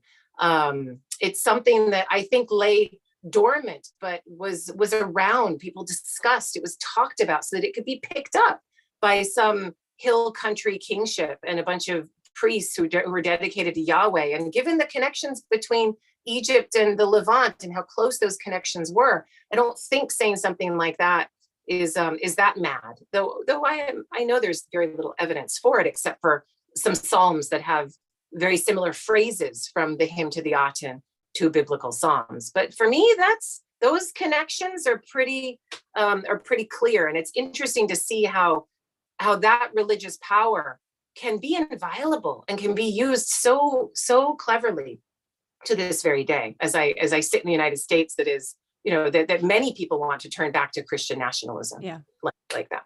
Yeah. So, thank you. So someone is saying that the idea of Egyptian gods, Egyptian kings being gods in flesh is new to them, and it's interesting. And they were wondering how much you think, and it's a difficult question to get a true answer to, but how much you think people believed and bought into this idea that the kings were actually gods, how much the kings themselves actually believed that. Yeah, we can look at this again, and this is a way that we keep our modern exceptionalism and tell ourselves our myths and keep our own innocence, is by saying, oh, we would never do such simple things. But the Egyptians were very clever about how they did this. They didn't claim to be a great god like Osiris or Amun-Re until after their death. They were not a Necher-Aa, they were a Necher-Nefer. They were a good god. They were something that was in human flesh, that was meant to die and would die at some time, but they were of the gods in a sense. So there were all kinds of mythologies to make this work. And then there were all kinds of ways to reify this. For instance, if you have a good economy, we still do this as part of what's in the book, that we tell ourselves prosperity gospels all the time, that if the economy fails, who do we blame it on? The president. Did the president make the price of milk double? Probably not. Maybe. How connected is that? But we in our simple human minds connect our own economic well-being with that of our kings. Egyptian prosperity from its Nile was more plentiful than a rain-fed agriculture in Mesopotamia or Greece or Rome. And it was easier for Egyptian kings to say, you see this plentiful Nile, I did that. I made this temple, I did the offerings. And those other kings, when the Nile wasn't working, they didn't do the offerings right. You know what? He would be right. Because when the Nile's not working, you have what's called a third intermediate period or a second intermediate period, when there's civil war and all hell is breaking loose and the kings can't build any temples. And so the king is able to say, you see, with your own eyes, when I'm doing it right, you benefit. And everyone's like, you know what, king? It's so true. And so we end up telling ourselves these mythologies. I was just telling my husband today, it's like, you'll put minority students in the United States in schools with less funding and then claim that they don't work hard enough. They just don't work, those people, and it's ingrained in part of their bodies. And that's how you reify racism and keep that going for hundreds of years in the United States. Whereas if we distributed that money and made those schools better, you wouldn't be able to necessarily say that anymore. So there's all kinds of ways of using money, ideology, building, monumentality to make those claims and to reify it in people's eyes. People are clever and yet not at the same time, but you can work with that. So. Thank you. And kind of related to that, someone's asking why you think Americans would maybe disagree that the USA could be argued to be like an authoritarian regime like Egypt. What do they think the difference is? yeah, I wonder what country you come from, but you're not here. And all you have to do is, go to some place. I grew up in Texas. I'm just reading an article in the New York Times about the Republican Party in Arizona. It's very easy to be a part of this authoritarianism and to yet tell yourself that you're not an authoritarian. It is very, very easy. And I would quote James Baldwin here very loosely by saying that white supremacist patriarchal America has been able to maintain its innocence, that's his word, innocence, by claiming that they are doing what is God-given. They're bringing Christianity to people. They are bringing prosperity. They're bringing jobs. They are doing all of these things that are right and good and necessary. They are working against aberrant sexualities. They're saving babies from abortion. All of these things are taking precedence over the authoritarianism, and all of these moral ideologies are obscuring the actual power grab, the authoritarian power play. And it's very hard for people to see what's actually going on. So I'll leave it there, but I don't think these things are only happening in the United States. I know they are happening in other countries, but it's quite easy for somebody who finds themselves suddenly in the white minority and not believed to be the kind caretaker of their people or the good and noble Christian anymore. They're going to push back harder than they had before, which is why in this moment, we find ourselves, in my opinion, in the United States on the cusp of a cold civil war right now, written but with different laws in different states, different taxes, different codes, different cultures that could soon become hot, that civil war. But there's this civil war and these differences of opinion are all led through ideology. They're all led through belief. And that is where Egypt helps us the most. How do you get people to believe that you are the good king rather than see behind the curtain that you are the authoritarian? You have to tell them that story instead. And this actually leads perfectly onto our next question, which I'm afraid everyone will be our last because we have run out of time. But who then has the authority over ideology in ancient Egypt? Is it the pharaoh or is it the temple priests and priestesses? This is a wonderful question and I love it. And I hit upon that many times in the book, but it is a combination of both. It can't just be one top-down situation. In the same way that with authoritarian personalities and leadership around the world, you must rely on your elite who are directly benefiting from the system that you are giving them. And those elites are generally going to be the most pious believers of the ideology that you are selling because they benefit from it so much and they see its God-given power. So it's like you could look at Ramses II. I'll just give this one example and then we can end this. But Ramses II, during his reign, you see the publication of a number of underworld books that were not visible before. You see the Book of Earth, you see the Book of the Heavenly Cow and the reign of his father, you see the Book of Day and Night, Book of Caverns, all of these underworld books that were not there previously. The king is not sitting down and creating this ideology himself. He is depending upon a group of intellectuals to create this ideology for him. He then decides how and where to publish it. And he does this in temples as well, not with those sacred books, but with other things, and publishes things that had not been previously published before to mix things up, to keep people on their toes, but also to allow a lower elite bureaucratic group to create ideology that cuts into the patronage that the upper elite was providing. So this creation of ideology can work one set of elites against one another. That's a bold statement that I've made, but I would argue it's a dissertation that could be written with some very careful analysis. And I will leave it there. There we have it, folks. If you're interested in this particular dissertation topic, Dr. Cooney is at UCLA and is taking applications. I'm joking. Please do not. We take applications. Well, thank you so much. Again, this was an absolute delight. And we will say goodbye and I will move on to our next and I believe almost final session of the day. So Dr. Cooney, thank you. Thank you. Take care. So our next session is session 5, Reinterpretations of Leadership. And we will be starting with Massimo De Sanctis Mangeli. I'm sorry if I mangled your name. Who is a PhD student in classical studies at the University of Pennsylvania. In the past, he worked with tragic fragments and published an interpretation of a fragment from Aeschylus' Edonians. Recently, he has been dealing with an application of political theory to Greek tragedy in the analysis of the tragic tyrant. Other interests of Massimo include power and power dynamics in Herodotus and the memory of the Roman Republic in the early Roman Empire. The title of his presentation is Finding Refuge with the Enemy, Implications of the Giving King in Herodotus. So Massimo, do we have you with us? Yes, I'm here. Beautiful. Thank you very much. Thank you, Megan, for this introduction, and thank you everyone for having me here. And it's a pleasure. It has been so many interesting talks so far, and I'm really looking forward to delivering this paper to you and to hearing your thoughts, of course.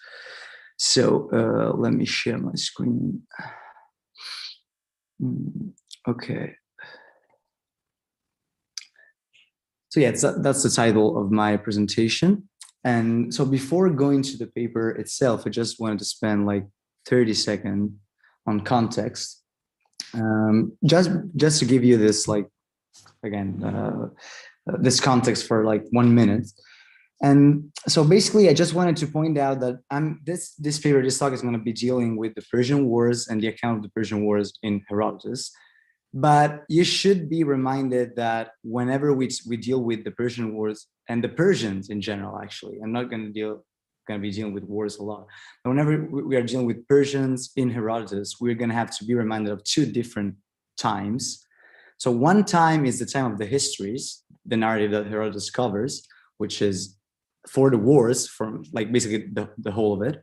But then we should always be reminded that he writes all this stuff at least 50 years later, around 430, and a lot of things had happened in the meantime.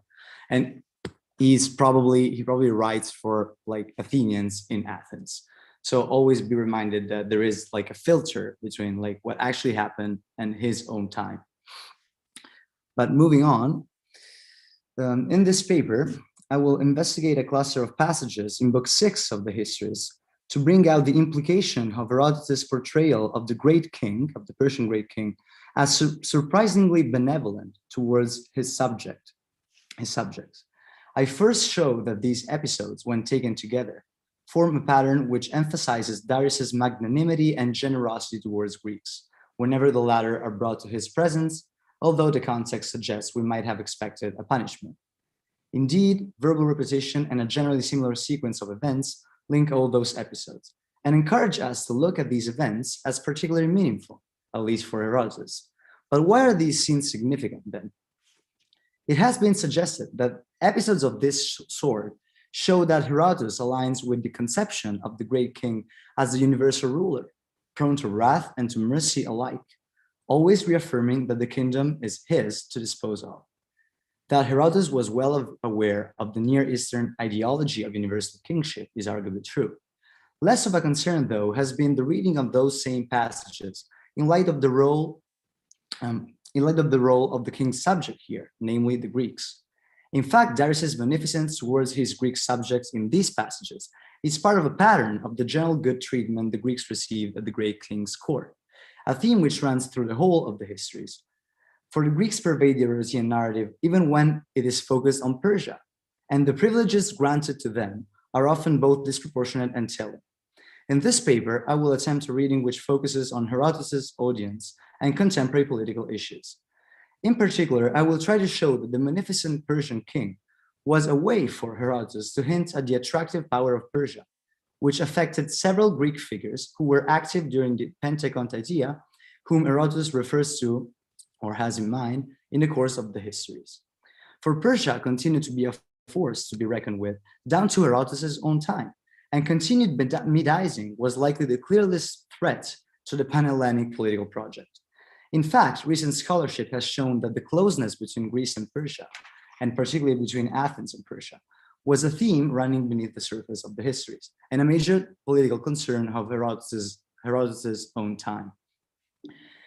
So in the first of this set of passages, at 620, Herodotus is describing the aftermath of the capture of Miletus by the Persians. This involved a quite crude deportation of the Milesians to Susa to the presence of the great King Darius. There, Herodotus says, what you got here in the PowerPoint, but the King Darius, having done no other evil to them, settled them next to the sea called Red in the city of Ampus. It is perhaps expected for Darius not to do any further harm to a people who have just become subject to his own will. Nonetheless, being reminded of the many episodes of gratuitous cruelty perpetrated by former Persian kings, I was somehow surprised by Darius's magnanimity here. Also, I think the particle de in Greek has maintained its original adversative force, and therefore suggests that the following statement is somehow unexpected in light of what has just been said. This doing no harm on Darius's part has at least 3 other equivalents in the same book, in the context of episodes that bear at the same time many resemblances and differences to this one. Following not the chronological order of the episodes as they appear in the book, but rather the level of unexpectedness Herodotus elicits in Darius' benevolence towards his subjects, I now want to mention 619, namely the stories of the Eretrians captured and brought to Darius' presence, as a consequence of the expedition of Darius and Artaphernes. The 2 Persian commanders bring the Eretrians to Susa. Here, Herodotus first explicitly mentions that Darius used to cultivate a significant hatred, the non-Holon, towards them, since they were the first among the non-Ionians, he implies, to begin hostilities against the Persian Empire. This notwithstanding, when he has them in his own hands, epete however when, he does no further evil to them. In Greek, epoise kakon allo uden. Not only then does Herodotus here describe a situation analogous to that of the Milesians, where he seems to challenge the expectation of his listeners/readers of a possible further punishment of Darius' subjects. He does so using the exact same words. Those very words occur once again in the same book in a similar context, within the microstory of a Greek individual, Metiacus, son of Miltiades. At 641, Herodotus tells us that the Phoenicians fail in an attempt to capture Miltiades, but they manage to capture one of his ships, captained by his son Metiacus. The Phoenicians, as soon as they realized that he was a son of Miltiades, brought him at the king's presence. They did so, Herodotus notices, quote, in the hope to obtain significant gratitude, end quote, since Miltiades was the one who encouraged the Ionians to cut the bridge on the Danube, to the king's detriment, at least in Herodotus' own narrative. However, as soon as he contemplates Metiacus, he doesn't do any further harm to him. Again, Herodotus uses the exact same phrase to give the exact same image, as Darius does not do any harm to Metiacus. But here we have more, since the great king actually benefits Metiacus significantly by granting him a house, a possession, most likely in the form of land, and a Persian woman whose children had the privilege of being counted among the Persians. We don't know what happens to the Phoenicians who brought him, but it seems ironic that the only one to be rewarded here is Darius' former enemy. I conclude this section of my paper with Herodotus 630, namely the passage that deals with the death of Aeschylus. After he is captured by Artaphernes and Harpagus, Herodotus puts forth a theory of what would have happened differently had Aeschylus been brought to Darius. That's it. Not surprisingly, we could say, Herodotus states that, in his opinion, Aeschylus, quote, would have suffered no harm. Notice that this is the same construction found in the first 3 passages cited, with the only change being that of the main verb from poieo to pascho, in accordance with the shifting of the subject from Darius to Aeschylus. But Aeschylus' fate turns out to be different, since Artaphernes and Harpagus impale him on the spot, quote, fearing that he might become once again influential with the great king, end quote. Then they embalm his head and send only that to Darius. At this, the great king reproaches them for not having brought Aeschylus to his presence, and then gives a worthy burial to his head, quote, as belonging to a great benefactor, both to himself and to the Persians, end quote. This is again striking, since Herodotus clearly presents Aeschylus as one of the main instigators of the Ionian revolt, and one who deceived the great king out of the hope of going back to Ionia. What makes Darius' benevolence even more significant here is that this implies a strong tension within the imperial system of power, since obviously the side of Artaphernes had very different ideas about how to deal with that fugitive. The text simply says that Darius accused both Aristophanes and Harpagus, but the imbalance is nonetheless significant. To judge from the similar sequence of events which links those episodes, and from the usage of the same sequence of words to describe Darius' generosity, I believe that these scenes constitute what Imervar called narrative patterning, in which Herodotus uses repetitions to link various episodes together into narrative units out of which he created a large unified work. Such displays of generosity by the great king in the histories have generally been interpreted as simply reflecting an Oriental narrative centered around the munificence of the great king. In particular, several studies have paused on the great king's notorious behavior of pondering good versus bad deeds when it came to deal with prisoners. However, I believe the focus can be shifted to the recipients of Darius' benefits in our passages, when one realizes that they are all Greeks. And from other Herodotean passages, it is clear that Greeks in Herodotus were granted a special place within the Persian system of power. Individuals like the physician Democedes, the diviner Onamacritus, or some Greek generals from the islands in the Persian fleet occupy center stage in the narrative as close associates to the great king. The consistency with which these Greeks are spared, well treated, and even rewarded is indeed striking. Thus, the passages in Book 6 that we employ to open the discussion are perfectly in accordance with what happens elsewhere in the histories, notwithstanding the initial element of surprise given the nature of the context in which they appear. The Greek centrism of the histories emerges here with extreme clarity. Herodotus' own audience must have inspired him to a larger role and the treatment granted to Greeks in Persia, as Boudin notes. In relation to narrative patterning, many scholars, such as Fornara, have shown that Herodotus tended to use certain narrative strategies to hint at events that extend beyond the time of the histories proper, namely those developments that a contemporary audience might have considered as politically relevant. Therefore, Herodotus' continuous attention to this aspect of the Greek-Persian relationship could have further implications if we consider another time, namely not that of the histories, but Herodotus' own, asking how this Persian benevolence towards Greeks might have functioned in the narrative of a text written and performed at Athens during the Pentecontaetia. In the last section of my paper, I propose that by means of these narratives of Greeks who are benefited by the great king, Herodotus anticipates the vicissitudes of some other Greeks of his own time who ended up Medizing, and encourages his audience to draw these parallels. In so doing, Herodotus could also suggest what it was that rendered the very acts of Medizing alluring, namely, that it granted a life of luxury and political relevance under a benevolent king. For Herodotus could use the Persian trajectory from hard to soft culture as a warning to the Greeks themselves, as exemplified by the story of Pausanias. Also, he could silently offer a critical evaluation of Medizing as a form of Persian conquest alternative to the use of brute force, which was still fully at work even when force failed. This model of thinking allows us to appreciate further developments in the Herodotean narrative that might have escaped us in the first place.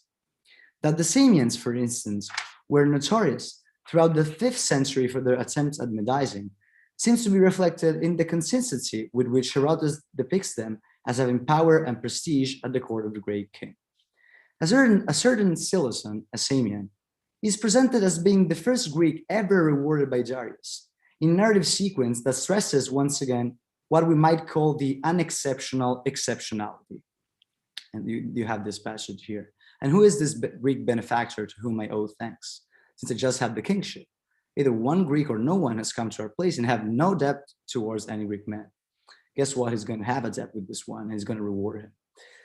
The same is true for the passages in Book 6 we use as a springboard to our discussion.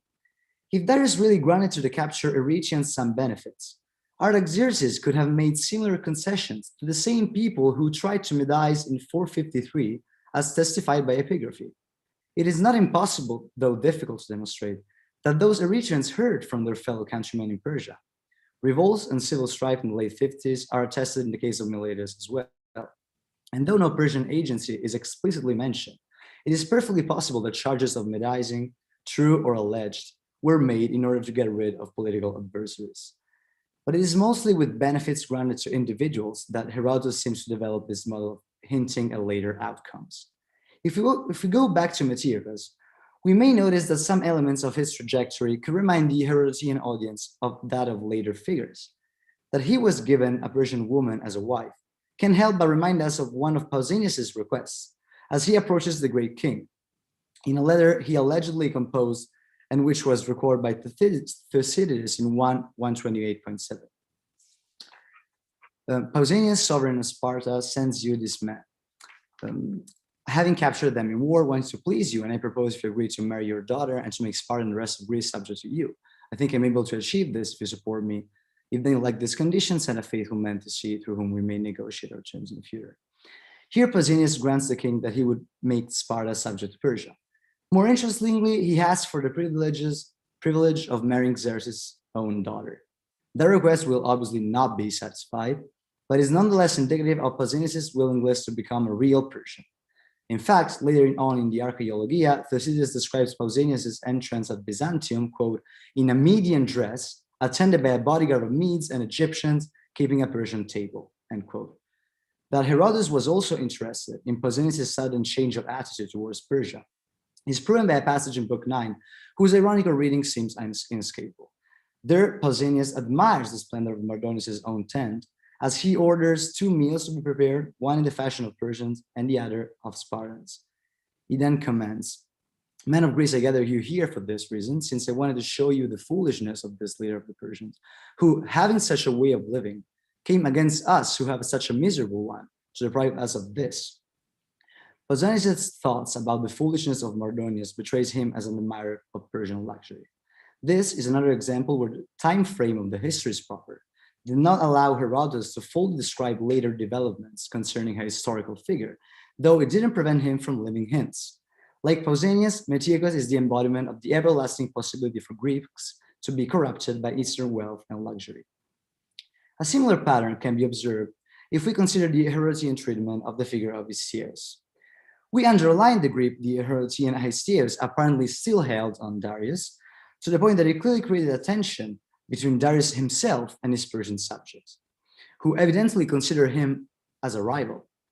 The exceptionality of the role of Histiaeus within the court hierarchy must have reminded an Athenian audience of what had happened to Themistocles, whose presence at the great king's court was so prominent that, in Plutarch's works, quote, he became hateful to those in power. For the honors he enjoyed were nothing like those of other foreigners, but he joined the king in hunts and in household hobbies so that he used to see the king's mother and became familiar with her. And when the king ordered, he even listened to the words of the Magi.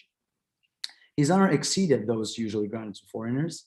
Notice in particular the reference to his familiarity with the king's mother, as another case of a Persian woman being mentioned as the final proof that someone has become a real Persian.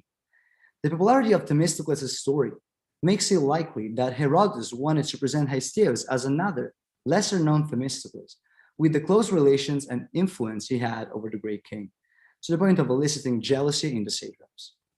Another feature which links Histiaeus to Themistocles is their common role as political representatives of Persia in strategic places at the border between the two worlds. For Persia's alluring power consisted not only in the wealth that being a member of such a splendid court could give, but also in the political centrality Persian kings could grant to their Greek advisors. As Boudin notes, the historical reality seems to suggest that, even though the great king used Greek representatives consistently, this was mainly for the relations they maintained with the Greek cities. This is, again, something that Herodotus never fails to notice. Histiaeus' political power in a place of strategic importance is evident, but one must notice that elsewhere Herodotus is still consistent in hinting at the roles of these first-order Greeks as recipients of land grants, either as proper tyrants or as simple administrators. Many of these figures, like Demaratus and Hippias, were politically dead in their homeland and looked for rehabilitation in Persia. Among the later figures whom Herodotus touches only tangentially, the same fate belongs to the aforementioned Pausanias and Themistocles, who perfectly exploit the charge of medism directed at them to make a good impression on the great king. Another figure who sees Persia as a perfect opportunity for a political springboard after his previous failure is Alcibiades, who, after a brief but intense stay in Persia, manages to acquire once again a predominant role in Athenian politics. Therefore, it seems a strong possibility that Herodotus used the great king's benevolence towards Greeks as a way of addressing the issue of this constant flow of individuals and peoples in Persia. The image of the merciful king encompassed all the stories of Greeks in Persia, while at the same time standing as a symbol of all the benefits that were open to any Greek who wished to change sides. Clearly, this also meant a much more subtle threat to the stability of the Greek world than that posed by open war.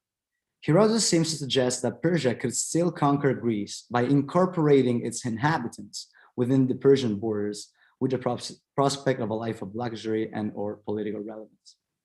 In this paper, I used 4 episodes in Herodotus' book 6 as a case study for analyzing what could lie beneath Herodotus' presentation of Persian great kings as being extremely generous towards Greeks. I moved the focus from the omnipotent king of the Persian narrative to considering these passages as being part of a Greek narrative, mainly intended for a Greek audience of the second half of the 5th century, where Persia was ideologically reframed and made dangerously closer to Greece and Athens. In fact, I observed that the given king was an embodiment of Persia's alluring power towards Greeks, and that those who benefit from him might recall other, more significant figures who, in the course of the Pentacontaethea, turned to the king and obtained privileges in the form both of simple prestige and political relevance. And these are the main works I quoted. And that's the end of my presentation. Looking forward to hearing from all of you guys. Thank you. Wonderful. Thank you so much. That was very interesting. We don't have any audience questions just yet. So everyone, if you do have a question for Massimo, please put them in the chat. We will move on to the next person. I did want to ask something that I run into a lot with Herodotus as an Assyriologist is maybe the lack of accuracy, let's say, for dealing with foreign cultures. Do you think he is more reliable for as a reflection of Greek views, both of themselves and then of the cultures that they come into contact with? More reliable, like in general? Do you think what he says about Persians maybe reflects more what the Greeks think of Persians rather than what Persians themselves would maybe describe as themselves? So yeah, no, that's a very interesting question. Recently, it has been shown that Herodotus used Persian sources a lot as well.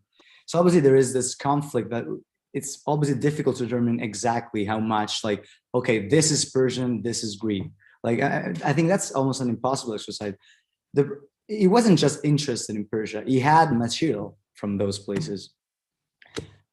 What I would like to say though, is that I really believe in the direct or indirect capacity of the audience of orientating how you tell something, how you present a material. So even though obviously Herodotus tried to gather sources from all over the world, of course he spoke with Egyptian priests and so on and so forth. I believe that especially when Greeks were more or less concerned, he tried, I don't want to say that he tried to give them what they wanted, but he tried to, at least as it tried to show, to enlarge the role of Greeks there. So in a sense, it's not even true that he was more faithful whenever it came to the Greeks, because I mean, the Greeks were, in a sense, they were always there. But I mean, in this respect is it's just difficult to tell. But yes, I think it's, instead of saying what faithful versus not faithful, we might want to reframe the question people should it's likely, it's legitimate to think that those people, those audience, had to be interested in what he was saying, not only in terms of this is just a good story, I want to hear that, and especially whenever I don't even want to say whenever he got there, but even when he came close to dealing with some affairs that we might want to call that deal with politics. Whenever something came close to Athenian ideology, for example, I don't want to say that he was just the mouthpiece of that, but at least that he was reflective of that, reflective of the ideology of Greece, and especially of Athens, that was development in those years, and that is where this whole argument falls. I mean, this whole openness of Persia was like Herodotus wanted to ring a bell in the spectators. Like, I mean, Persia is still there. It's not that since I'm telling this story and we defeated them, it's over. It's kind of like it's something that we still see. Wonderful, thank you. That's an excellent and very full answer. We don't have any audience questions, so I will let you go and we can move on to our next presenter. Thank you again for your time. Thank you. Thank you very much. Our next presenter is Brian Kinsbrunner. Brian is an experienced spiritual care chaplain with over 15 years of experience working in senior care and hospice. He's a board-certified chaplain and recently completed his 2-year term as president of the NAJC, Neshama Association of Jewish Chaplains. Brian has ordination from Yeshiva University and spent his career closely working with people on areas of spirituality, grief, loss, and transition. He is passionate about helping others discover their authentic spiritual selves. Brian currently runs a private coaching practice, New Beginnings Spiritual Coaching and Consulting, LLC. The title of his talk today is Are They Divine or Are They Human? Reading the biblical characters through the eyes of the Talmudic rabbis. Brian, thank you so much for joining us. Thank you, Megan, and thank you to the conference organizers, and thank you everybody who is participating in this conference. I've actually really been enjoying the last 2 days of delving into a different area than my professional life, which is in the realm of spirituality and coming into this world of scholarship again. I'm going to share my screen in just 1 second here for all of you. And let me give you a little bit of my thinking as we get started here. So we've been talking a lot about leaders and leadership, and one of the fundamental areas and questions that so many of us, I think, grapple with is the question of how do we see leadership in relationship to areas of good living, morality, and so on. And I think that in relationship to ancient studies, this question becomes very relevant, as we heard in our keynote just a little while ago, and in the topic at hand here, is the leaders of the past were very much put on a pedestal. And if we look at their lives, we struggle with the question of why are they on a pedestal when their lives weren't exactly of the most moral character, or maybe they were. And when it comes to spirituality, religion, faith, and the development of Western culture, if you will, Western civilization, especially in a Judeo-Christian context, this becomes an even greater question. And what we're going to look at here in the time that we have is really the question of how do we read the stories of the Bible, and how specifically the rabbis read some of these of the Talmud period, read the stories of the Bible in relationship to the characters. And the reason that this becomes important is if this book is something that's supposed to be time immemorial, or presumably time immemorial, and here we are in 2022 still looking in this book as a place of inspiration, what do we do when the characters that we read about don't seem to be living up to that, to the persona of a person who is supposed to be receiving the word of God, for example, a prophet, or being an exemplar or the beginning of an entire nation? And part of where my thinking took me to was the question of when the Talmudic corpus was being written down, and it was being debated over the course of those few hundred years from let's say 200 to 500, and even going back before, because some of those interpretations go further back. What are they thinking about as they're saying these things? And there's a lot of material. I'm going to deal with just a couple of areas. One being a little bit about Abraham and Jacob. Of course, Abraham, we still talk about him today in political terms, right? The Abraham Accords in the Middle East that we have going on currently between Israel and some of the Middle Eastern nations, for example. Abraham is right there because he's considered the forefather of multiple nations. Well, how did the rabbis understand him in relationship to the Bible? And his grandson Jacob, there's a particular story, an issue with his life that is ultimately the result of how they interpret one of the interpretations that they give him. The other two topics are going to be is the question of why do human beings die, and why did the great leaders of that time die, and we'll see what that looks like as well. And then number 3 is this whole section, which I'm not going to get too deep into because of time constraints.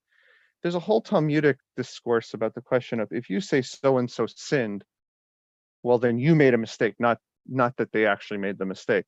And we will see all 3 of those as we go through the. And keep in mind there are myriads of other ways that one could approach this subject. There's actually a whole genre of educational literature that's been written about over the past 30, 40 years.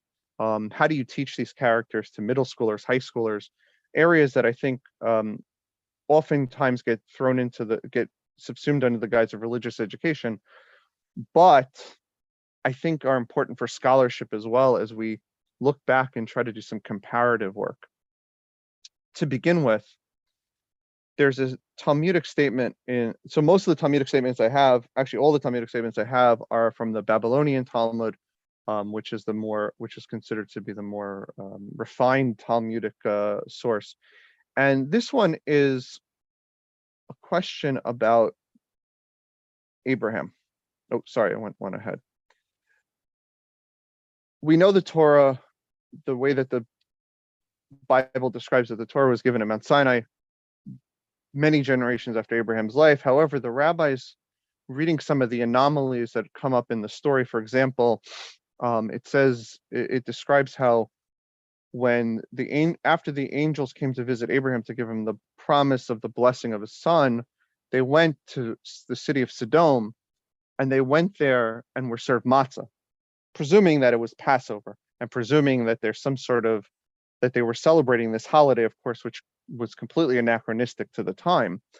So the rabbis reading a bunch of those verses suggest that Abraham, our patriarch, fulfilled the entire Torah.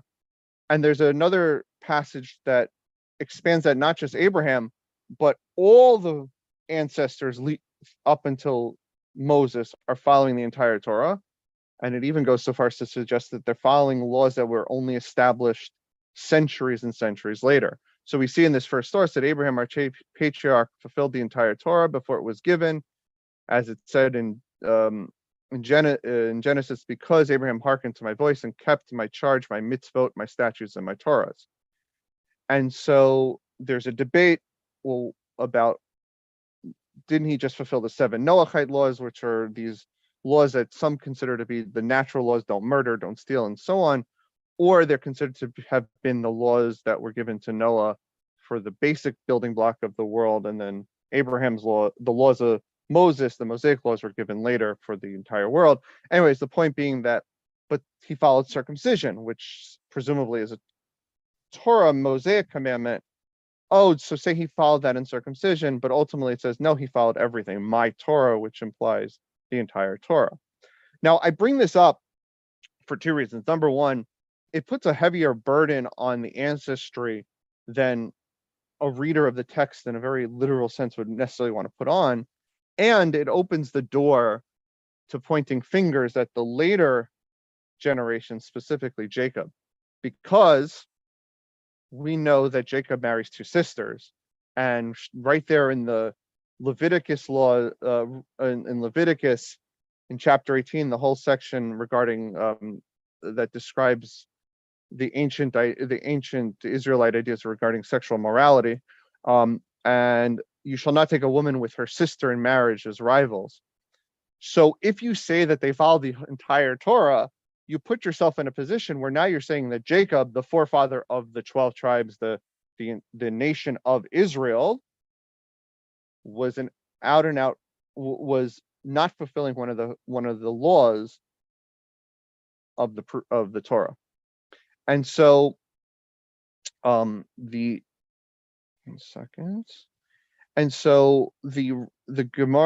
Talmud asks the question and suggests that, oh, here's the way around it, that Rachel and Leah actually had to convert, and by their conversion they are no longer considered sisters, because we have the idea that a convert is considered a child just born and not tied to the previous family. So the rabbis have to go through through philosophical intellectual hoops to get around this idea, because they box themselves into it by claiming that the forefathers follow the Torah. This is just one example, follow the entire Torah. This is an example of that, and the reason I suggest this as one of my ideas about the question, are they divine or are they human, is if we want these characters to fulfill everything, we're almost implying that they have to do this on a higher level than the average person, that they are the exemplars of how to do this. But if they're making mistakes, then how can they be the exemplars?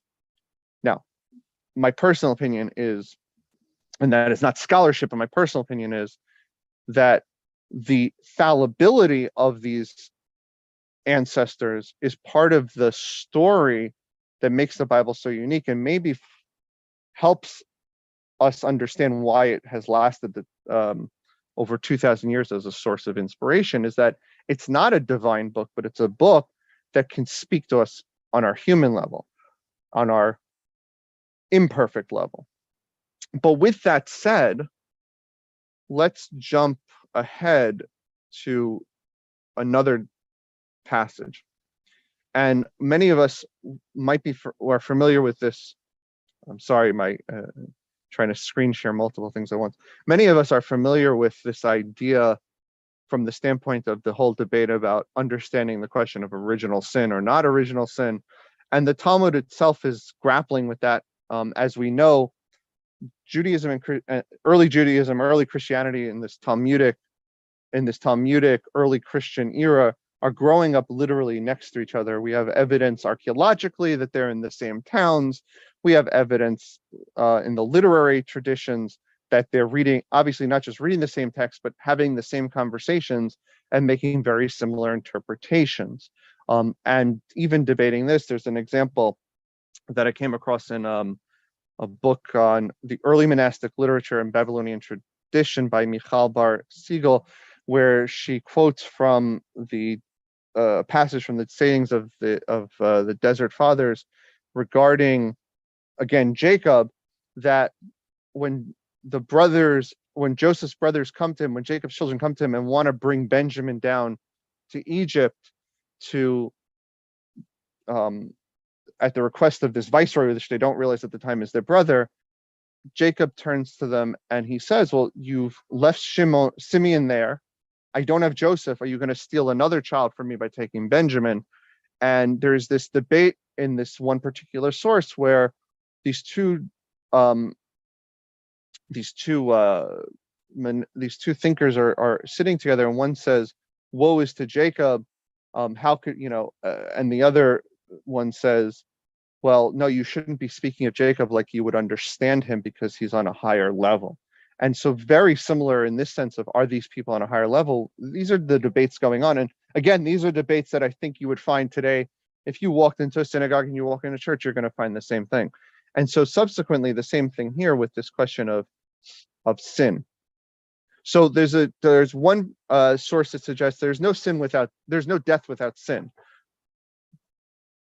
implying that if a person didn't make a mistake in their lives, they wouldn't die. And there's no suffering without iniquity, which gets us into the question, of course, of punishment and reward. We're not going to deal with that, but we're going to focus on this. There's no death without sin, because it also says in right after that, it quotes from Ezekiel, the soul that sins, it shall die. The son shall not bear the iniquity of the father. Right. So there won't be divine vengeance in from one generation to another. Now there's neither the father bear the iniquity of the son. The righteousness of the righteous shall be upon him, and the wickedness shall be upon him. So you yourself suffer for your own sin, or quote unquote, you die because you were human. And there is no suffering without iniquity. Why are these passages there? I would argue that this is one of the examples where they're saying, no, it's not because of a single sin that we all die, but because we ourselves are imperfect, because by our very nature of how we live, we will never do everything 100%. However, they're arguing this question and raise the following. The ministering angel said before, Holy One, blessed be he, master of the universe, why did you penalize Adam with the death penalty? And God returns back and says, I gave him a command and he violated it. And so the angels say back to God, didn't Moses and Aaron, who observed the whole Torah in its entirety, nevertheless die? And so God says back to them, there's one event to the righteous and to the wicked, to the good and to the clean, and that means that everyone dies. And so there's this debate whether death is because of a single event or because of the individual actions. And then we go on that one of the Tanaim, one of the earlier generation, Rabbi Shimon ben Elazar, said even Moses and Aaron died due to their sin because they didn't believe in me.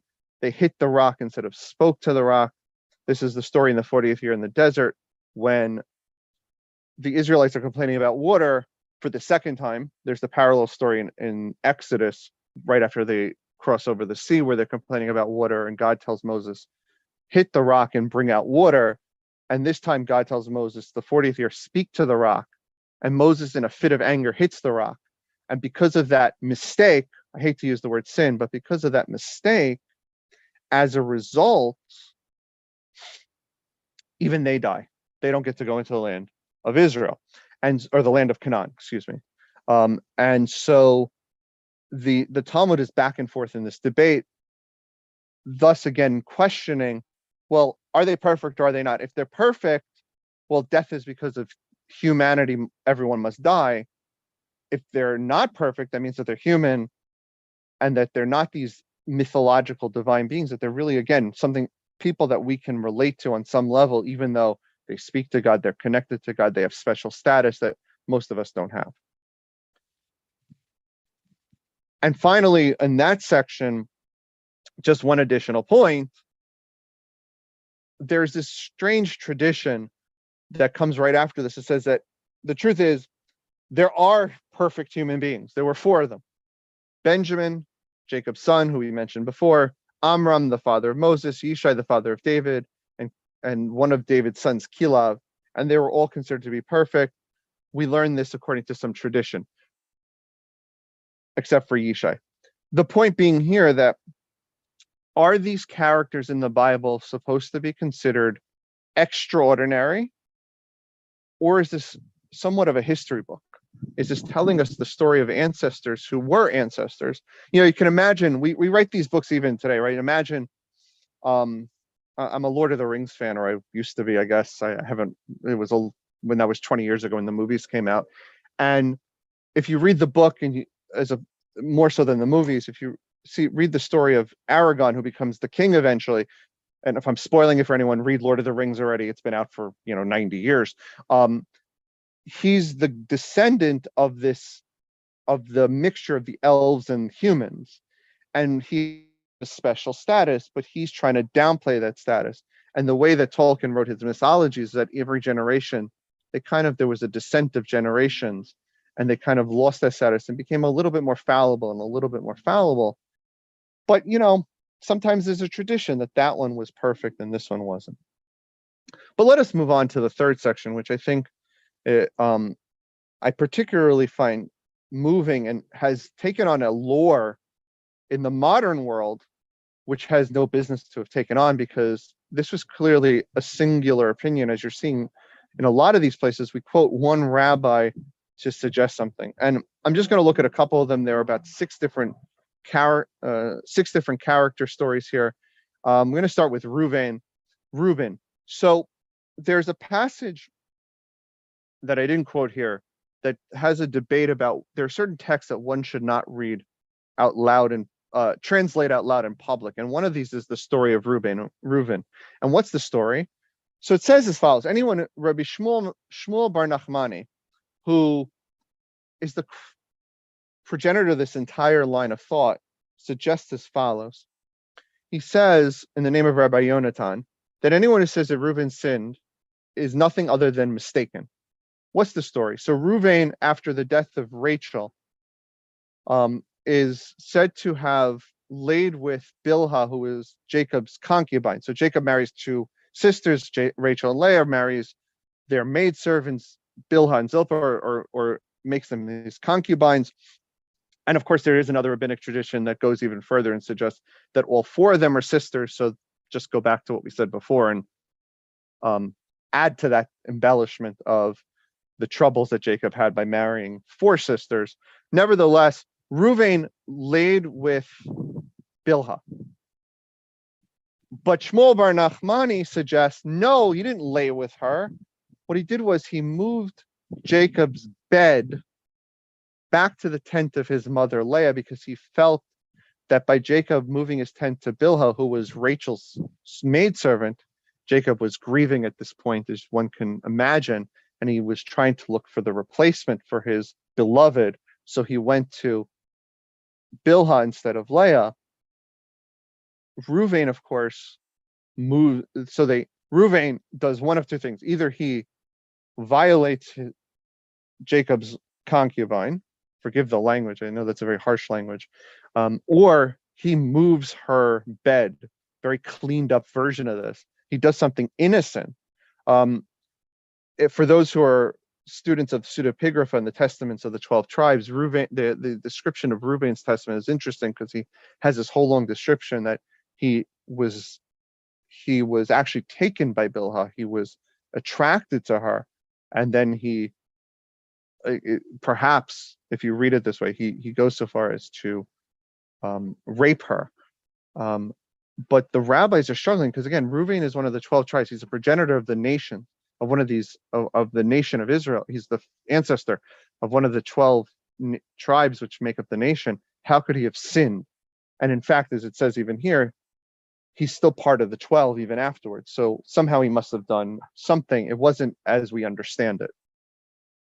We'll move on to the more exciting ones, of course, King David and King Solomon, which many of you are familiar with, I presume. So King David's story, of course, is whoever says he sinned with Bathsheba is nothing other than mistaken. Now, the Talmud goes through hoops on this one. They suggest that he established this idea that anybody going out to war would write a bill of divorce that would only take effect if the person died, so therefore they wouldn't be considered married from the time they went out to war. And of course, as we are very well aware, and other sources in the Talmud suggest, well, he admits to his sin in the Bible. So how can you come and say he never sinned? Well, one could argue that by admitting to one's sin and by repenting, that in itself wipes the slate clean. And we'll see that in one other passage later going forward.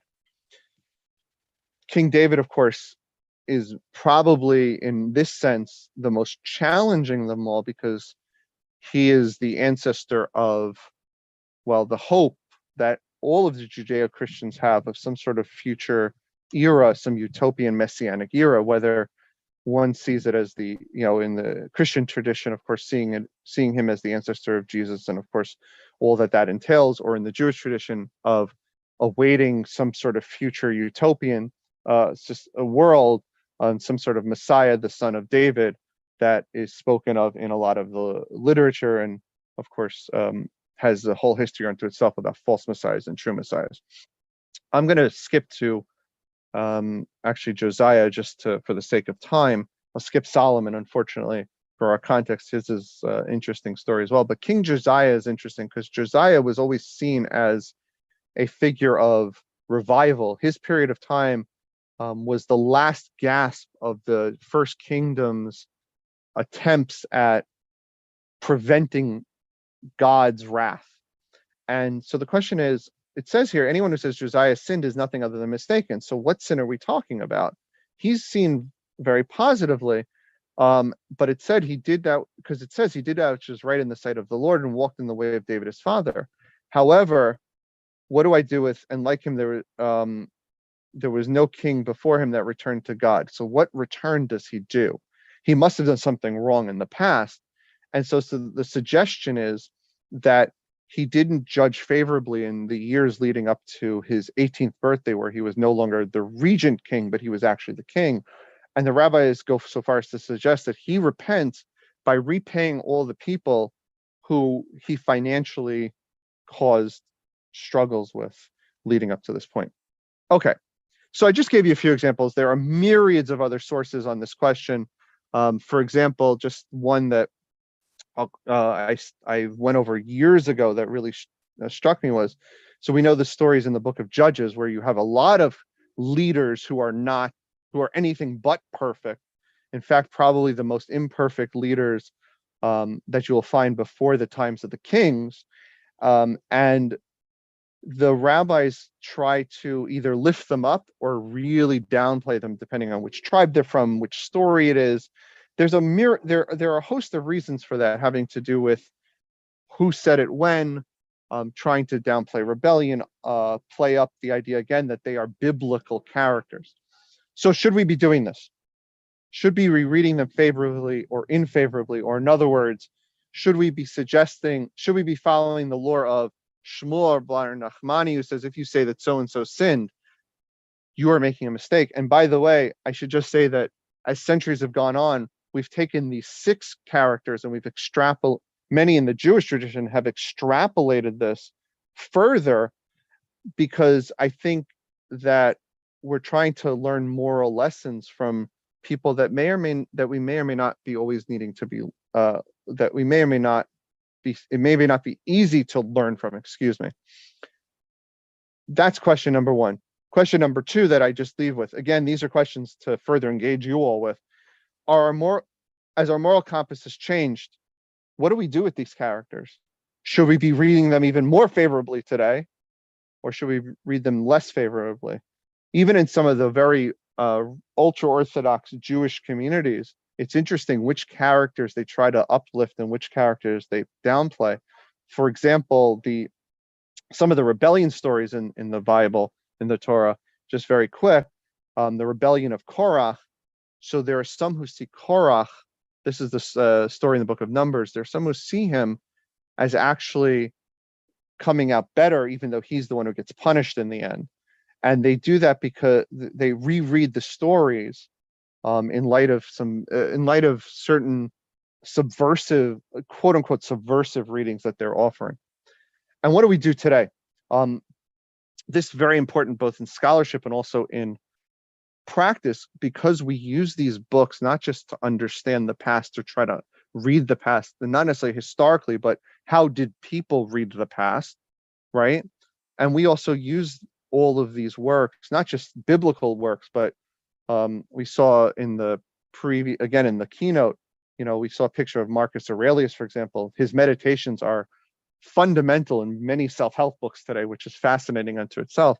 These are, we always go back to these sources. So how do we read them? Do we read them literally, figuratively? Do we do all kinds of do we do all kinds of exegetical interpretations to fit our moral compass, or do we read them to fit the compass back then? So these are just some of the thoughts that I have. They do play out, they're coming out of a world that's trying to deal with pantheons of mythology. They're trying to deal with the understanding of what does it mean to have a son of God in the Christian tradition. They're trying to offer polemics, and they're trying to break away to create their own traditions. So thank you very much for the opportunity. I hope that I've given you all some food for thought today. Thank you, Brian. That was very interesting. We do have a couple of questions. What evidence have you found? Oh, let me just take the share off. I'm sorry. Oh, sure. No, you're fine. 1 second. Ironically, how do I get back to seeing everybody? Hold on. Let me see. There should be a big red button at the top of your screen that says stop sharing. Missing it. Yeah, they're probably. Oh, there it is. Thank you. I'm sorry. I've forgotten how to use this. You're fine. So someone is asking whether you have found any evidence of Canaanite traditions in the Tanakh. Linguistics are a big key in discovering this, and I'm curious what or if you've found. I haven't done a lot of that. I will admit. I'm the true independent scholar of this bunch, meaning that this is not my day job. But I will say that when you look at, if you're looking at if you look at the area as a whole, again, I go back to what was said even just an hour ago. It's always good to listen to other people, but very simply, if you think about the divine kings of the Egyptian world, and given that the Egyptians had control of the Canaanite world through much of this period that is being written about subsequently or written about at those times, one can only imagine that as they're writing these grand stories of Samson, Gideon, and others, people we didn't even touch upon, they're writing these stories sort of with the back of their mind of, are we writing about divine leaders who are talking to God, or are we writing about humans that God is choosing for some sort of reason or whatnot? That would be my understanding, but I'm not much of a scholar in this area, so I will unfortunately punt the question to people who are. But I love the question. I'm going to have to go look at that for sure. No, that's fine. Thank you. So we have one that is maybe a little bit more within your wheelhouse. Was a lack of sin used to explain particularly long-lived people? The questioner is thinking of people like Methuselah. So I actually think so. Personal opinion, but I think that, and I think that, so the perfect example of that, there is a midrash. Thank you for that question. There is a midrashic tradition that tries to explain Enoch's life, which probably also you find in his works. Enoch dies younger than everyone else at the young age of 365, which of course, and which is anybody think, there is actually a later commentary that does point out, I believe there's a later comment that says, think about, 365 is a very important number in calendrical purposes, but very short point is he dies at a young age and walks with God because there's the concern that he's going to sin and God takes him away to prevent the sin. And that is also why Enoch becomes the character that plays so much, that plays a lot in the early mystical traditions that are coming out. Again, the books of Enoch, some of the Hechalot palace literature and so on, really more the area of my wheelhouse than not. So I would say to you that when it comes to the long-lived lives, I think that does play a role, which eventually, of course, is why we get to Moses dying at 120. And of course, for those who know the Jewish blessing, Ad Mea Ve'esrim, may you live to 120 years, meaning you've lived an entire life because you are not being punished for any mistakes you made. If you die younger, you automatically are. But that's putting my rabbi hat on and not my scholarly hat on for the moment. Well, thank you. We don't have any more questions, but that was absolutely fascinating. Thank you so much. You're welcome. And we will move on now to our next presenter, Dr. Priscilla Scoville. Priscilla Scoville is an historian that studies the ancient Near East. She teaches middle and high school kids across the world and in Brazil, where she's engaged in a project to bring education to teenagers from poor families, encouraging them to pursue a university-level course. The title of her talk today is How Connected Was the Ancient Near East During the Amarna Age? Priscilla, thank you so much for joining us. Thank you you all for creating this conference, this virtual conference. This is a very interesting and important ideal. It's important especially for people like me that are in Brazil or other peripheral countries. So it's a very important and interesting initiative. I first want to start apologizing. I normally don't like reading when I'm presenting something, but I'm mentally tired as I was teaching all day. Today I was with 6th and 7th graders and they are very loud, so I'm mentally tired. And to be sure that I will be on time and that I will be able to talk about everything that I planned, I will be reading. Okay, so I'm sorry for that. I hope this is okay for you. I will try not to make it so massive and tiring for everyone. Just give me a second. I will share my screen here.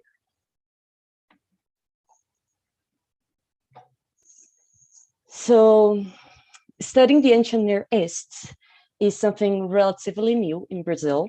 The first generation of Brazilian scholars dedicated to the subject carry out their academic training in Europe or in the United States in the early 1960s or 70s. There is not many bibliographic or archaeological collections in Brazil about any kind of any group and people of the ancient Near East, and not just here in Brazil, but other Latin America countries. So it's a little bit difficult for us here, and this is why I want to first appreciate this initiative. Still, the number of researchers dedicated to the history of ancient Near East has grown in recent years, much because of policies like open access and initiatives that are virtual. This idea of non-profit has made the field more accessible for peripheral countries, Even though they often end up being excluded from large congresses and conferences, to the high prices to travel abroad, the fees, and the cost of maintenance in these places. And then what I mean to say with this is thank you for this. The Save Ancient Studies Alliance has made it possible to engage a greater public over the world, and especially here in Brazil. So I appreciate the initiative, not just for me, but on behalf of all these Latin American and Brazilian scholars. So to start, my presentation is how connected was the ancient Near East during Amarna age. It is my thesis that I just defended in last May. So I just a new doctor here in the area, we just finished it. And I like to give a summary of what I was doing, like some of the main ideas. Oh, sorry. So just like today, ancient people didn't want to be isolated. Connecting with other cultures was an important part of their life. From this realization, official relations between courts began to emerge in the 3rd century BC.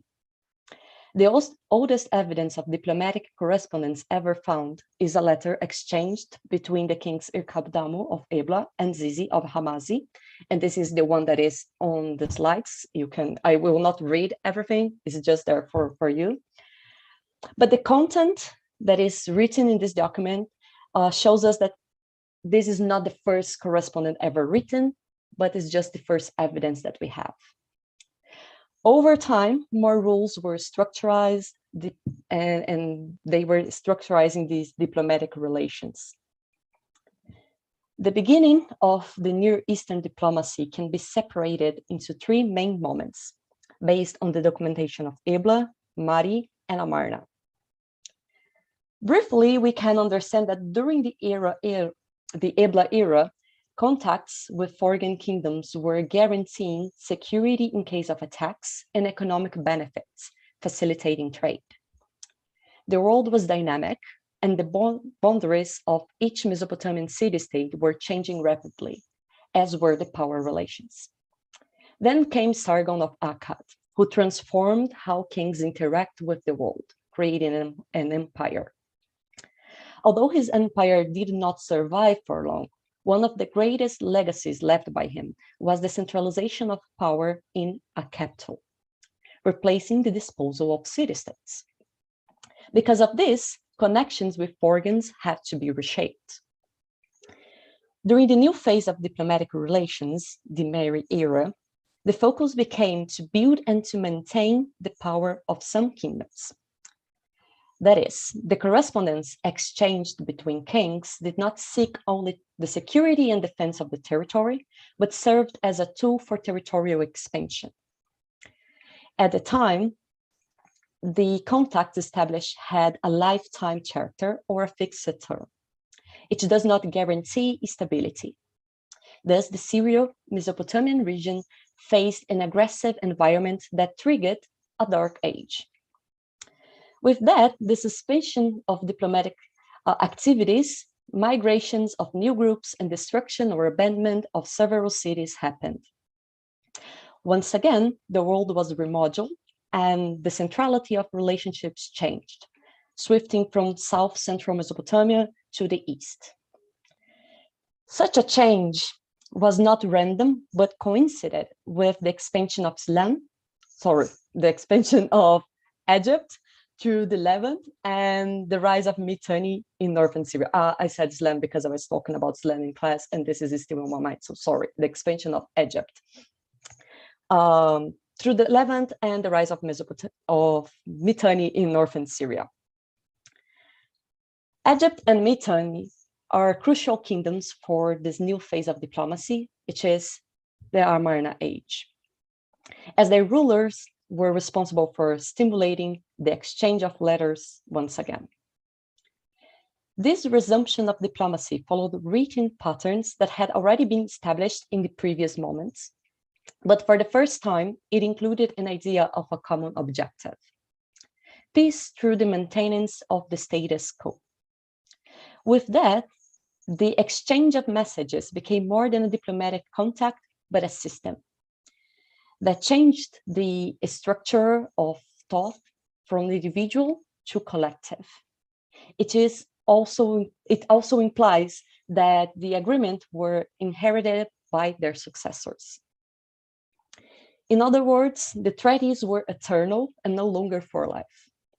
And the royal actions towards the others had to respect the traditions of the previous agreements. This change guaranteed more stability to the diplomatic system and to the Near Eastern world. With this diplomatic systematization, wars no longer happened with the same frequency. The great hegemonic powers, Egypt, Mitanni, Babylon, Hatti, and Assyria, did not engage in major conflicts, except in the vassal territories. Another key point is the cultural exchange, which included external elements into the Mesopotamian tradition, once Hatti, Egypt, and Mitanni became part of these connections. At the time of Amarna diplomacy, peace was relatively respected, and the system acted as an autonomous interstate institution. However, these kings did not understand each other in the same way as they tried to demonstrate in the letters. Much has already been discussed about Amarna diplomacy. I propose to look at these letters through the eyes of digital humanities. Digital humanities do not have a single definition, but generally they are researchers equipped with digital instruments to a greater or a lesser extent. I use social network analysis approach based on a software named Gepi and another one named NoodleXL, allowing a mathematical and a visual mapping of this context in the ancient Near East. I focus on the diplomatic relations between equals. I restrict myself to the documents referring to the independent or hegemonic kingdoms, which are Alashia, Aswa, Assyria, Babylon, Egypt, Hatti, and Mitanni. It comprises the letters EA 1 to 44, with the exception of EA 30 and 40. Before moving on to a more pragmatic data, we need to consider the basic concepts of the Amarna diplomacy: reciprocity and brotherhood. The hegemonic rulers had called each other brothers and established family ties. That means that they should be equals in all matters. However, they did not miss any opportunity to promote themselves and to criticize their neighbors. But how did they balance the difference between what they say and what they believe? When we reach the Amarna era and see that the diplomatic organization worked on a common objective, this did not happen out of idealism, but because peace suited them. Through peacekeeping, more economic goods could be exchanged, but fewer burdens would fall on them, and the status of the great kingdoms would be kept. The choice to systematize diplomacy meant changes, and more than ever, the idea of equality needed to be reinforced. They called each other brothers, but that does not mean that they understood each other as equals. So to answer the question I proposed above, first, we need to focus on the diplomatic institution rather than the realms involved. A total of 26 royal individuals are mentioned in the selected letters, corresponding to 147 relationships, and 109 of which happens more than once. This shows us that the relationships tend to be maintained over time. By considering this context and with the help of the softwares, it is possible to measure the degree of each king and kingdom. And by degree, I mean how many relations they established and how central they were in this world. So here we have this chart with the numbers of their centrality, their degree of centrality as it follows.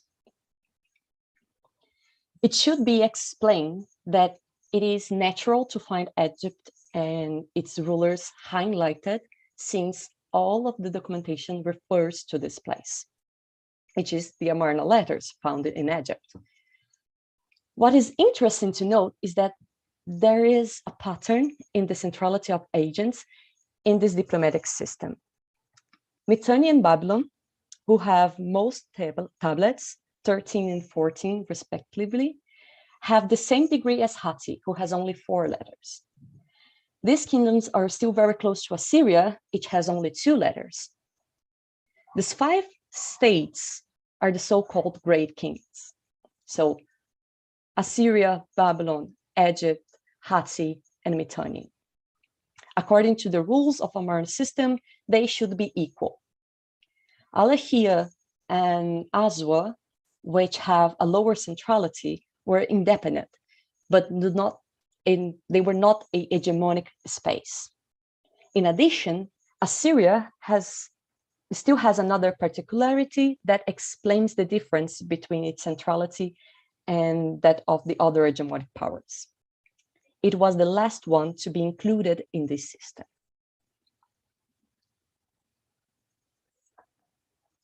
Here we have a network graph that shows us the size of the circles representing the degree of centrality of each of these kingdoms, a little bit more visually. That is, the larger the circle, the greater the number of their relations were established. The lines that connect each circle are called edges and show us who was connected with whom. It is clear then that the 5 hegemonic powers, Assyria, Babylonia, Egypt, Hatti, and Mitanni, are relatively even, and they stand out in contrast of the 2 independent kingdoms, which are Aswa and Alahia. For centuries, diplomacy was a tool for wars, strength, defense, or territorial expansion. A kingdom's prestige was measured by its size and influence. In the Amarna era, the need to demonstrate power still existed, but how it was understood changed. Prestige was not only directly related to the hegemonic area, but to the recognition of the others. To be a great kingdom and a brother, the other kings needed to understand him as such. To this end, the systematization of diplomacy created a brotherhood between kings and aimed to bring balance to an unequal world. This goal was achieved as it was noticeable by the degrees of centrality that I showed you before. Even so, the disparity of interpretations in these personal and state spheres occurred. This is because having balance did not mean the existence of equality. Therefore, the Amarna system could remain stable with relative peace, even in face of people who believed to be superior than others. The rules of diplomacy were respected, but allowed for many interpretations.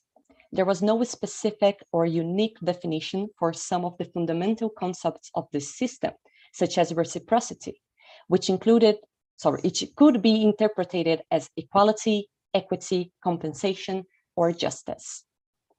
The ambiguous way of dealing with these ideas allowed the kings to test their limits and to test the limits of the others, adjusting and adapting to rhetorical resources with the subtle, persuasive arguments and strategies. In addition, the system itself stimulated conflicts. Of course, if the goal was to keep peace, such conflicts could not escalate into war, but they should be recurrent enough to encourage communication. Because of this, despite of referring to each other as brothers, the kings showed their displeasure with certain situations. And as in every family, brothers could have disagreements. When trying to find solutions, more messages were exchanged, and along with them, more gifts were traveling. The practice was beneficial for the economy, favoring the interdependence of the kings, and consequently contributing to the peace. And thank you. This is all from me for now. Thank you.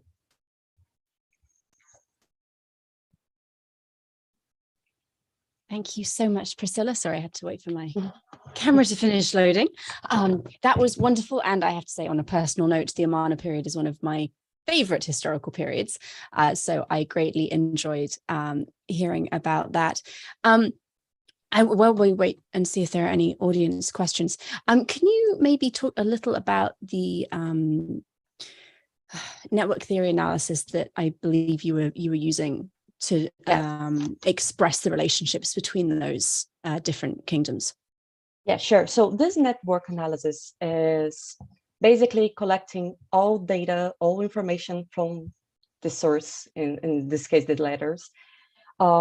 I had to do it manually, like reading the letters, collecting the names of everyone that is seated or someone that is related to the letter, collecting the name of the person, the kingdom, if they are talking about something else or someone else, what is being the main idea of this letter, collecting all this information and then placing it in the softwares. First, I used the Noodle Excel, which is a plugin for Excel. And in this software, I just put there the names and in each letter they are, and this automatically calculates how they are connected. It creates a graph. I collect this information. It is full of information. I just showed you this degree of centrality, but we have degrees of density, how connected they were, if they were saying good things of each other or bad things about each other. So everything is there. And I get this information and then use it on Geppi, which is this other software that I think creates a better graph. It's just to create this visual map, because I can change the colors, I can change the lines. I think it's looking better than the one that I have in Noodle Excel. And with all this information, we can understand many different things, because just by reading the letters, by reading the text, sometimes we miss some things. And here we have like a mathematical calculation of these things that helps us to see from different angles. Thank you. And if people want to read these letters for themselves, where can they find them? We have some translations, like in Portuguese, that is the case of Brazil. My thesis is the first one that translated it, not all of them, but these first 44. In English, we have two good translations from Reinhardt and William Moran. They are good translations. They have different views on how to translate. William Moran is the oldest one and has a better a sense of reading it a little bit easier, and the Reinhardt one is a little bit more true to what is reading down, like exactly literal words there. Both of them are very good in telling us what is in the letters, but they have different approaches and translation. Thank you. And someone else is also asking, is Mari a place or a person? Mari is a place. It's a city in Syria. I have here on the map, if I can show again, let me just share here a screen. It will be a little bit easier. Where is my screen now? Here. Mari is a place that is in northern in Syria, here, right here, into Euphrates River.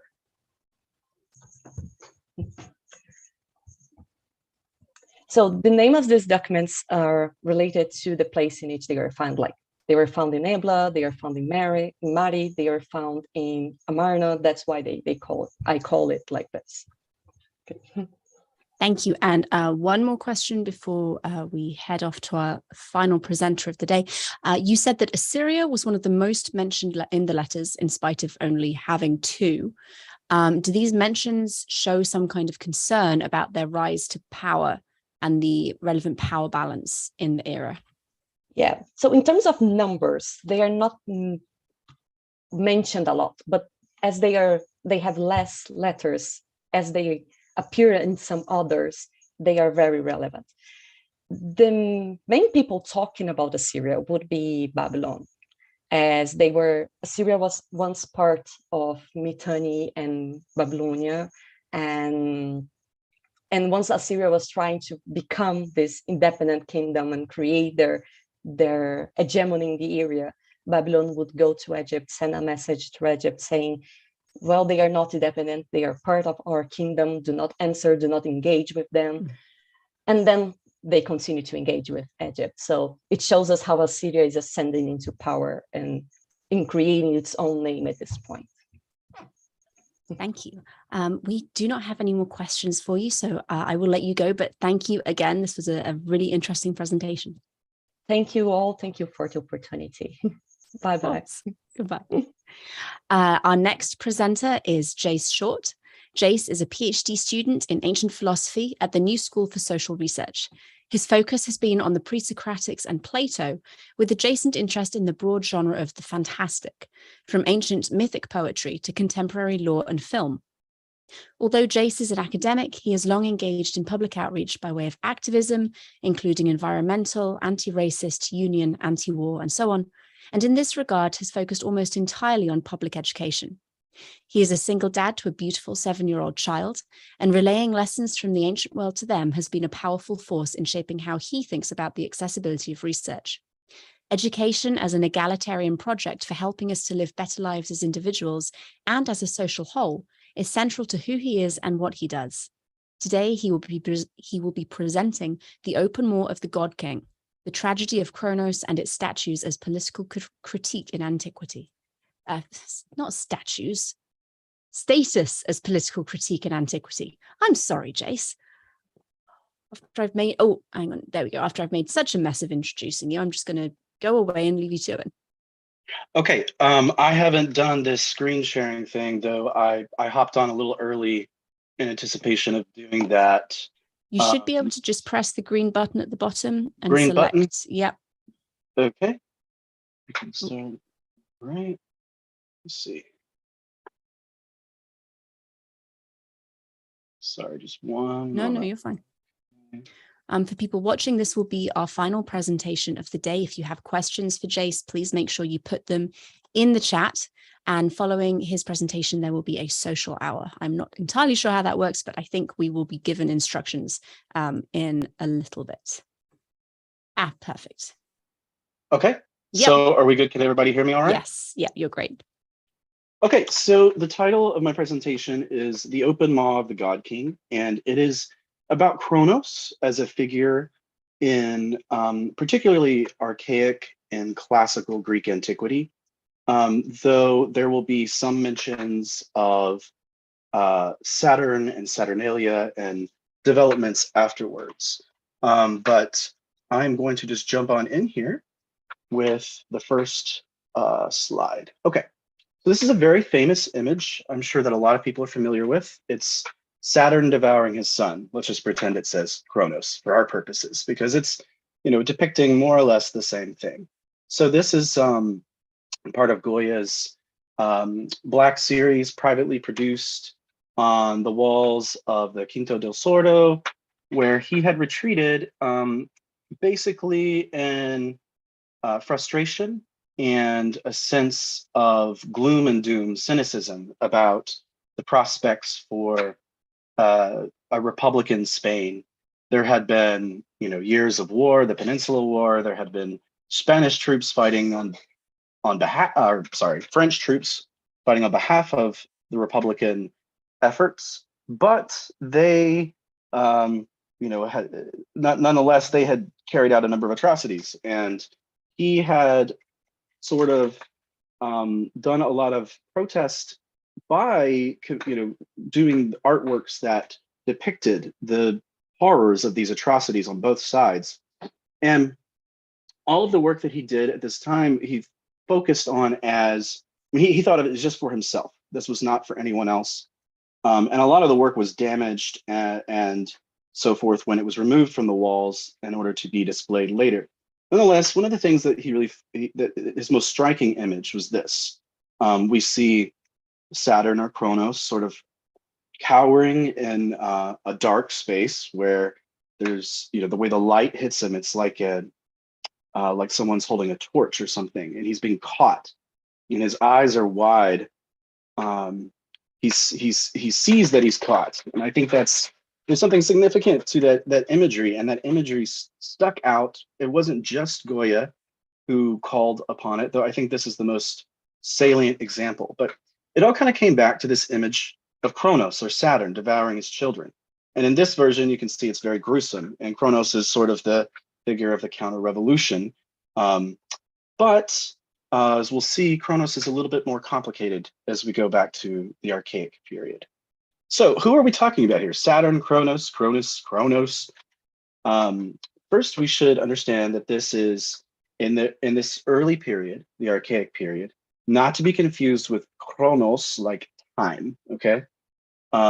They will later be fused, but at this time, there is no time god of this type, at least not in the tradition we're dealing with Kronos.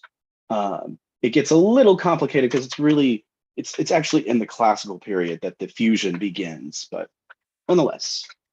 So he, in the story that I'm going to focus on, which is from Hesiod's Theogony and the Works and Days, he's a Titan. Titans are kind of god. He's the youngest child of the Titans Uranus and Gaia. And these are, Uranus is sky, Gaia is earth, but you don't want to think of them as the god of the sky or the god of the earth. These are just the sky and the earth, and those things are gods. So the earth on your feet that you put your feet down on, that is Gaia. And these are some of the primordial entities that Hesiod introduces. The first one is chaos, and that the word is more like our sense of chasm or gap, opening. And then there's Eros, who drives things together. And there's Gaia, and Gaia gives existence to Uranus from herself. And she has these children, and one generation are the Titans, which are sort of the former gods. And the next generations are monsters of various kind, which are very exciting for me. So one thing to keep in mind too, these are not, in the story, in the narrative, these are former gods, but we're not looking at an example here of like an Olympian cult that is displacing an older cult. This is a kind of literary creation. These other gods, there are ritual sites, there are, forms of worship of them, but not all of them, but notably Rhea is one, is a big one. There's some things for Kronos himself, but they are more of a less cult figures, more literary, poetic, mythical, if you will. So Kronos is the father of Zeus, and that is the most important aspect of him, especially for Hesiod. As MOS says, his visible characteristics and attributes derive from his position as father and predecessor to Zeus. And he's described as Denatatos Paidon, that is the most fearful of children. His youth is emphasized again and again. So we've got a very ancient god, but his youth and his willingness to act on behalf of his mother for the injustice that she is suffering, which we're going to get to in a moment, is emphasized. So going on to the next, let's just go a brief historical context here. I'm sure a lot of you all are familiar with this, but this is the Archaic period, and we're roughly talking 800 to 550 BCE. And you have Phoenicians, Etruscans, various people from the Italian peninsula, and Greeks traveling and establishing settlements all over the Mediterranean and the Black Sea area. Now, this period has been described by Walter Burkhardt as a Orientalizing period. Classicists, as we know, still use the term Oriental and Orientalization. That is probably something that ought to go, I think, but nonetheless. And what this term means, the Orientalization period, is a period in which Greek-speaking peoples absorbed a lot of the art and culture of those around them. You can see it in the example I gave there of the Kouros, that's on the bottom left. That's a very stolid figure of a man. It's very Egyptian in style, very rigid. On the bottom right there, we have one of the many sea monster creatures, the Kitos. And of course, there are Greek names for these and so forth, but a lot of them are inspired by this figure of a sea monster, which was very significant in among Semitic peoples, as again, I'm sure many of you know from your own expertise. One thing that's important for me and connected to other research I'm doing on reconstructing the earliest forms of Pythagoreanism is that Egyptian and Near Eastern temple complexes had a major influence on the cultural development of these Greek-speaking populations, introducing the notion that there might be a way to live in which one can understand the world and use that understanding to govern and to bring about a kind of justice for the people that one rules over. Of course, these temple complexes, they were also, these were landowners. They had peasants attached to them and so forth. So you can see where the governance comes in. Hesiod, of course, is a major figure of this, who was influenced, by this culture. The East Face of Helicon by M.L. West really lays this out quite well. So I'm going to move on to Hesiod. So Hesiod, we can tell from a variety of things in his Theogony and Works and Days, and from some of the fragments, especially the Catalog of Women, that there is a lot of familiarity with Near Eastern accounts of the gods, everything from the Song of Hammurabi, the Hurro-Hittite tale, to the Enuma Elish. There's a lot, and I would not really have time to go into all of that here. But for instance, Kronos himself, this is not. We don't think this is a Greek name. We think it's probably derived from a Semitic people. Not really sure who. So as we know, there is no central doctrine of Greek religion. It's more of a matter of ritual practice. Thus, many versions of these tales exist. So Hesiod, through the Theogony and Works of Days, he sort of coheres a lot of accounts and becomes the sort of standard. Heraclitus will say that he's the teacher of men. He doesn't say it in a nice way, but what's meant by this is that he sort of established a framework. Homer had established this whole ethos from which one could think about character and ethics and action in the midst of crisis. But Hesiod really established the sort of architecture of a universe, a shared topography that people could think through. And I think that's what makes him so significant to later thinkers. As I mentioned here, Parmenides seems to really take a lot from Hesiod and reacts against him. So I think it's important also to keep in mind that he situates himself in the poem. And the reason I think this is important is he's trying to say something about voices in this work. He has his voice, and he will note when he is speaking for himself and when the muses are speaking through him. He has this encounter with the muses. And I'm going to go on to that. With this encounter, essentially what happens is he's out tending his sheep, and he's by Mount Helicon. As you see, there's a picture there on the right. I took that myself when I was there this summer. And it was a very interesting, eerie sight. It was covered in like dark clouds and mist, just sort of like I had imagined it would be. So the muses, they dance down from the mountain and sing as they go. They are of one mind, and we can sort of think of them as sort of interlinked entities, and at least in this portrayal. Of course, there's, with Homer, the muse is addressed in the singular, though there is a mention of 9 muses, I think, in the Iliad or the Odyssey. Nonetheless, like, this is a very distinct form for the muses to take. So the muses, what's important here, I think, is they claim, we know how to tell many lies that appear like the truth, but we know how to tell the truth when we will. So they tell lies like the truth, and they tell the truth, and you never know when they're going to do it.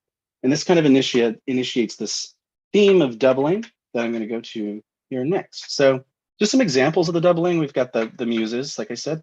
Then there's, the muse's voice itself and Hesiod's. There's Gaia's sort of fission. She splits off from herself, parts of herself that become their own entities. We have Uranus and Kronos' mutual repression of their offspring. Kronos and Zeus as a kind of double entity.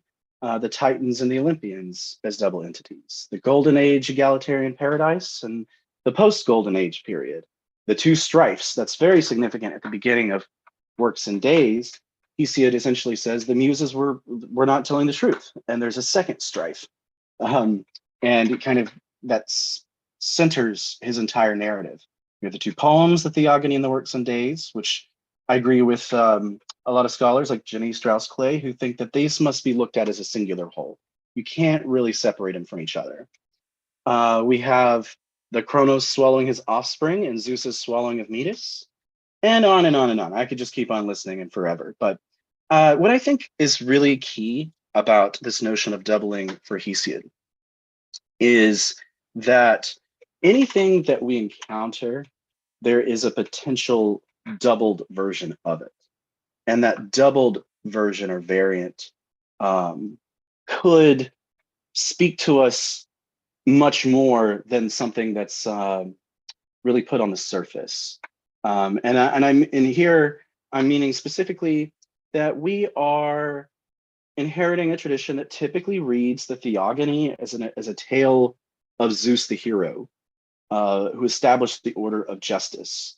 And we think that because when we see the word justice translated, we think of our own notions of justice. But for Hesiod and the Greeks of this period, Dike is it's a chthonic deity. It's a deity that lives under the earth in Tartarus, and it is more associated with things like the Furies than anything else. And I think that one can read the story more of as a tragedy of Kronos, and we can see Zeus as kind of a villain, and there is a element of political critique that comes with this. So, all right, then we need to get just to the story. So let's just recount what has happened for those who aren't familiar, like the basic overview. This is called the succession myth, and the succession myth appears to again be related to things like the Song of Kumarbi and the Enuma Elish, and possibly other Near Eastern lore.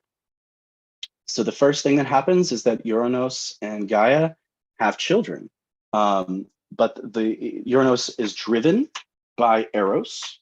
So the sky is driven by desire or love to cover, as it says, Gaia, the earth. And he's horrified at his offspring, both the Titans and the monsters that come to be from it. And accordingly, he forces them back down into Gaia, into her womb. The imagery here is kind of a perpetual penetration. Hesiod's a little cagey with his language here. Seems to be he's trying not to get too explicit with the sexual imagery, but it's there. And so many will call this a rape. The text suggests that it sort of begins with something consensual, but the maintaining of this penetration, which pushes down the children into the depths of Gaia, that is the part that is non-consensual, and it's spoken of as an atrocity, as a cruelty, as a great evil. And thus, Gaia wants an end to this. She needs a hero, and she asks her children who will help. And none of them are willing to step up except for the very youngest, Kronos. And she gives him a adamantine weapon, a kind of sickle. This is one of the things that we're going to see here. He's connected with the image of the sickle, a tool for harvesting. And he's sort of the Lord of the harvest in a way. And we'll get to that in a moment. But that symbol is pretty significant. And also, to know we don't really cover a whole lot of it. I'm not going to cover a lot of it here, but ultimately, the way Zeus and his brothers, Hades and Poseidon, manage to defeat the Titans is they go into the earth and also receive under the earth magical weapons that allow them to fight. So with this weapon, Kronos castrates his father, Uranus, and the blood drops hit the earth, and that produces the Furies, and the actual genitalia lands in the ocean, and from that emerges Aphrodite. And there's a whole lot to that that's interesting, but we're not going to cover here. And we have, at this moment, the reign of the Titans. So the Titans, this is gonna lead to what's called the Titanomachy, the war of the Titans. And the rule of the Titans is maintained by Kronos' swallowing of his children.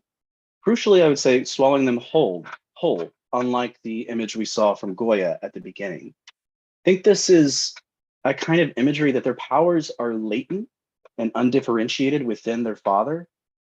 And there's something about their release that indicates an imagery or symbol about humanity's movement from being a kind of natural being to an unnatural being, beings with language, with culture, with writing, with technology, and of course also new kinds of violence.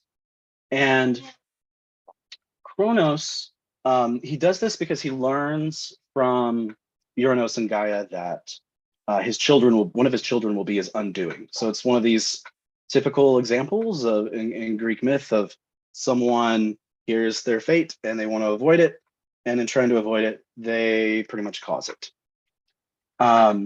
So Rhea is grieving for her children. She seeks Gaia's help. She gives Gaia an idea of how to take care of this. So what she does is she gives Kronos an omphalos, a stone, a navel stone to swallow. It's swaddled in infant clothing. So when Zeus is born, she switches it out. She takes Zeus to Crete. He's raised there.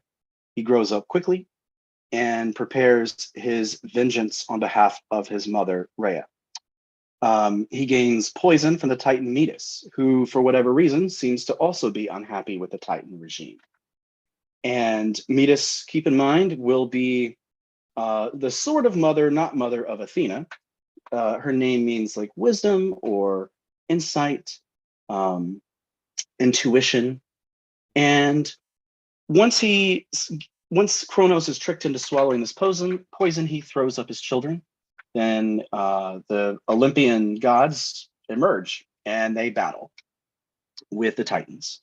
And the earth, the surface of Gaia is devastated. And Zeus consults with another Titan, Prometheus, who gives him advice on going to get those magical weapons from the Cyclops, which they use to defeat the Titans. So we're going to talk about this just, in the terms of image and motif and mythoi, that is myth.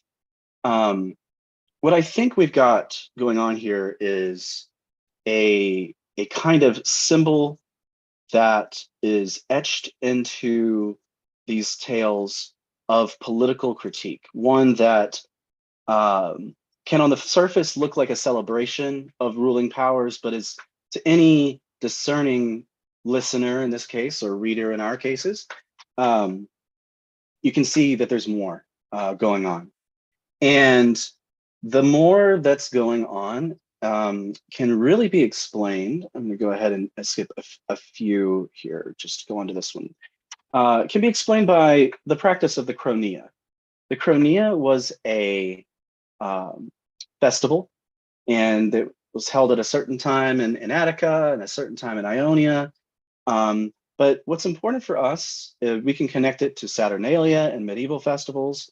It's a kind of festival in which the enslaved people of the area got to party.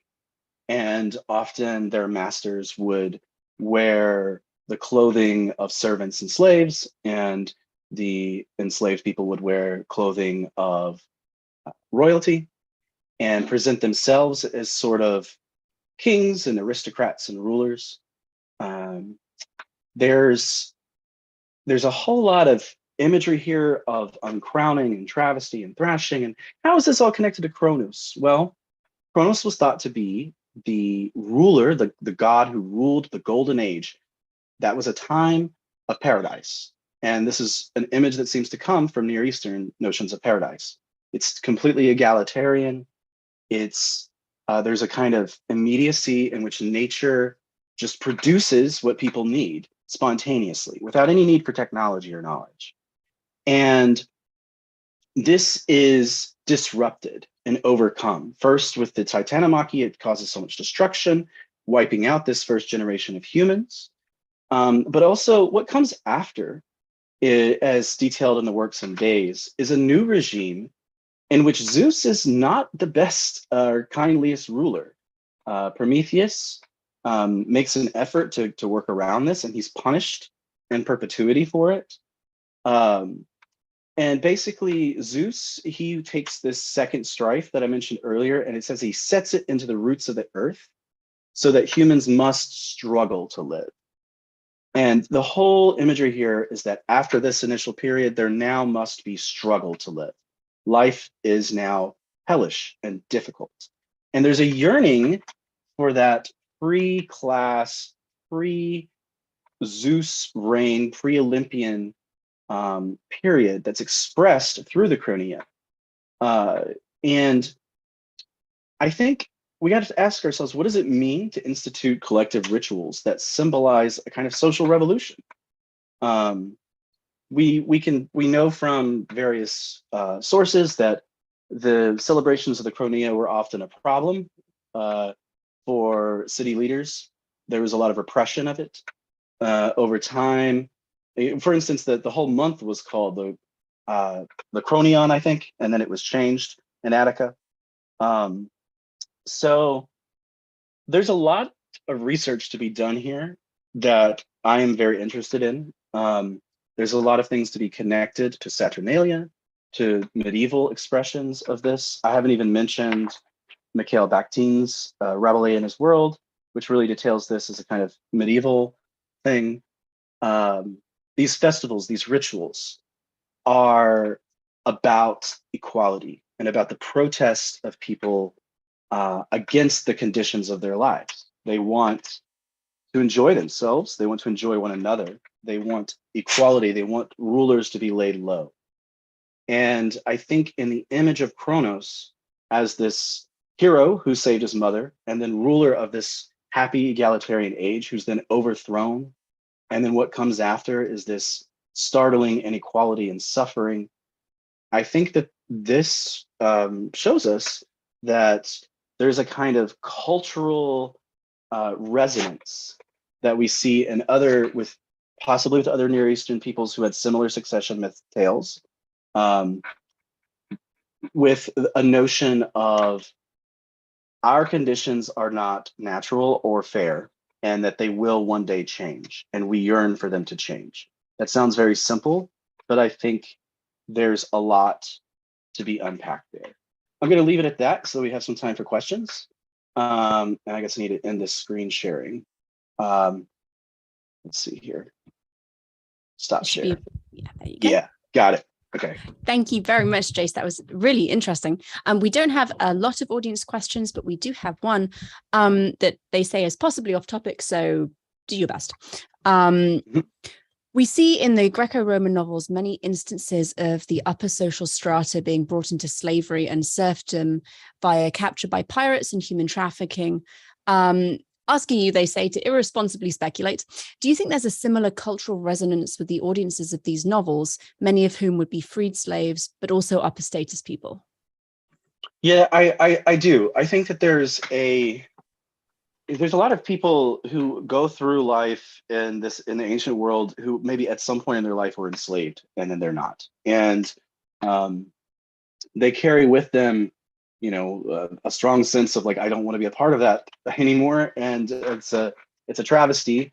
Better someone else than me. But it's tales like that resonate. They make sense. The things that survive from antiquity are things that echoed off of people. And once they felt that there was something significant, more people wanted to produce it, more people wanted to hear it. So yeah, I mean, speculation, I don't have a concrete connection here to that, but that's interesting. I'd like to look into it myself. Oh, lost you. Sorry, I mute myself to minimize child noise, and then I forget to unmute. I got you. I've got one too. Would you say that the last summary is largely Hesiod's take, or more common across the Greek world? Right. So this characterization of Kronos and this version of the tale becomes the dominant one. And it seems that by the classical period, this is the one that is kind of the standard for most Greek peoples, but that was not the case when he composed it, obviously. And there are other theogonies. We have fragments of, reconstructions of, some that even mention an entity like Kronos. But I would say that this is very much Hesiod's invention, his characterization, and that characterization became the dominant one. And the connection to the festival itself, we don't really know. We don't have as much evidence for that festival as we'd like. We have bits and pieces, but we know way more about the Saturnalia, which we also don't know a whole lot about, than we know about the Chronia. But I think that Hesiod is reacting to a general culture in which there's a lot of these tales, these theogonies going around, these stories of how the gods came to be and which ones are the superior ones, who was first, and who was first means a lot. And then for whatever reason, his was the most resonant. And in the minds, at least, of the people who are engaging with the Chronia and the classical period, that's the Kronos I would say they probably have in mind, unless they have some local cult that's connected. And Thank you. Does the image of a relief valve actually suggest that festivals functioned not to promote the change, but instead sustain the status quo? You know, I'm wondering about that language that I've used too, because I mean, I realize I sort of put it without reflection, and now I've been reflecting on it and wanting to think about festivals in general. I think I think festivals, like anything that's a socially produced thing, they're contested. And I think that the meaning of festivals and rituals is always contested. And I would say it would seem that there was a point from the evidence we got where it wasn't tampering down the energies, it was building them up, the sense of social protest of the very weakest, the most indebted. A lot of people, I'm sure, aware of the fact that there was a huge debt crisis that led to massive class struggle, which then led to Solon's reforms and essentially what we think of as Athenian democracy. And Athenian democracy was sort of we're going to do this instead of just completely destroying the place, completely wiping out the aristocracy or something. So I think that these festivals and rituals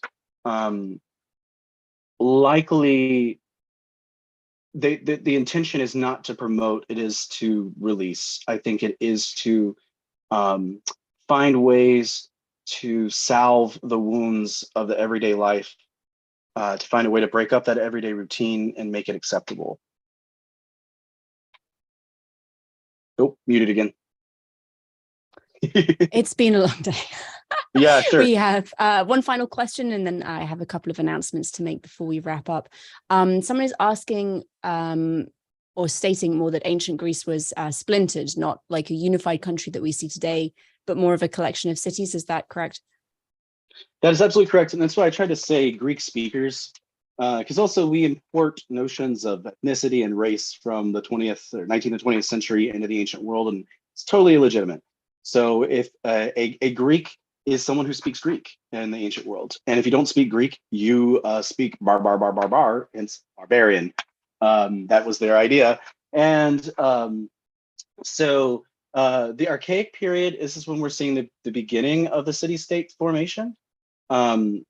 Previously, there was the Mycenaean civilization, which was more stratified warrior class, and then it collapsed. And the Archaic period is the one in which we're starting to see the buildup of what will become the city-state system. And one of the most important things for city-states is festivals. And at festivals, people recite poems and perform poems and plays and athletic events and all that. That's the context of the performance of the Theogony or the Iliad or the Odyssey. Especially like the Odyssey, for instance, there would be kind of a relay race of poem of the poetry. So someone would go up to a certain bit of it, and then they would stop, and then someone else would pick it up from there. And you can see how this results in a lot of variability, a lot of diversification. So there are, with Hesiod's account, which is written, we think, pretty early, there's an attempt to cohere a lot of that. And it kind of forms a basis of, no one really takes it as like the gospel truth or something, as in later Orthodox religions will take it. But it is sort of like, okay, we're going to use this as the baseline story. Everything else is kind of a variation on that. Thank you. That's really, really helpful and interesting. We are going to let you go because it's about 5:15 and there is one more event. But thank you again, Jace, for a fascinating presentation. Appreciate it. Thanks so much. Okay, everybody, that is actually it for our academic presentations for the weekend. It's been a fantastic conference. As always, the level of preparation and skill and just sheer research that goes into these is really quite breathtaking, especially when you consider that a lot of these people are doing it as a passion, because getting a job in academia is virtually impossible. So thank you to all of our presenters, to all of our keynote speakers, to everyone who ran or participated in a workshop. I know I'm going to be going back and looking at those again myself, make sure I catch all of the interesting and useful things that were said. We have one more event for the day and for the conference. That is a social hour. It starts at 5:15 and ends at 6:15. That's Eastern Daylight Time. And you can RSVP on the virtual conference website. I put a link to it in all of the chats that you should all be watching. You can just click on the link, fill out the form, and you'll be sent the relevant Zoom link almost immediately. So if you're interested in chatting with the presenters for today and other audience members, go and enjoy yourselves. And thank you again for your time and your interest.